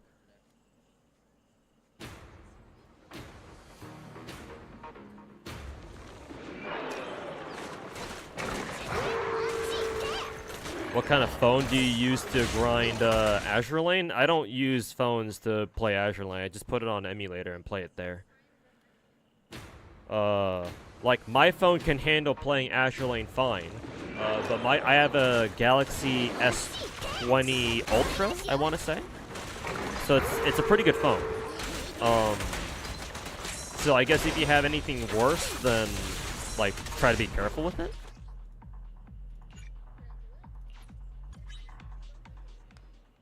Yeah, because they get hot real quick. Yeah, even my phone gets pretty hot pretty quick when I play it. Whenever on the few times I decide to play Azure Lane. So if you ever want to put Azure Lane on a phone, either do it because you just want to do like commissions and like just look at your waifus on the go. That's what you should use your phone for if you want to put Azure Lane on, not to like actually play the game. If you want to actually play the game, I would recommend you put on an emulator on your PC, so that way your computer can handle it, not your phone. Because yeah, your phone will definitely start heating up real fucking quick. If you still want to play it on your phone anyway, then I think I would recommend the first thing you do is go into your settings after you download Azure Lane on your phone, and then turn off 60 FPS. Because I believe for whatever reason the game defaults to 60 FPS even on phones, I think. And if it does, you want to turn that off and lower it to 30 FPS, so that way your phone doesn't fucking blow up in your hands after like 10 minutes of playing. So drop the frame rate, yeah. And then maybe your phone might have a chance of still, playing the game. The Fable PC client. Yeah, exactly, man. It's very important for gacha games to have PC clients, especially these days.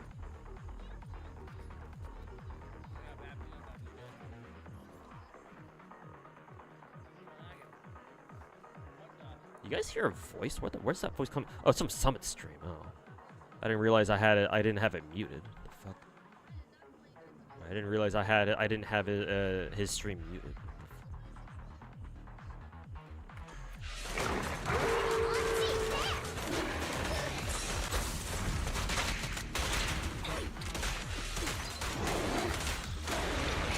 No.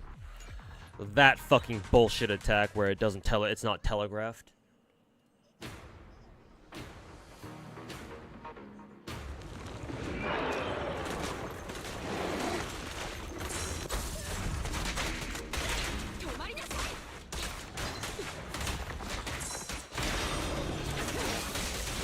Is that Mr. Slice? No, it was a different stream.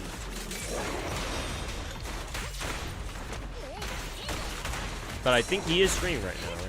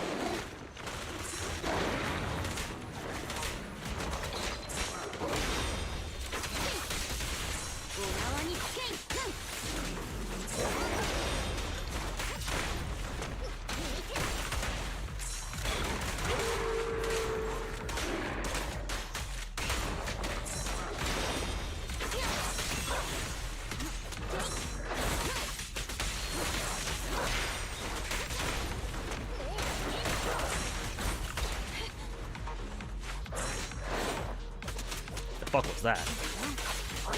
直ちに抵抗を中止せよ。まあそれでやろうよ。一線超えれば電撃一閃。あなたたちは囲まれている。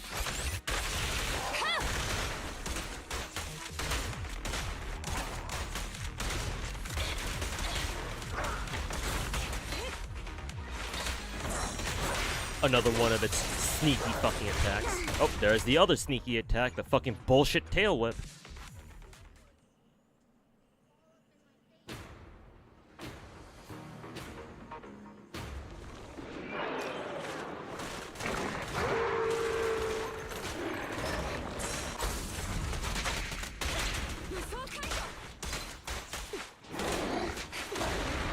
Oh, I dodged it.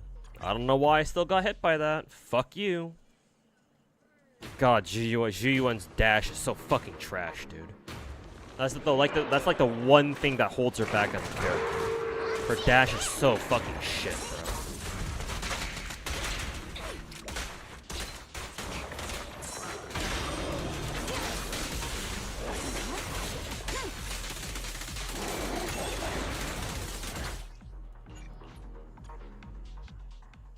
Gotta bounce. Good luck with tower. See you next time. Hey, Massimo, thanks for hanging out, man. Appreciate you sticking around. And yeah, have a good one, man.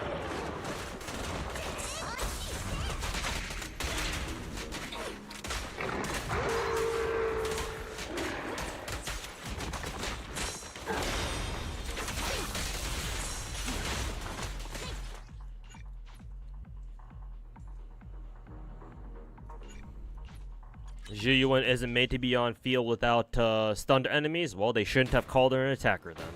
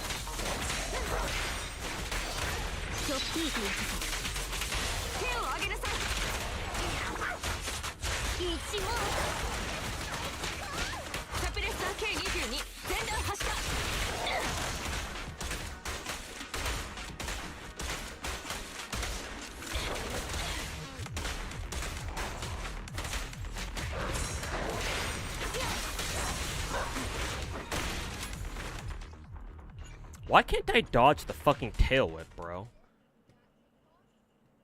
I even saw it coming there and I was preemptively dodging it, and she still gets hit by that? I assume I'm just dodging or too early?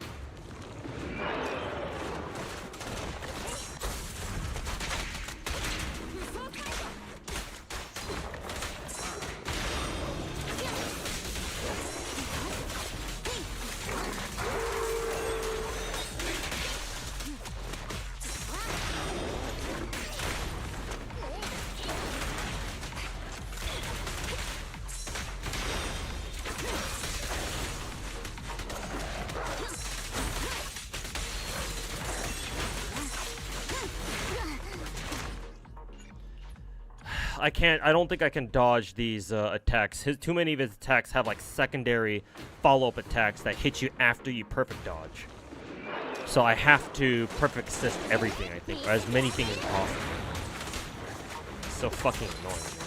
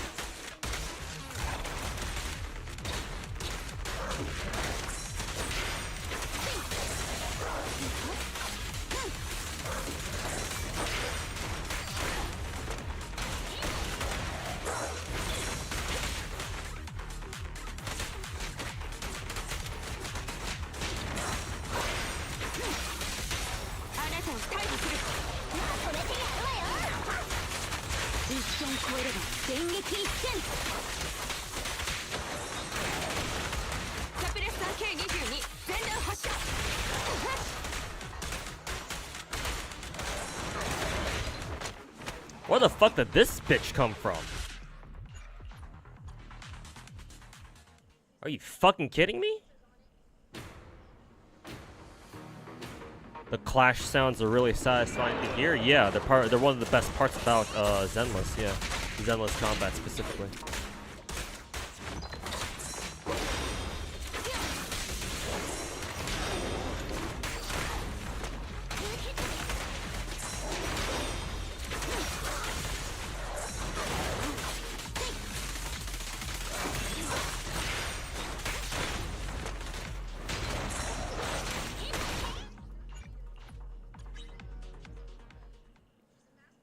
Holy shit, the game just spawns another fucking enemy on field? When you get the first one low enough HP? So fucking bullshit, bro.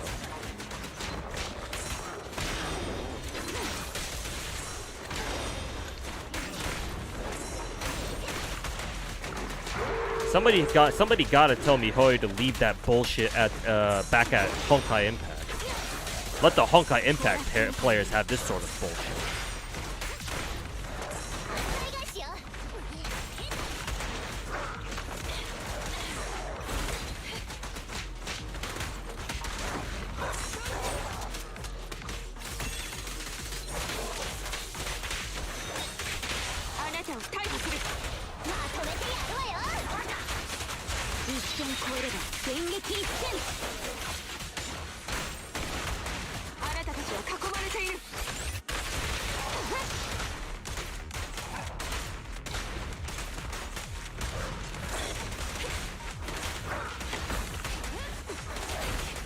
I'm actually surprised I dodged the projectile this bitch threw at me. Normally I wouldn't be able to dodge it.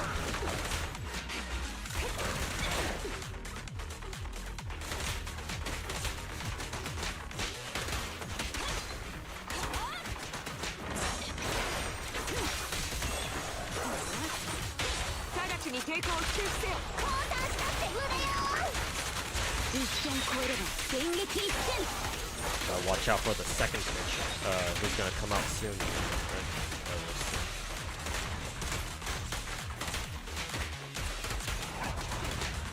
Should have gotten Zhuyuan's ultimate. What the fuck is that one?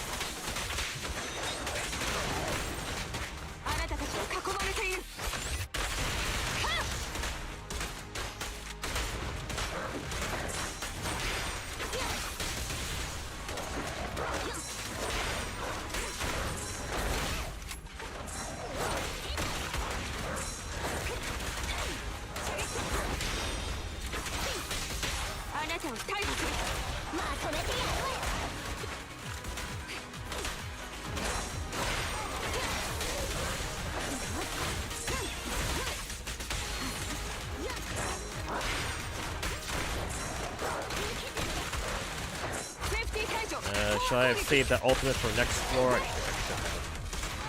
Oh well, I'll take it. Not sure how much longer I've had to try that in order to get a perfect run with nobody getting hit. So whatever, I'll pay the ultimate price.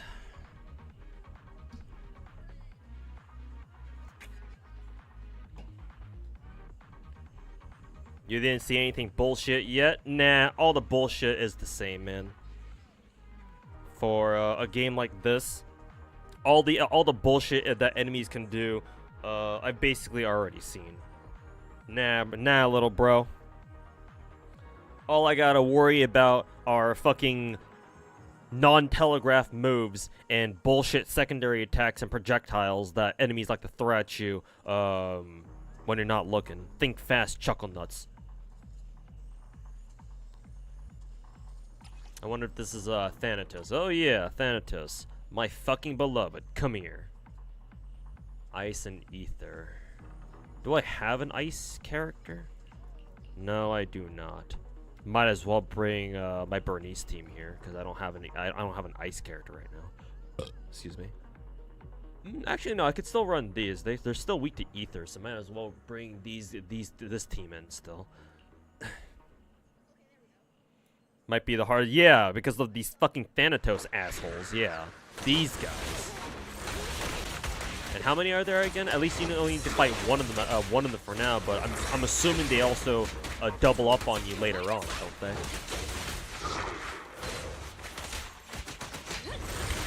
Because why the fuck wouldn't they?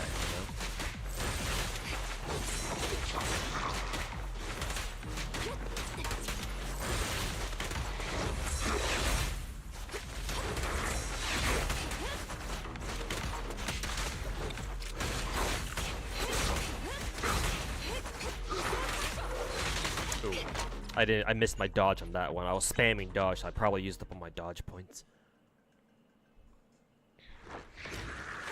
Thanatos, my fucking beloved.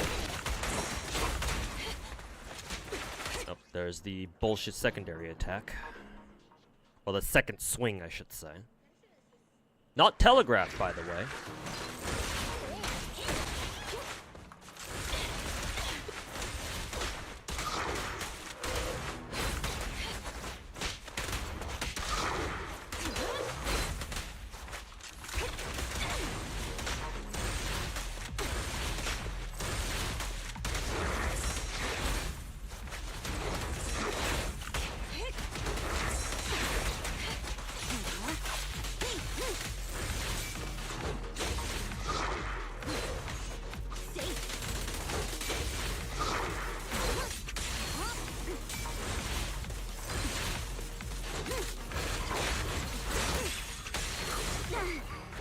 Oof.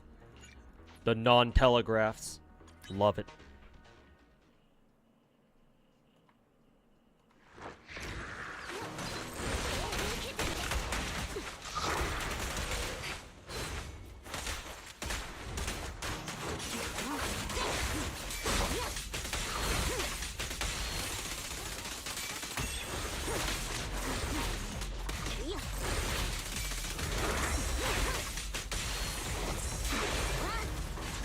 I'm surprised you can perfect assist those rainbows.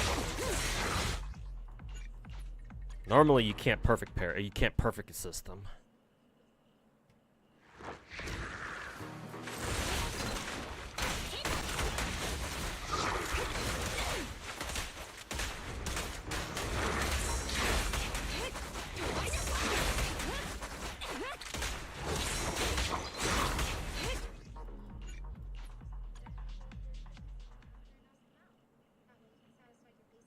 For you, the second Thanatos doesn't spawn for some reason, so it was extremely easy for you.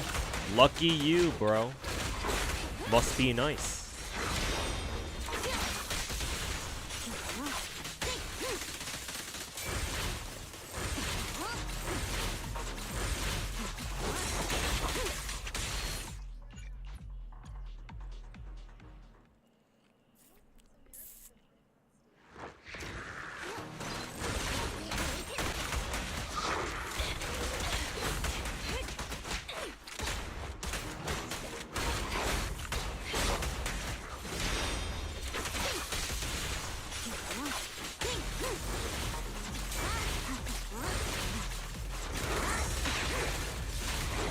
Fuck?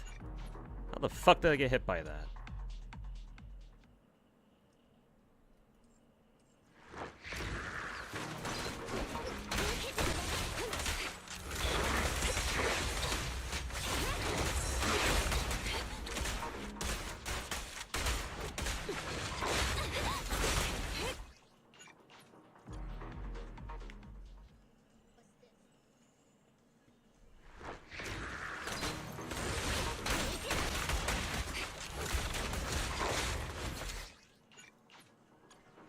this bitch decides to use his little teleporting attack as a second thing that he does, or like as the first thing he does, huh?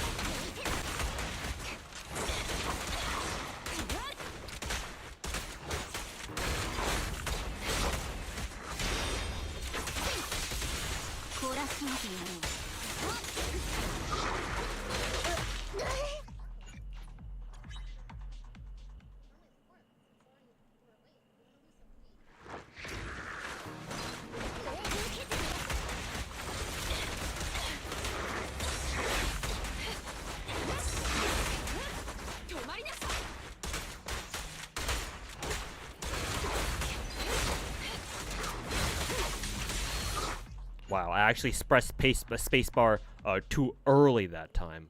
Holy bullshit, bro.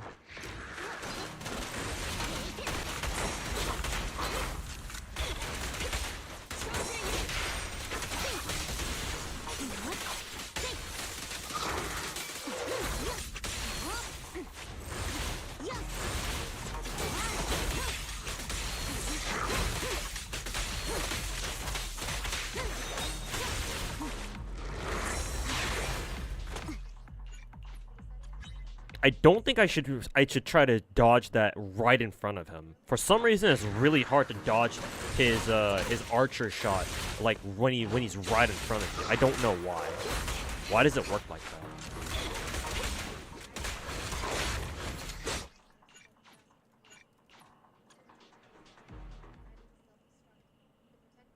Pulled an all-nighter fixing a coworker's messy output for an 8 AM stream. So later, LMAO.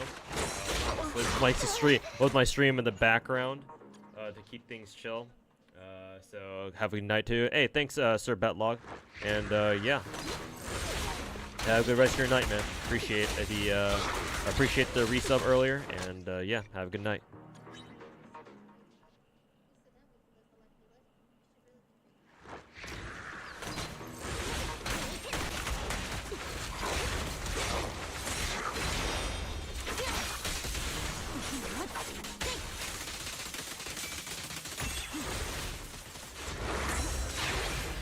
Oh, that time he just completely fucking missed. Okay, I should not use Nicole to try to dodge that, because Nicole's dashes are also pretty shit.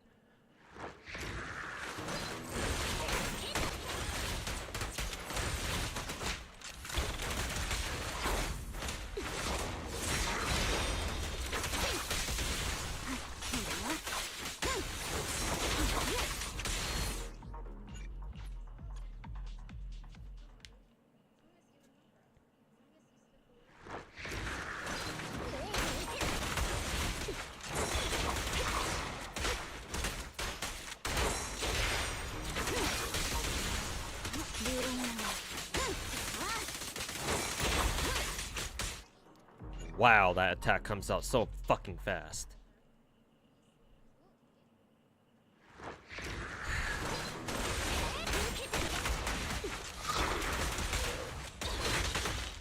Nope, can't see the attack coming because for whatever reason the camera literally blocks the enemy with my own fucking character.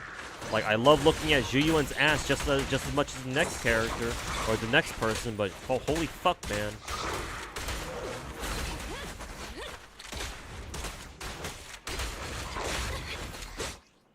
Would love to see what the enemies are doing for once.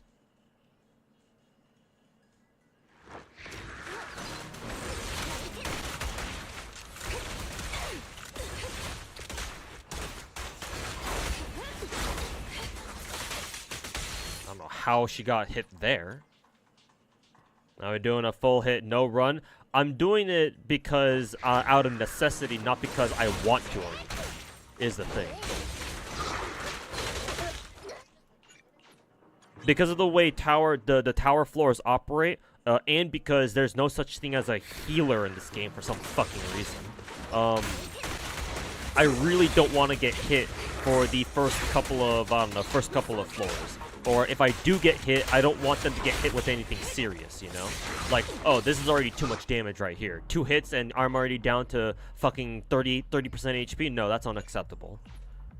Because if that's how much damage enemies do on, like, the first or second floor of, like, of every, like, 5-floor block, there's no way my team is surviving, you know, all the way until the end.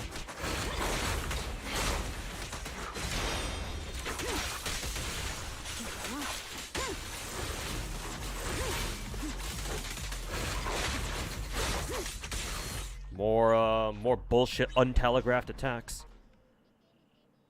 So, I guess, yeah, I am doing a no-hit run for this floor, but not because I want to.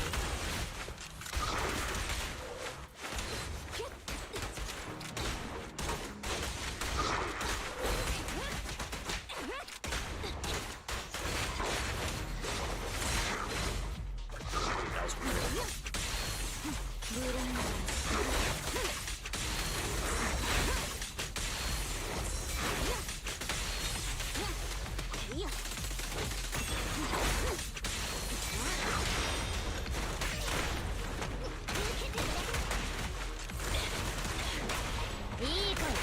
Finally, my first fucking stun on this bitch. 正義は欠席しない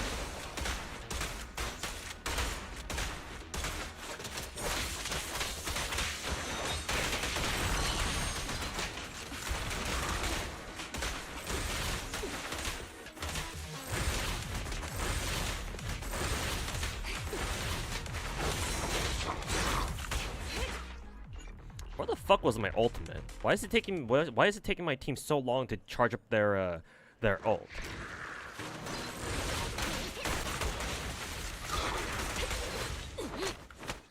Fucking catching the tail end of her fucking EX right as it lost invul frames. Fuck this bitch.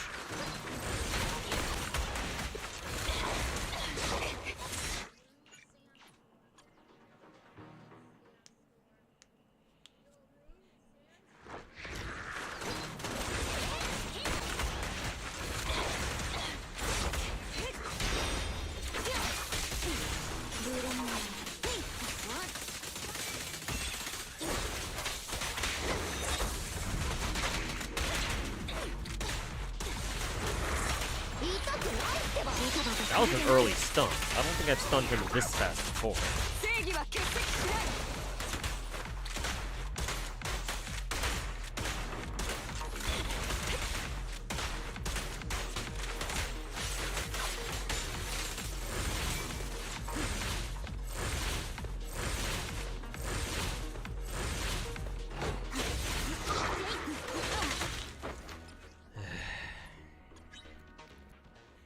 Gotta love fucking delayed attacks. Fucking Elden Ring wannabe.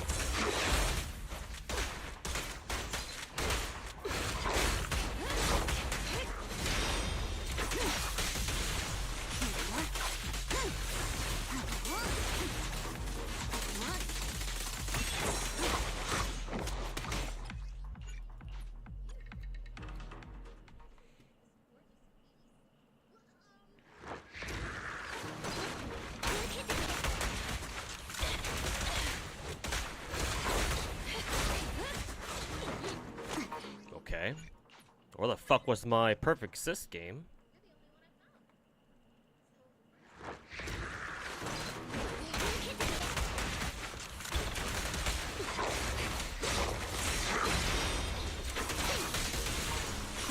てやろう。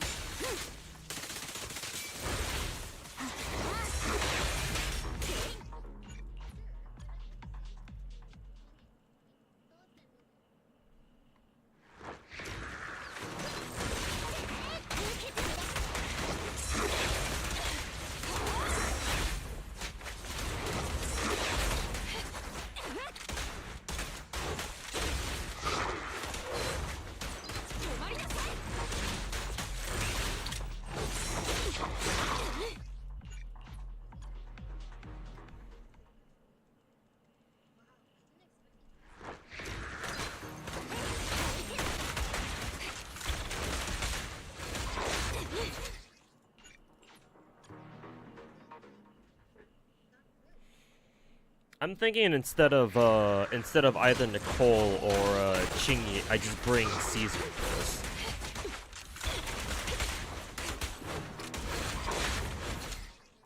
Cause holy fucking shit, this word that I shouldn't use on Twitch.tv is fucking annoying.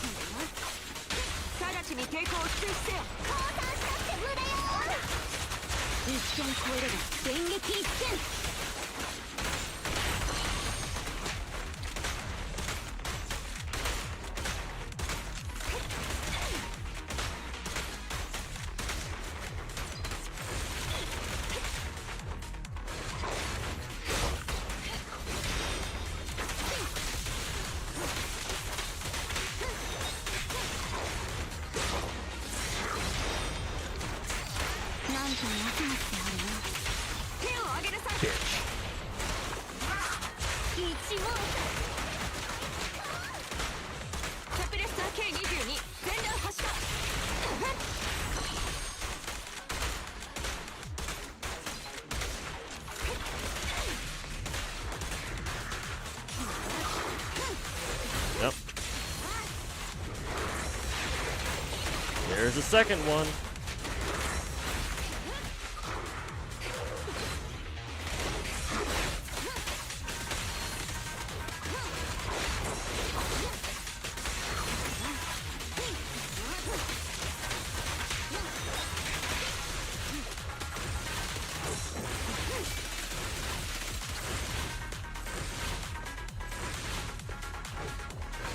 Is he about to get stuck? He was.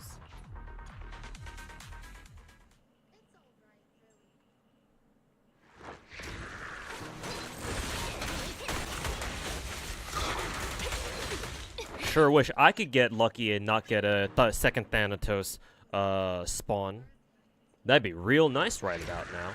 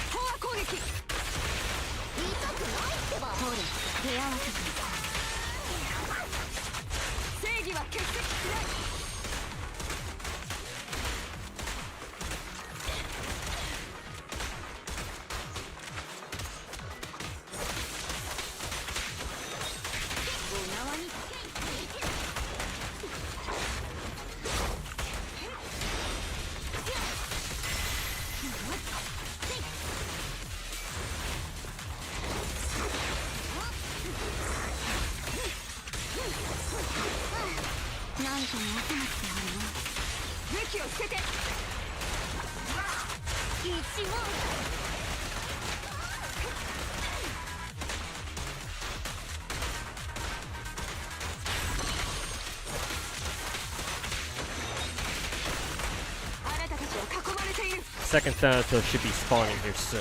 Yep, there he is. That little bitch.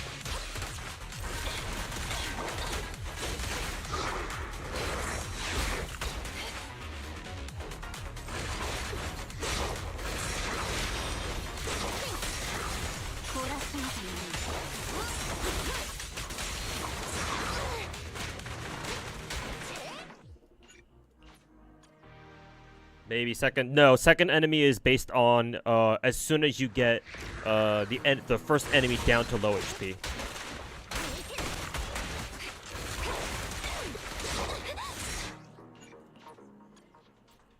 Pretty sure it's not on a timer.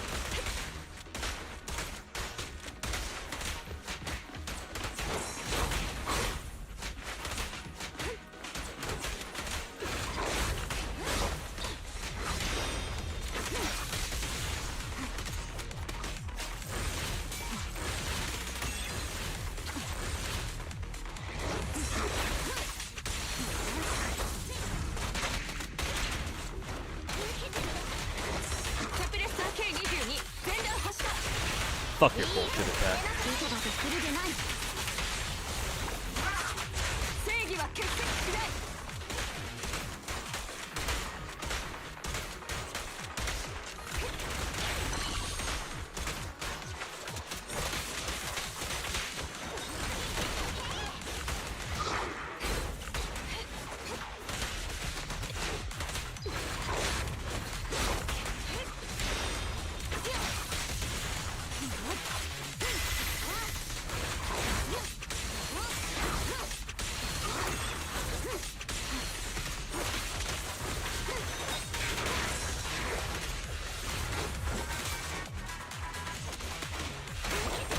ちょっぴりということ。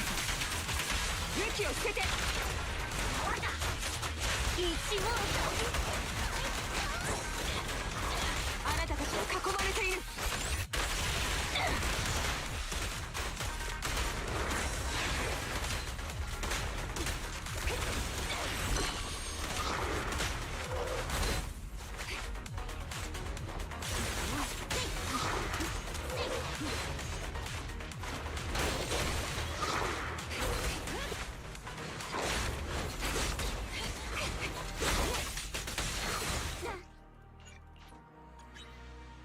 Are you trying to do a no-hit run? Out of necessity, yes, because I don't want any of my characters to be hit going to the next floors.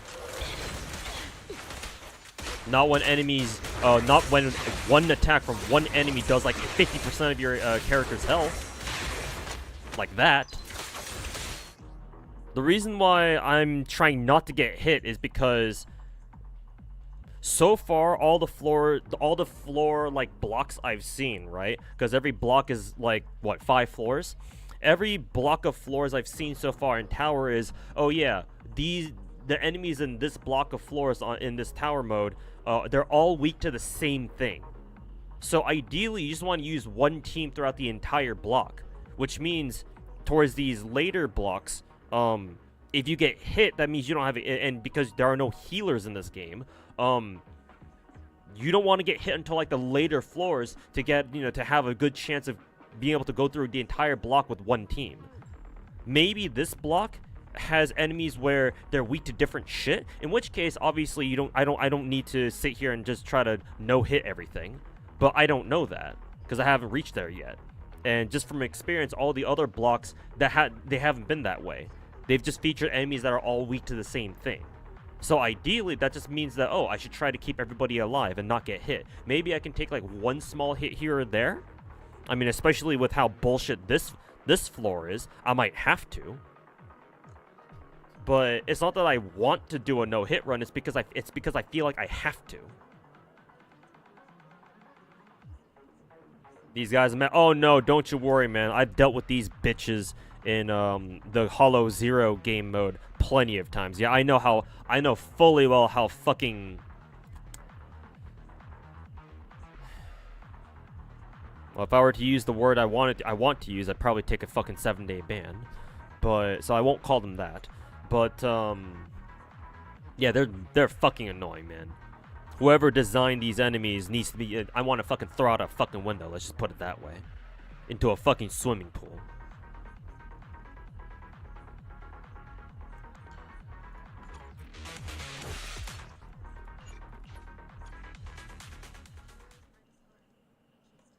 You love them? Yeah, you probably love them because the second one didn't spawn for you. Maybe that's why.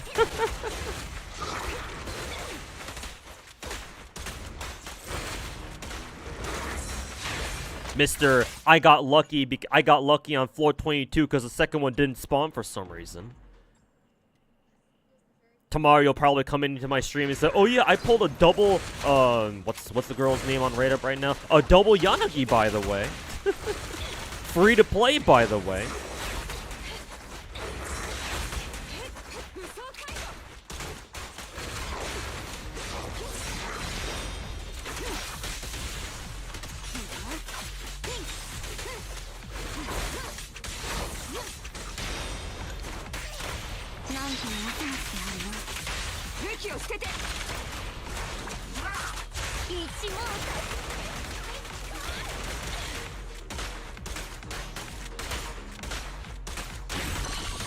Would have been really nice to have saved my ult from last floor here.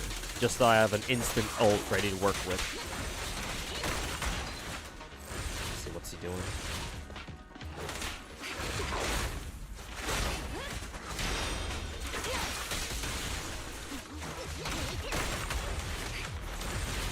How close is he to stun at? Stun now. 一瞬超えれば電撃一閃あなたたちは囲まれている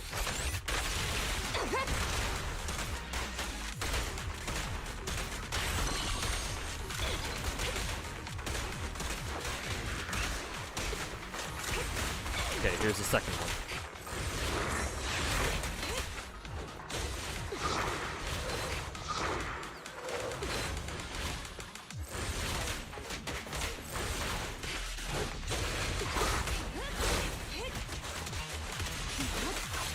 I wonder if we just interrupted him somehow.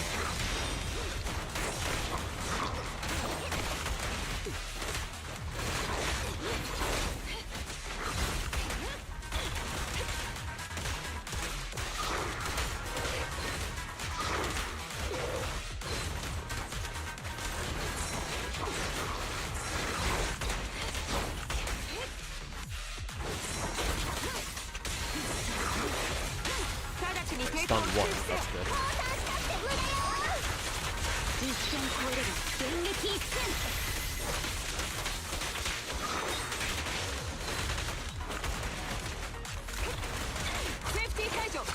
You pulled for Yanagi? Yes, I did yesterday. I managed to win my coin flip for her, so obviously that's very good. What's not good is that these two fucking Thanatos enemies are on the same fucking floor together.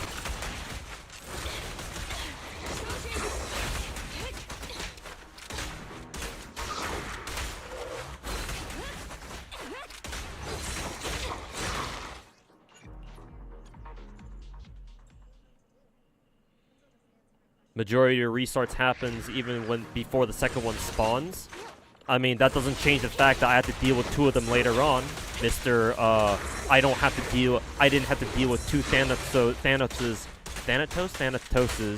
yeah, I guess that's the plural form, on floor 22. So, I don't know if you're really qualified to give me any advice here.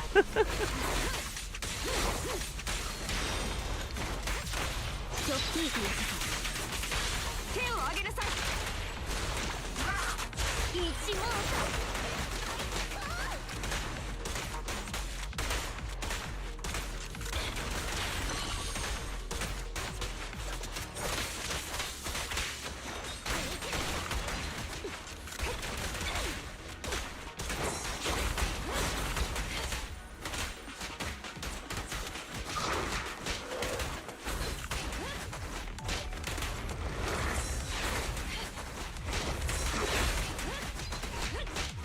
I'll get to those. That gifted sub real quick, or is that gift is probably just a regular sub. I am concentrating right now. Surprising. 一瞬超えれば電撃一閃セーフティー解除飽和攻撃 Oh, it's a raid. Hey, Pocket Chalk. Thanks for the raid. Hope you had a good stream today. I am currently suffering through Zenless's new tower game mode here tonight. And I am constantly raging at these particular enemies right here. These bastards right here. God, fuck these guys.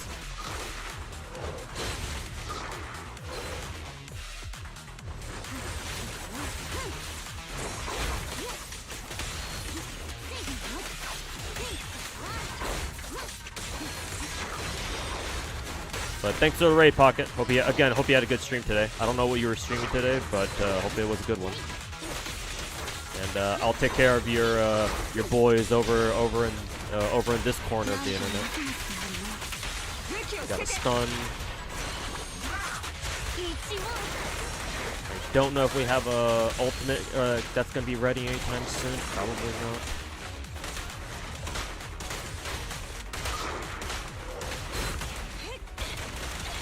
Now we do, but it's too late for the stuns. And I think her entire fucking ultimate missed. Thanks, MiHoYo. Fuck you.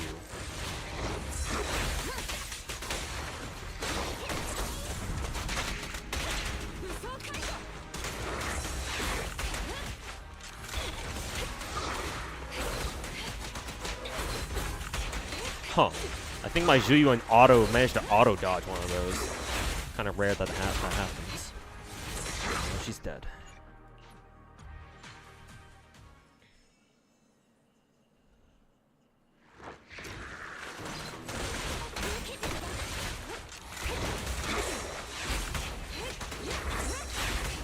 For once, Hoyo should reward properly for one of these endgame modes, like a full-ass multi or something. Haha, haha, implying MiHoYo will ever become generous, huh? Oh, that's funny. You're a natural-born comedian, aren't you?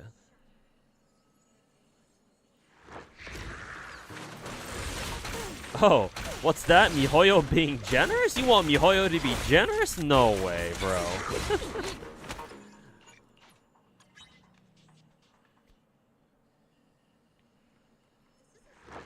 You know what would be hilarious if a third enemy spawns? It kind of reminds me of that one. I don't know if you guys have watched this video. Let me try remembering what the video name that I'm thinking of right now. Was it Left 4 Speed 2? I think it was, right? Yeah, Left 4 Speed 2. Classic classic Left 4 Dead YouTube video from back in the day. But it reminds me of one of the later scenes in that video where it's like where they're complaining about how many witches they've already come across, and then the one dude's like, "Hey, here comes another one." Hey, here comes another one. What tower level? I'm at 22. This is the really bullshit floor where you have to fight against 2 Thanatos enemies at the same time. And the Thanatos enemy is one of the most bullshit enemies in the game. Lots of bullshit bosses and elite bosses in the game, but Thanatos probably takes the cake for him. Because holy fucking shit, the sheer amount of untelegraphed attacks they have, and the fact that they fucking teleport everywhere like a little bitch.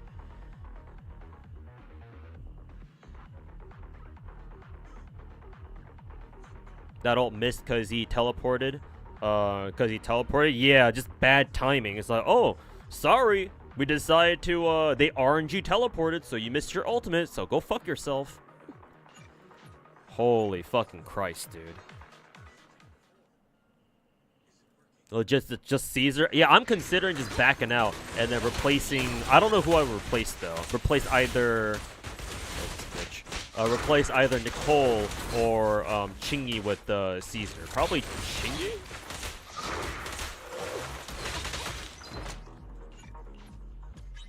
Yeah, I do have Caesar in my lineup, so if I can back out and replace one of my characters with Caesar instead, I might just do that.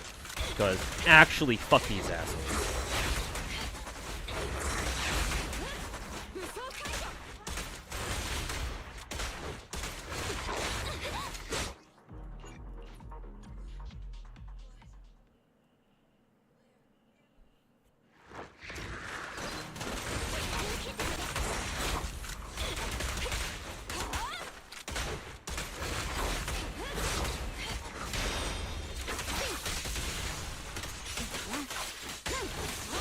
You think I should replace who is it? Chingy? Yeah, Chingy's probably the one to replace here. Cause I still have Nicole, and she's a support, so my Ji will still be able to get her bonus 30% crit rate or something.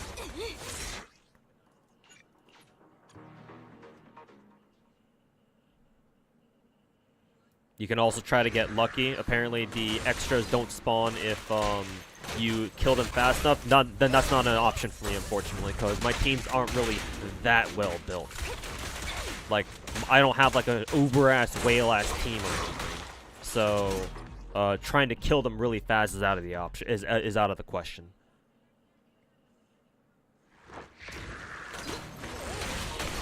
And getting lucky. Ah, yes, getting lucky in a MiHoYo game. You're funny, you know that? Just get lucky in a MiHoYo game, you say. All right, let me get back to you whenever I feel like I get lucky in a MiHoYo game.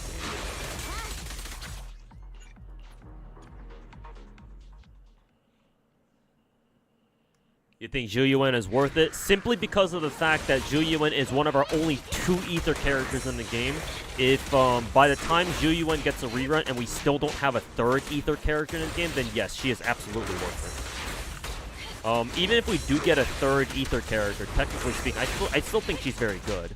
But she does have some unfortunate flaws in her design and just her gameplay itself in general that I would have preferred her not to have. But I guess you can't have a perfect character without people bitching about power creep.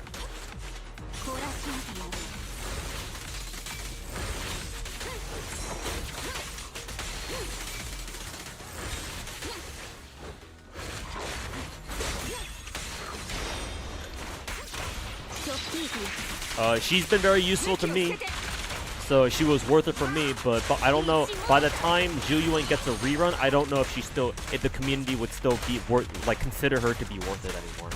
Again, I would say wait until we get another ether character, and then we'll see, especially if our next ether character is going to be a DPS, and see how strong she is compared to or how strong they are compared to Zhu Yuan, or whatever. Not sure if that was a good ultimate use there, but whatever.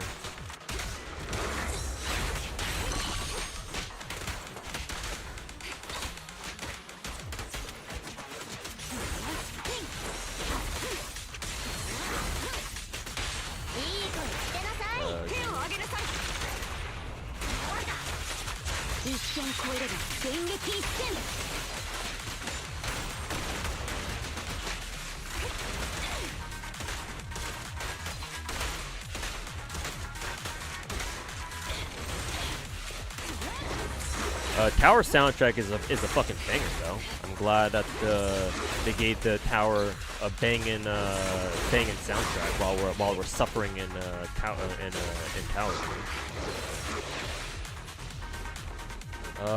Actually, I kind of want to think. Should I keep them separate or should I group them? Should I try grouping them together?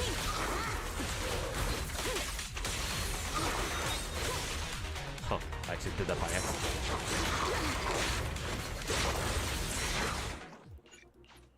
Cool. Fucking stun lock, so I can't fucking dodge anything at all. Thanks, game.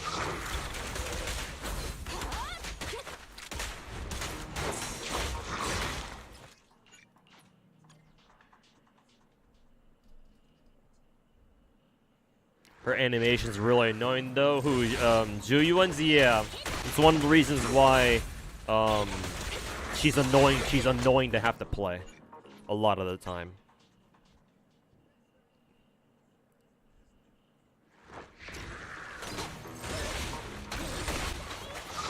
Well, we can't have Nicole just fucking blind firing her skill shots like that, right?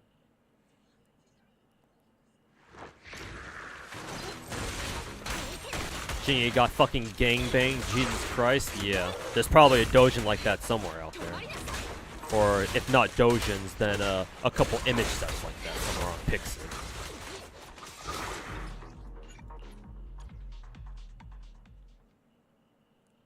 Grave didn't absolutely fuck you up the ass, and Nika, hey, congrats, man. Hey, love it. Love attacks that hit my character's animations right as they come out of invul. Bitch.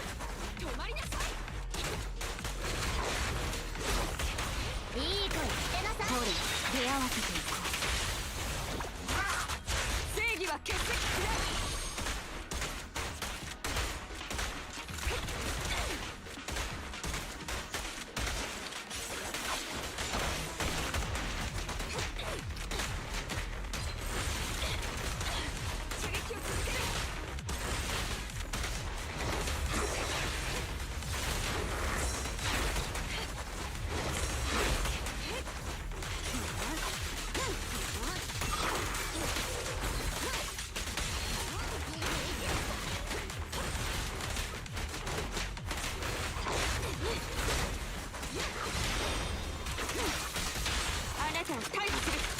降参したって無駄よ。ミッション超えれば電撃一閃。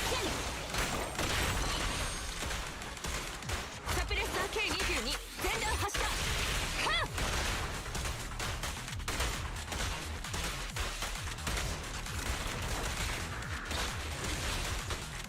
Do I see the second one? Yep. Here come that boy.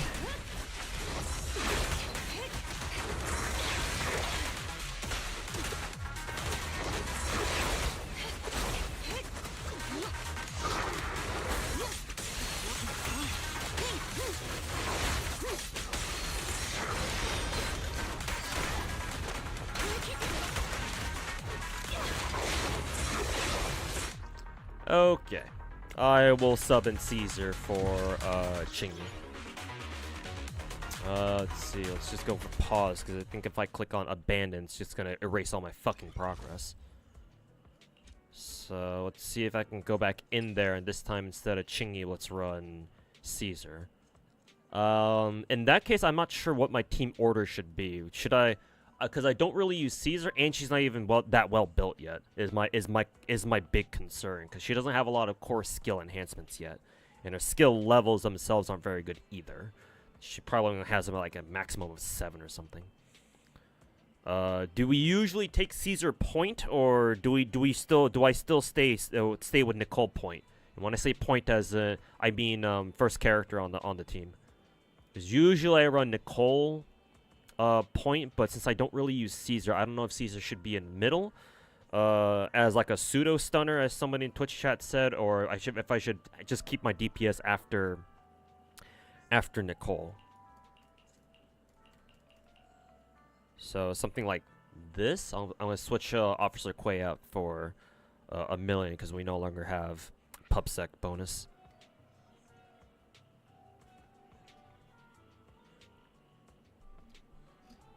Ellen can get away with no shield. Her dash is great for dodging. I disagree with you there. I don't think Ellen's dash is that good. For some reason, I feel every time I play Ellen, I always feel like her dash is has a noticeably shorter dodge window.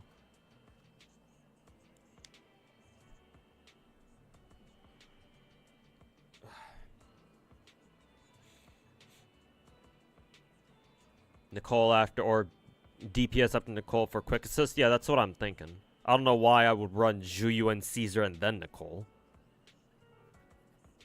Maybe I would run Juyu and Caesar and Nicole just for some quick ether damage and then switch over to the others, but I'll run it like this for now, see if I have any success with this.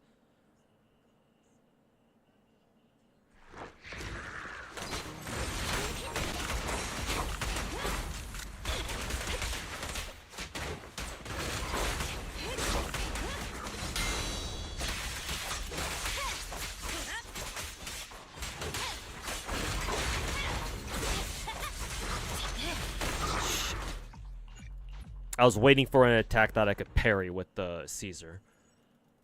And I thought I hit it too.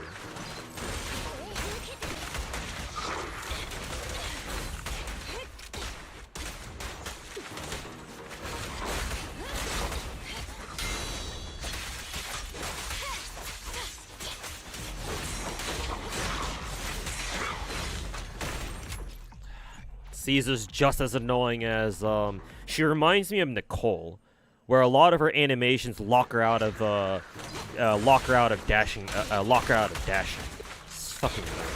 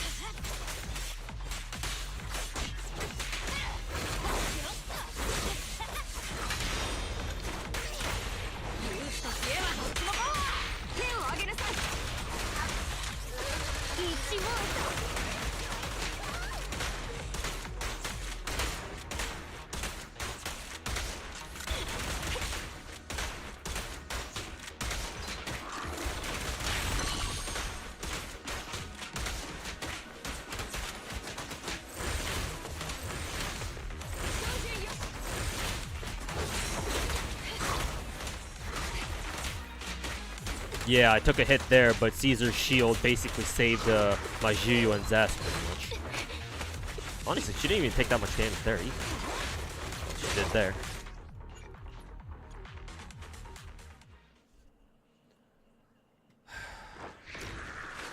Unfortunately, it doesn't seem like my Caesar is giving Zhuyu and that much of a DPS buff, though, so that's kind of annoying.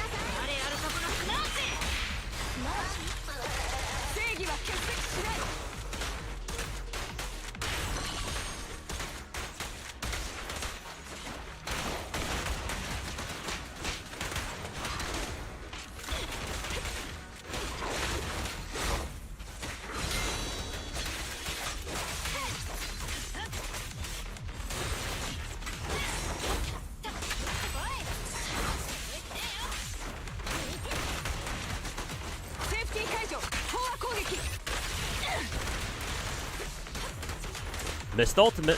Nothing to see here. Yeah. Nothing to fucking see here.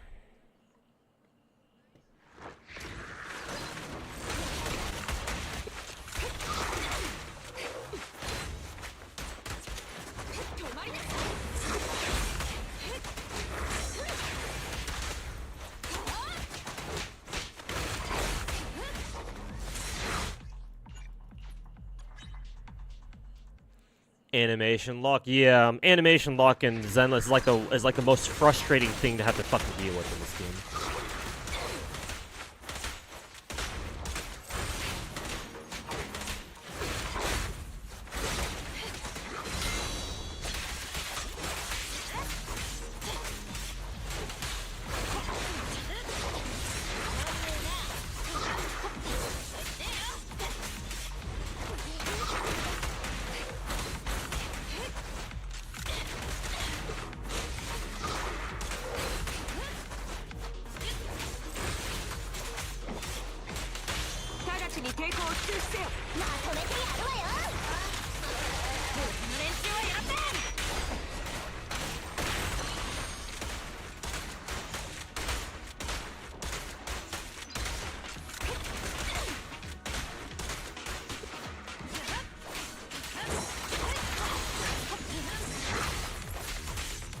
Oh, surprisingly, my Caesar didn't take any damage.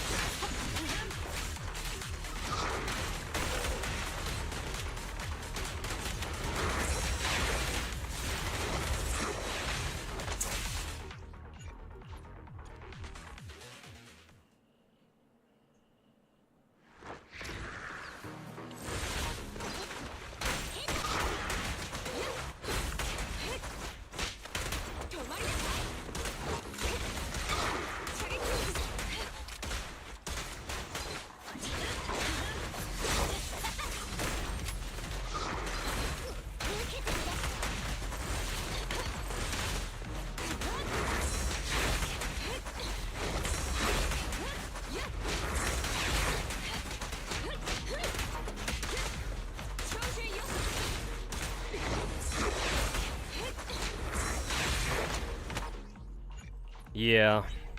For whatever reason, trying to dodge a point-blank archer shot like that is like next to impossible for some reason.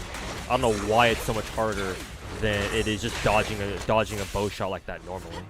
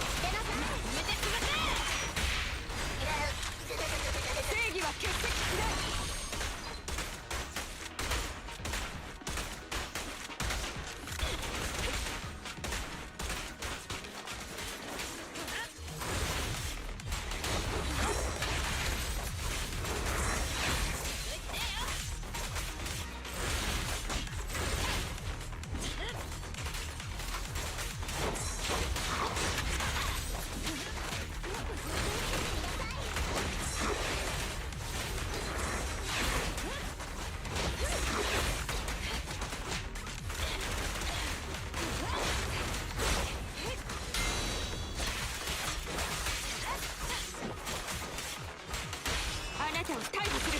まとめてやるわよ。練習はやらせん。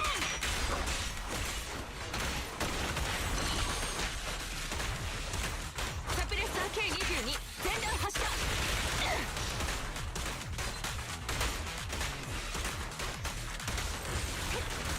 Okay, second one spawned.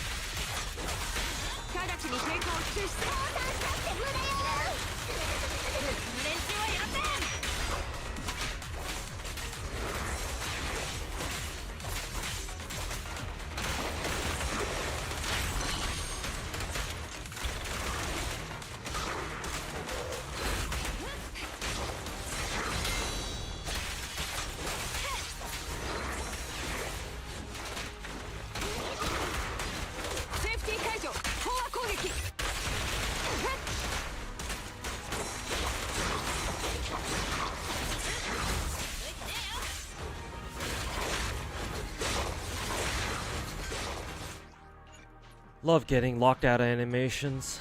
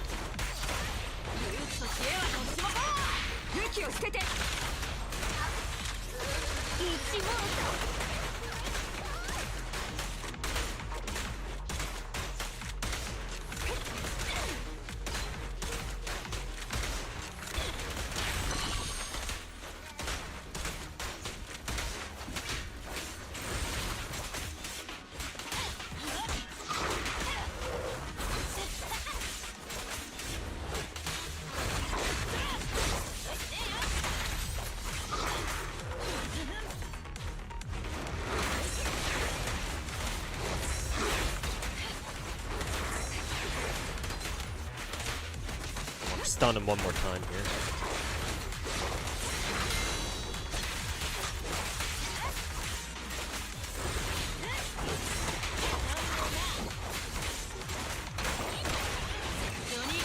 Stun.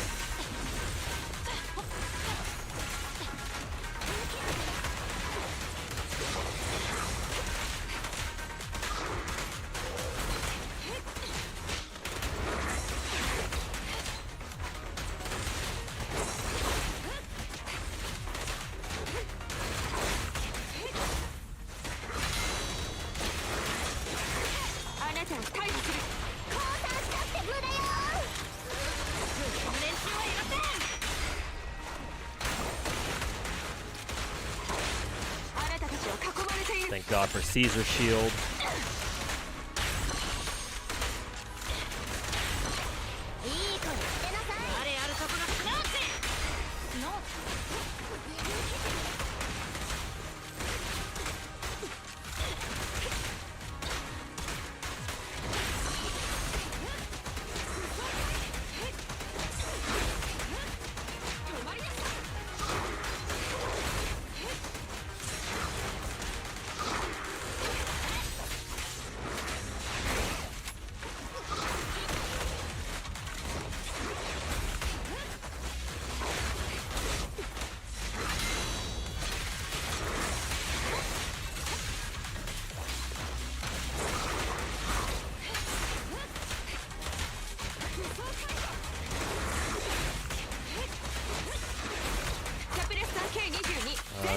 off this ult early. Not sure how close either of them are to stun.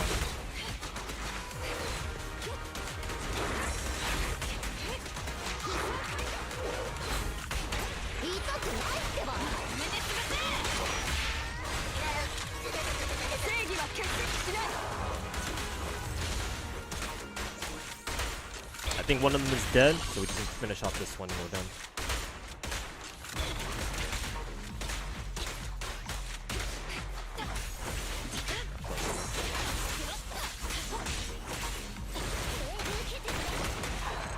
There we go. So yeah, Caesar did the trick there. Even my under-leveled Caesar, without good enough skill level, or without very good skill levels. So fuck Chingy, I guess. All the homies hate Thanatos, yeah. Though I will say, that was probably the most fun I've had in Zenless doing that fight just now. I mean, I probably got hit like 1 or 2 times, but like functionally my team didn't take any damage at all. Skills actually don't matter, just the core skill. Okay, I'll probably prioritize that then. But fuck Thanatos. However, how long did this fight take me? 404. Funny. The last 4 minutes was probably the most fun I've ever had in Zenless, to be fair. But fuck Thanatos anyway. That bitch should burn in hell. Skills, quote, matter for days buildup. I plan on leveling all my character skills anyway, so I'll have that covered. But I will prioritize core skill for Caesar first, though. As per your guys' suggestions. But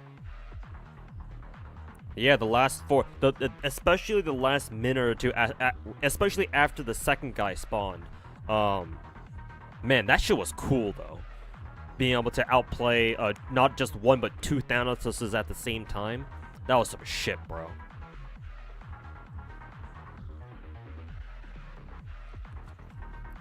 But fuck the Thanatoses anyway. I want to see him burn.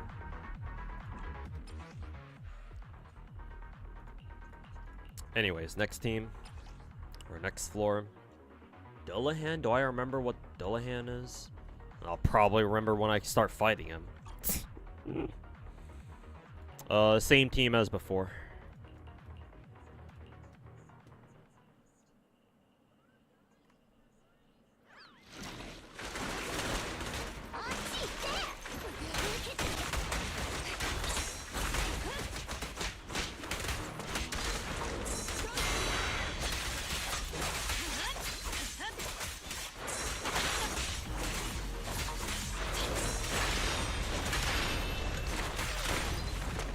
Oh yeah, I think I'm starting to remember how this guy fights.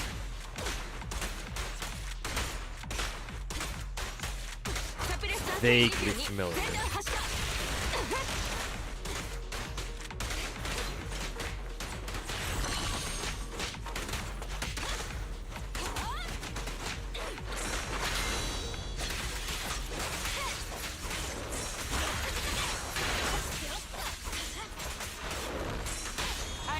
Dude is a lot less aggressive than the Thanatos, that's a fucking sure. Feels like a cakewalk in comparison.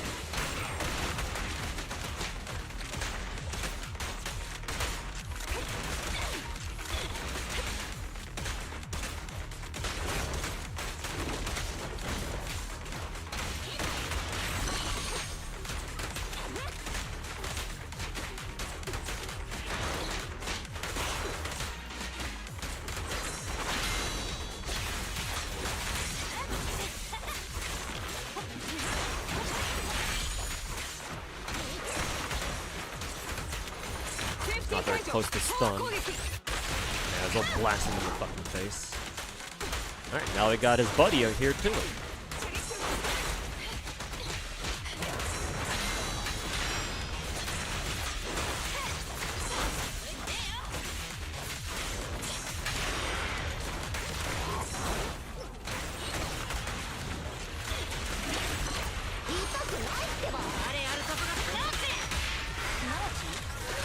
You wanna join the party, kid?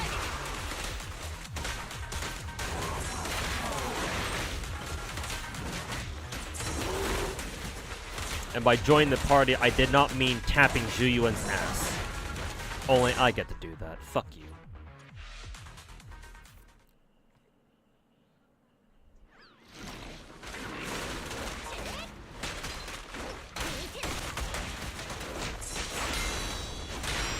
At least this Dullahan motherfucker seems like a fucking pushover compared to the Danford from before.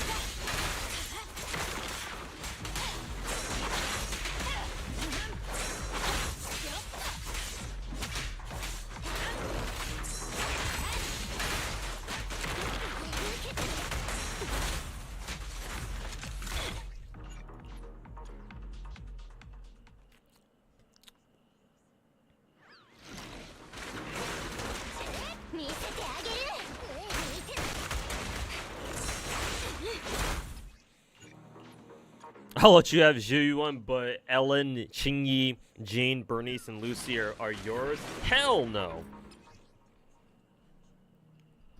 Fuck off. You can have Lucy though, because you're into girls like Lucy. If you if you know what I mean.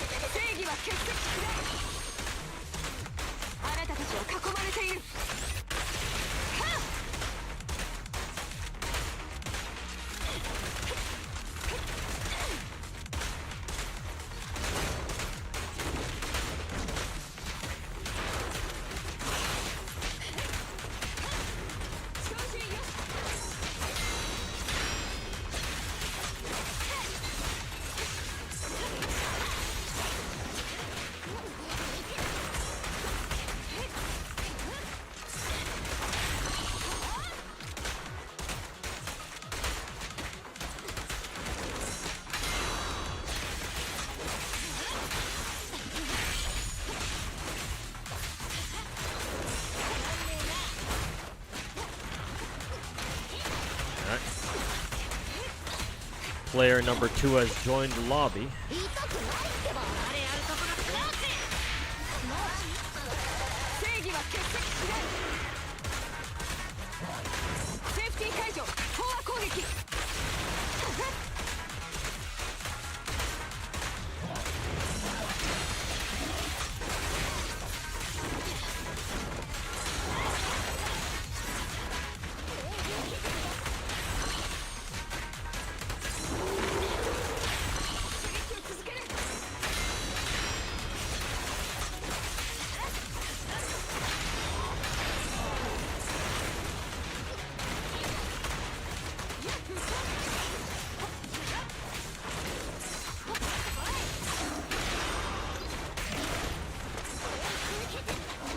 Yeah, it's already fucking 9:30.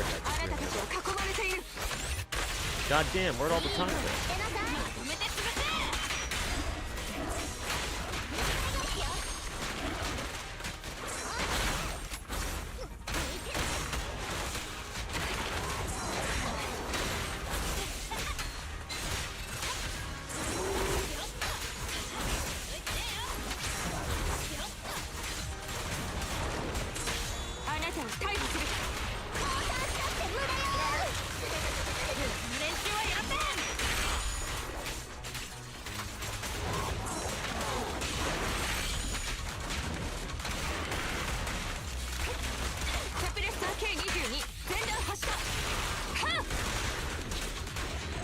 Ah, that was a waste of an ultimate.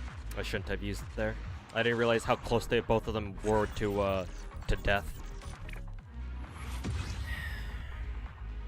So that's definitely gonna come back to bite my ass next floor. Right now it's already 9:45. I didn't realize time had flown by that fast. Holy shit. Lucy is best girl, especially when she's at M6, apparently. Time flies when you're getting the shit beat out of you. Apparently so, yeah. But hey, it's been fun. I'll give him credit. Despite the amount of fucking bitching that has come out of my mouth, to be fair. I'll give the next floor a try, though. Let's see, which enemy is this? Thracian? Do I remember what the Thracian is?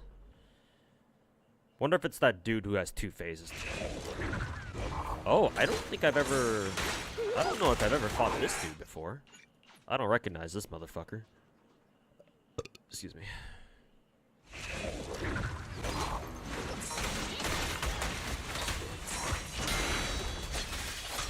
425 is probably gonna absolutely shred. Yeah, most likely. You know, you already know.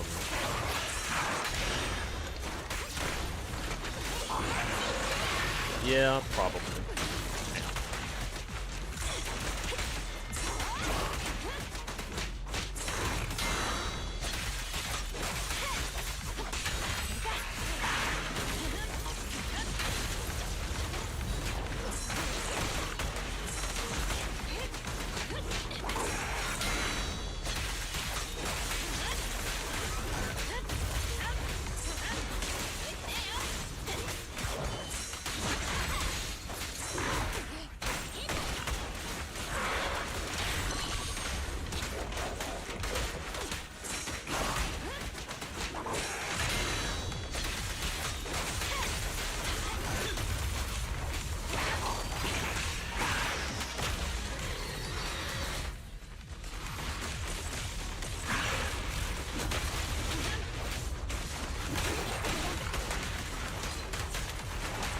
Guy's closest stunts, I'll save the ultimate for him.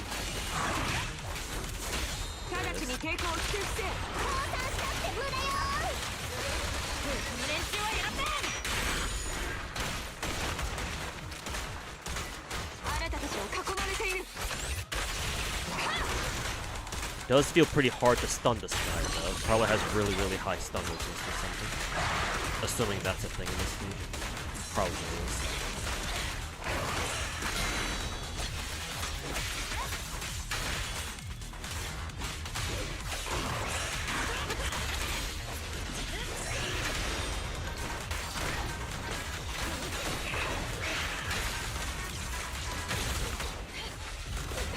Thank God for the shield.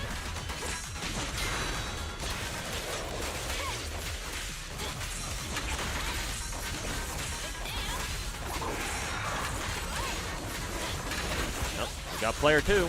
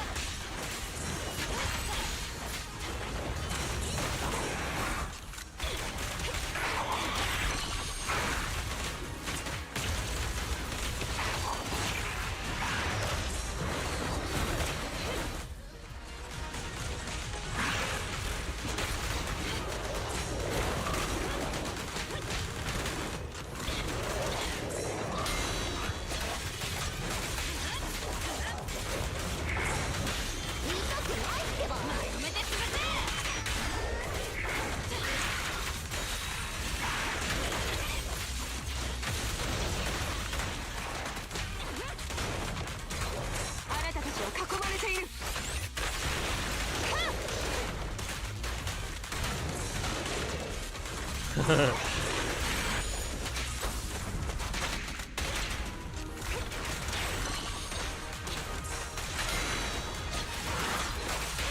たを逮捕する。まとめてやるわよ。ブーツの練習はやらせん。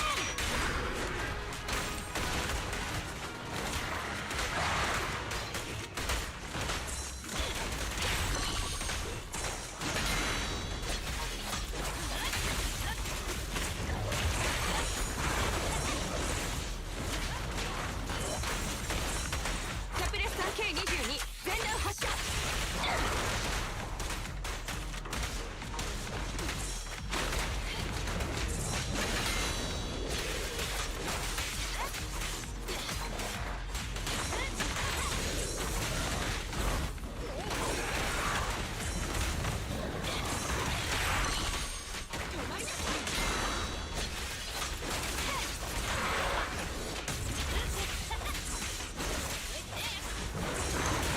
Ooh. I could have actually one-tried that. That would have been cool if I did. But I probably would have wanted to restart that anyway, just because my team had lost a lot of health there.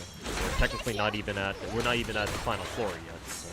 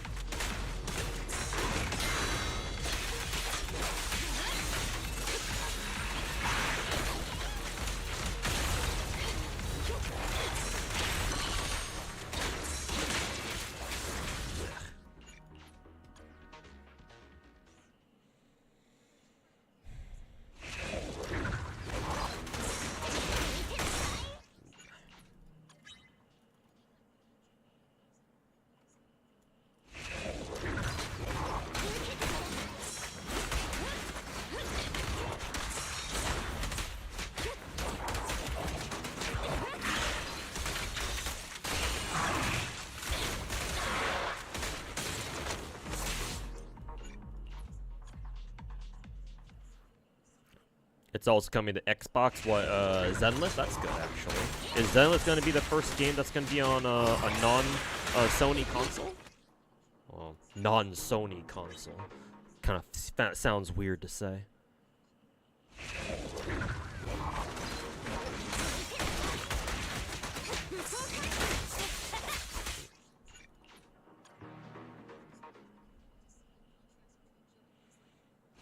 Genshin is on us. Oh, really? When did they put it on Xbox? Because obviously we've always known that it was on PlayStation, of course. But when did they put it on Xbox? Since when?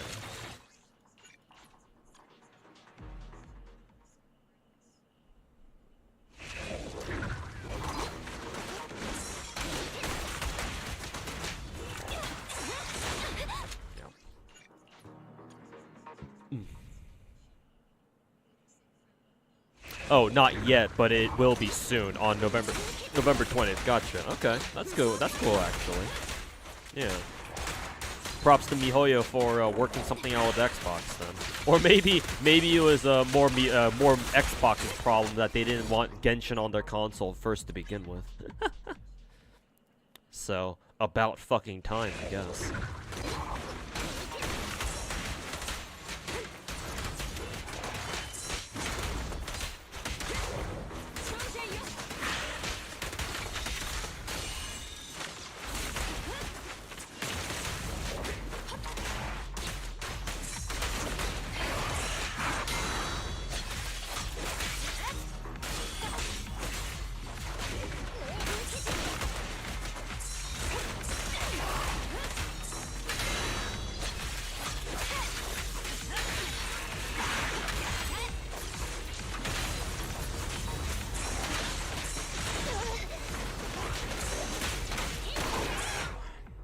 Bad dodges there. They announced it during Summer Games. Oh, okay, I see. Yeah, I wasn't paying much attention to Summer Games Fest, unfortunately.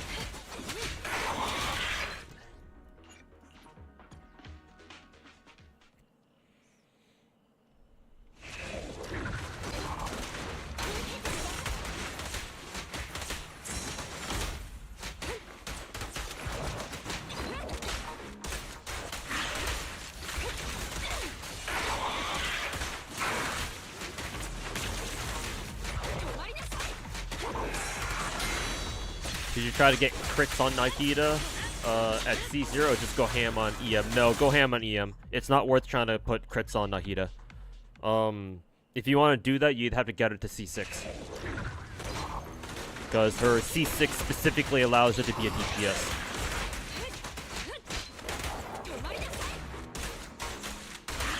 But before then, no, that's going to be a pretty hard sell. Unfortunately. Like, don't bother trying to make Nahida a DPS if she's not C6. It's like, it's not really worth it.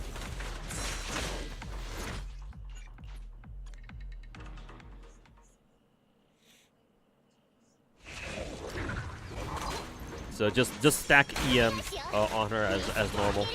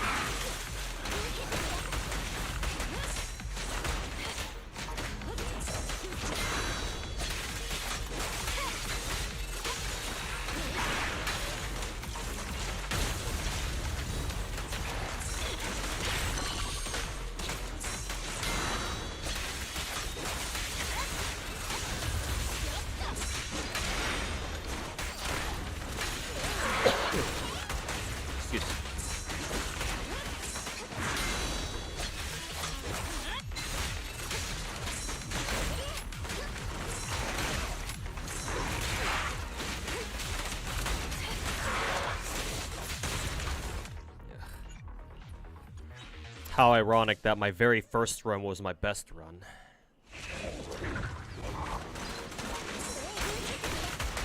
It wasn't C2. Nahida's C2 makes it so that the Denjo reaction she assists with can now crit, because normally they do not.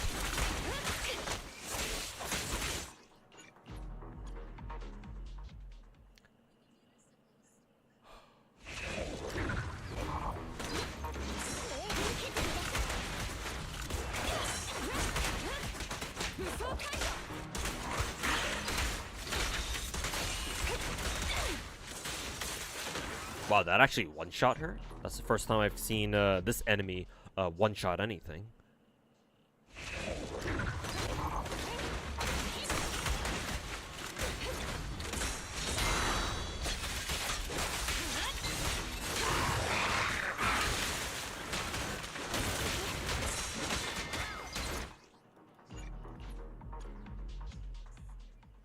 It has fixed crit rate, crit damage? Yeah, it's fixed. Like 20% crit rate or something, and like maybe, what, I don't know, 50% crit damage? I don't know. I forget the exact numbers. But they are fixed, yeah. But even then, they're good enough so that, like, you'll notice like a very, you'll have a very noticeable spike in your Denjo reaction damage if your Nahida is C2. Nahida's C2 is by far her most important, quote-unquote, low-level constellation.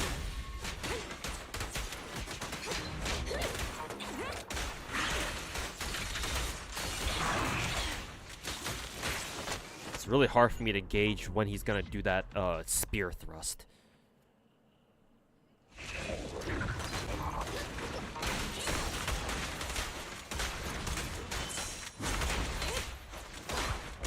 The guy who leaked free Hayamusa, or whatever his name is, apparently is a reliable leaker.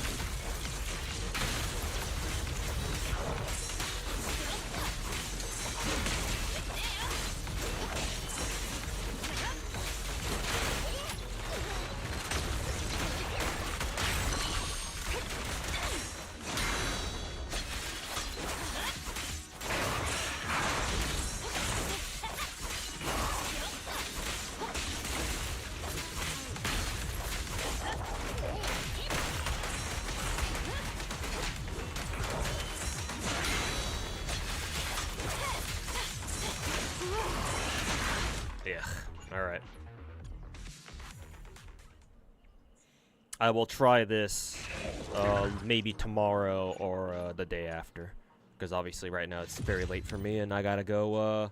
I gotta wrap up the stream. I'll just pause it for now.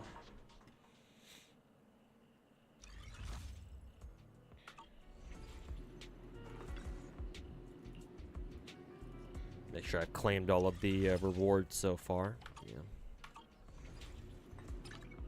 What is this new thing? Let's see. Oh, it's just, hey, go try out Tower and get your ass kicked.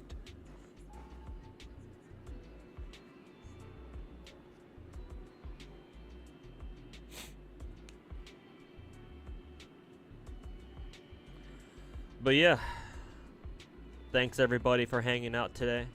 I gotta wrap up the stream because it is about time for my homeowners association mandated curfew.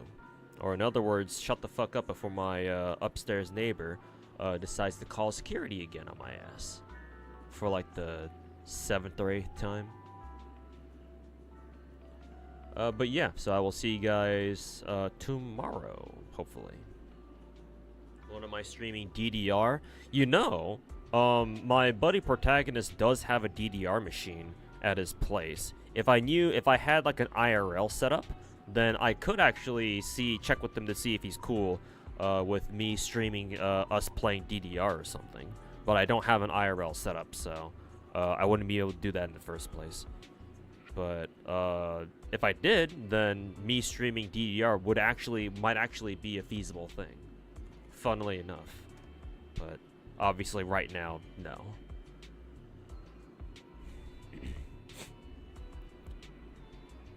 But yeah, thanks everybody for hanging out today.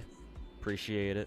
And yeah, I'll see you guys tomorrow. I expect to be streaming tomorrow at least. Or at least hopefully I will be. So yeah. I think tomorrow what I'll do is I'll stream the Rappa event in Star Rail. I'm gonna see how many Stellar Jades the event gives me, and then once that's done, I'll take stock of how much gacha currency I have in Star Rail and see if I still want to roll for Rappa or not.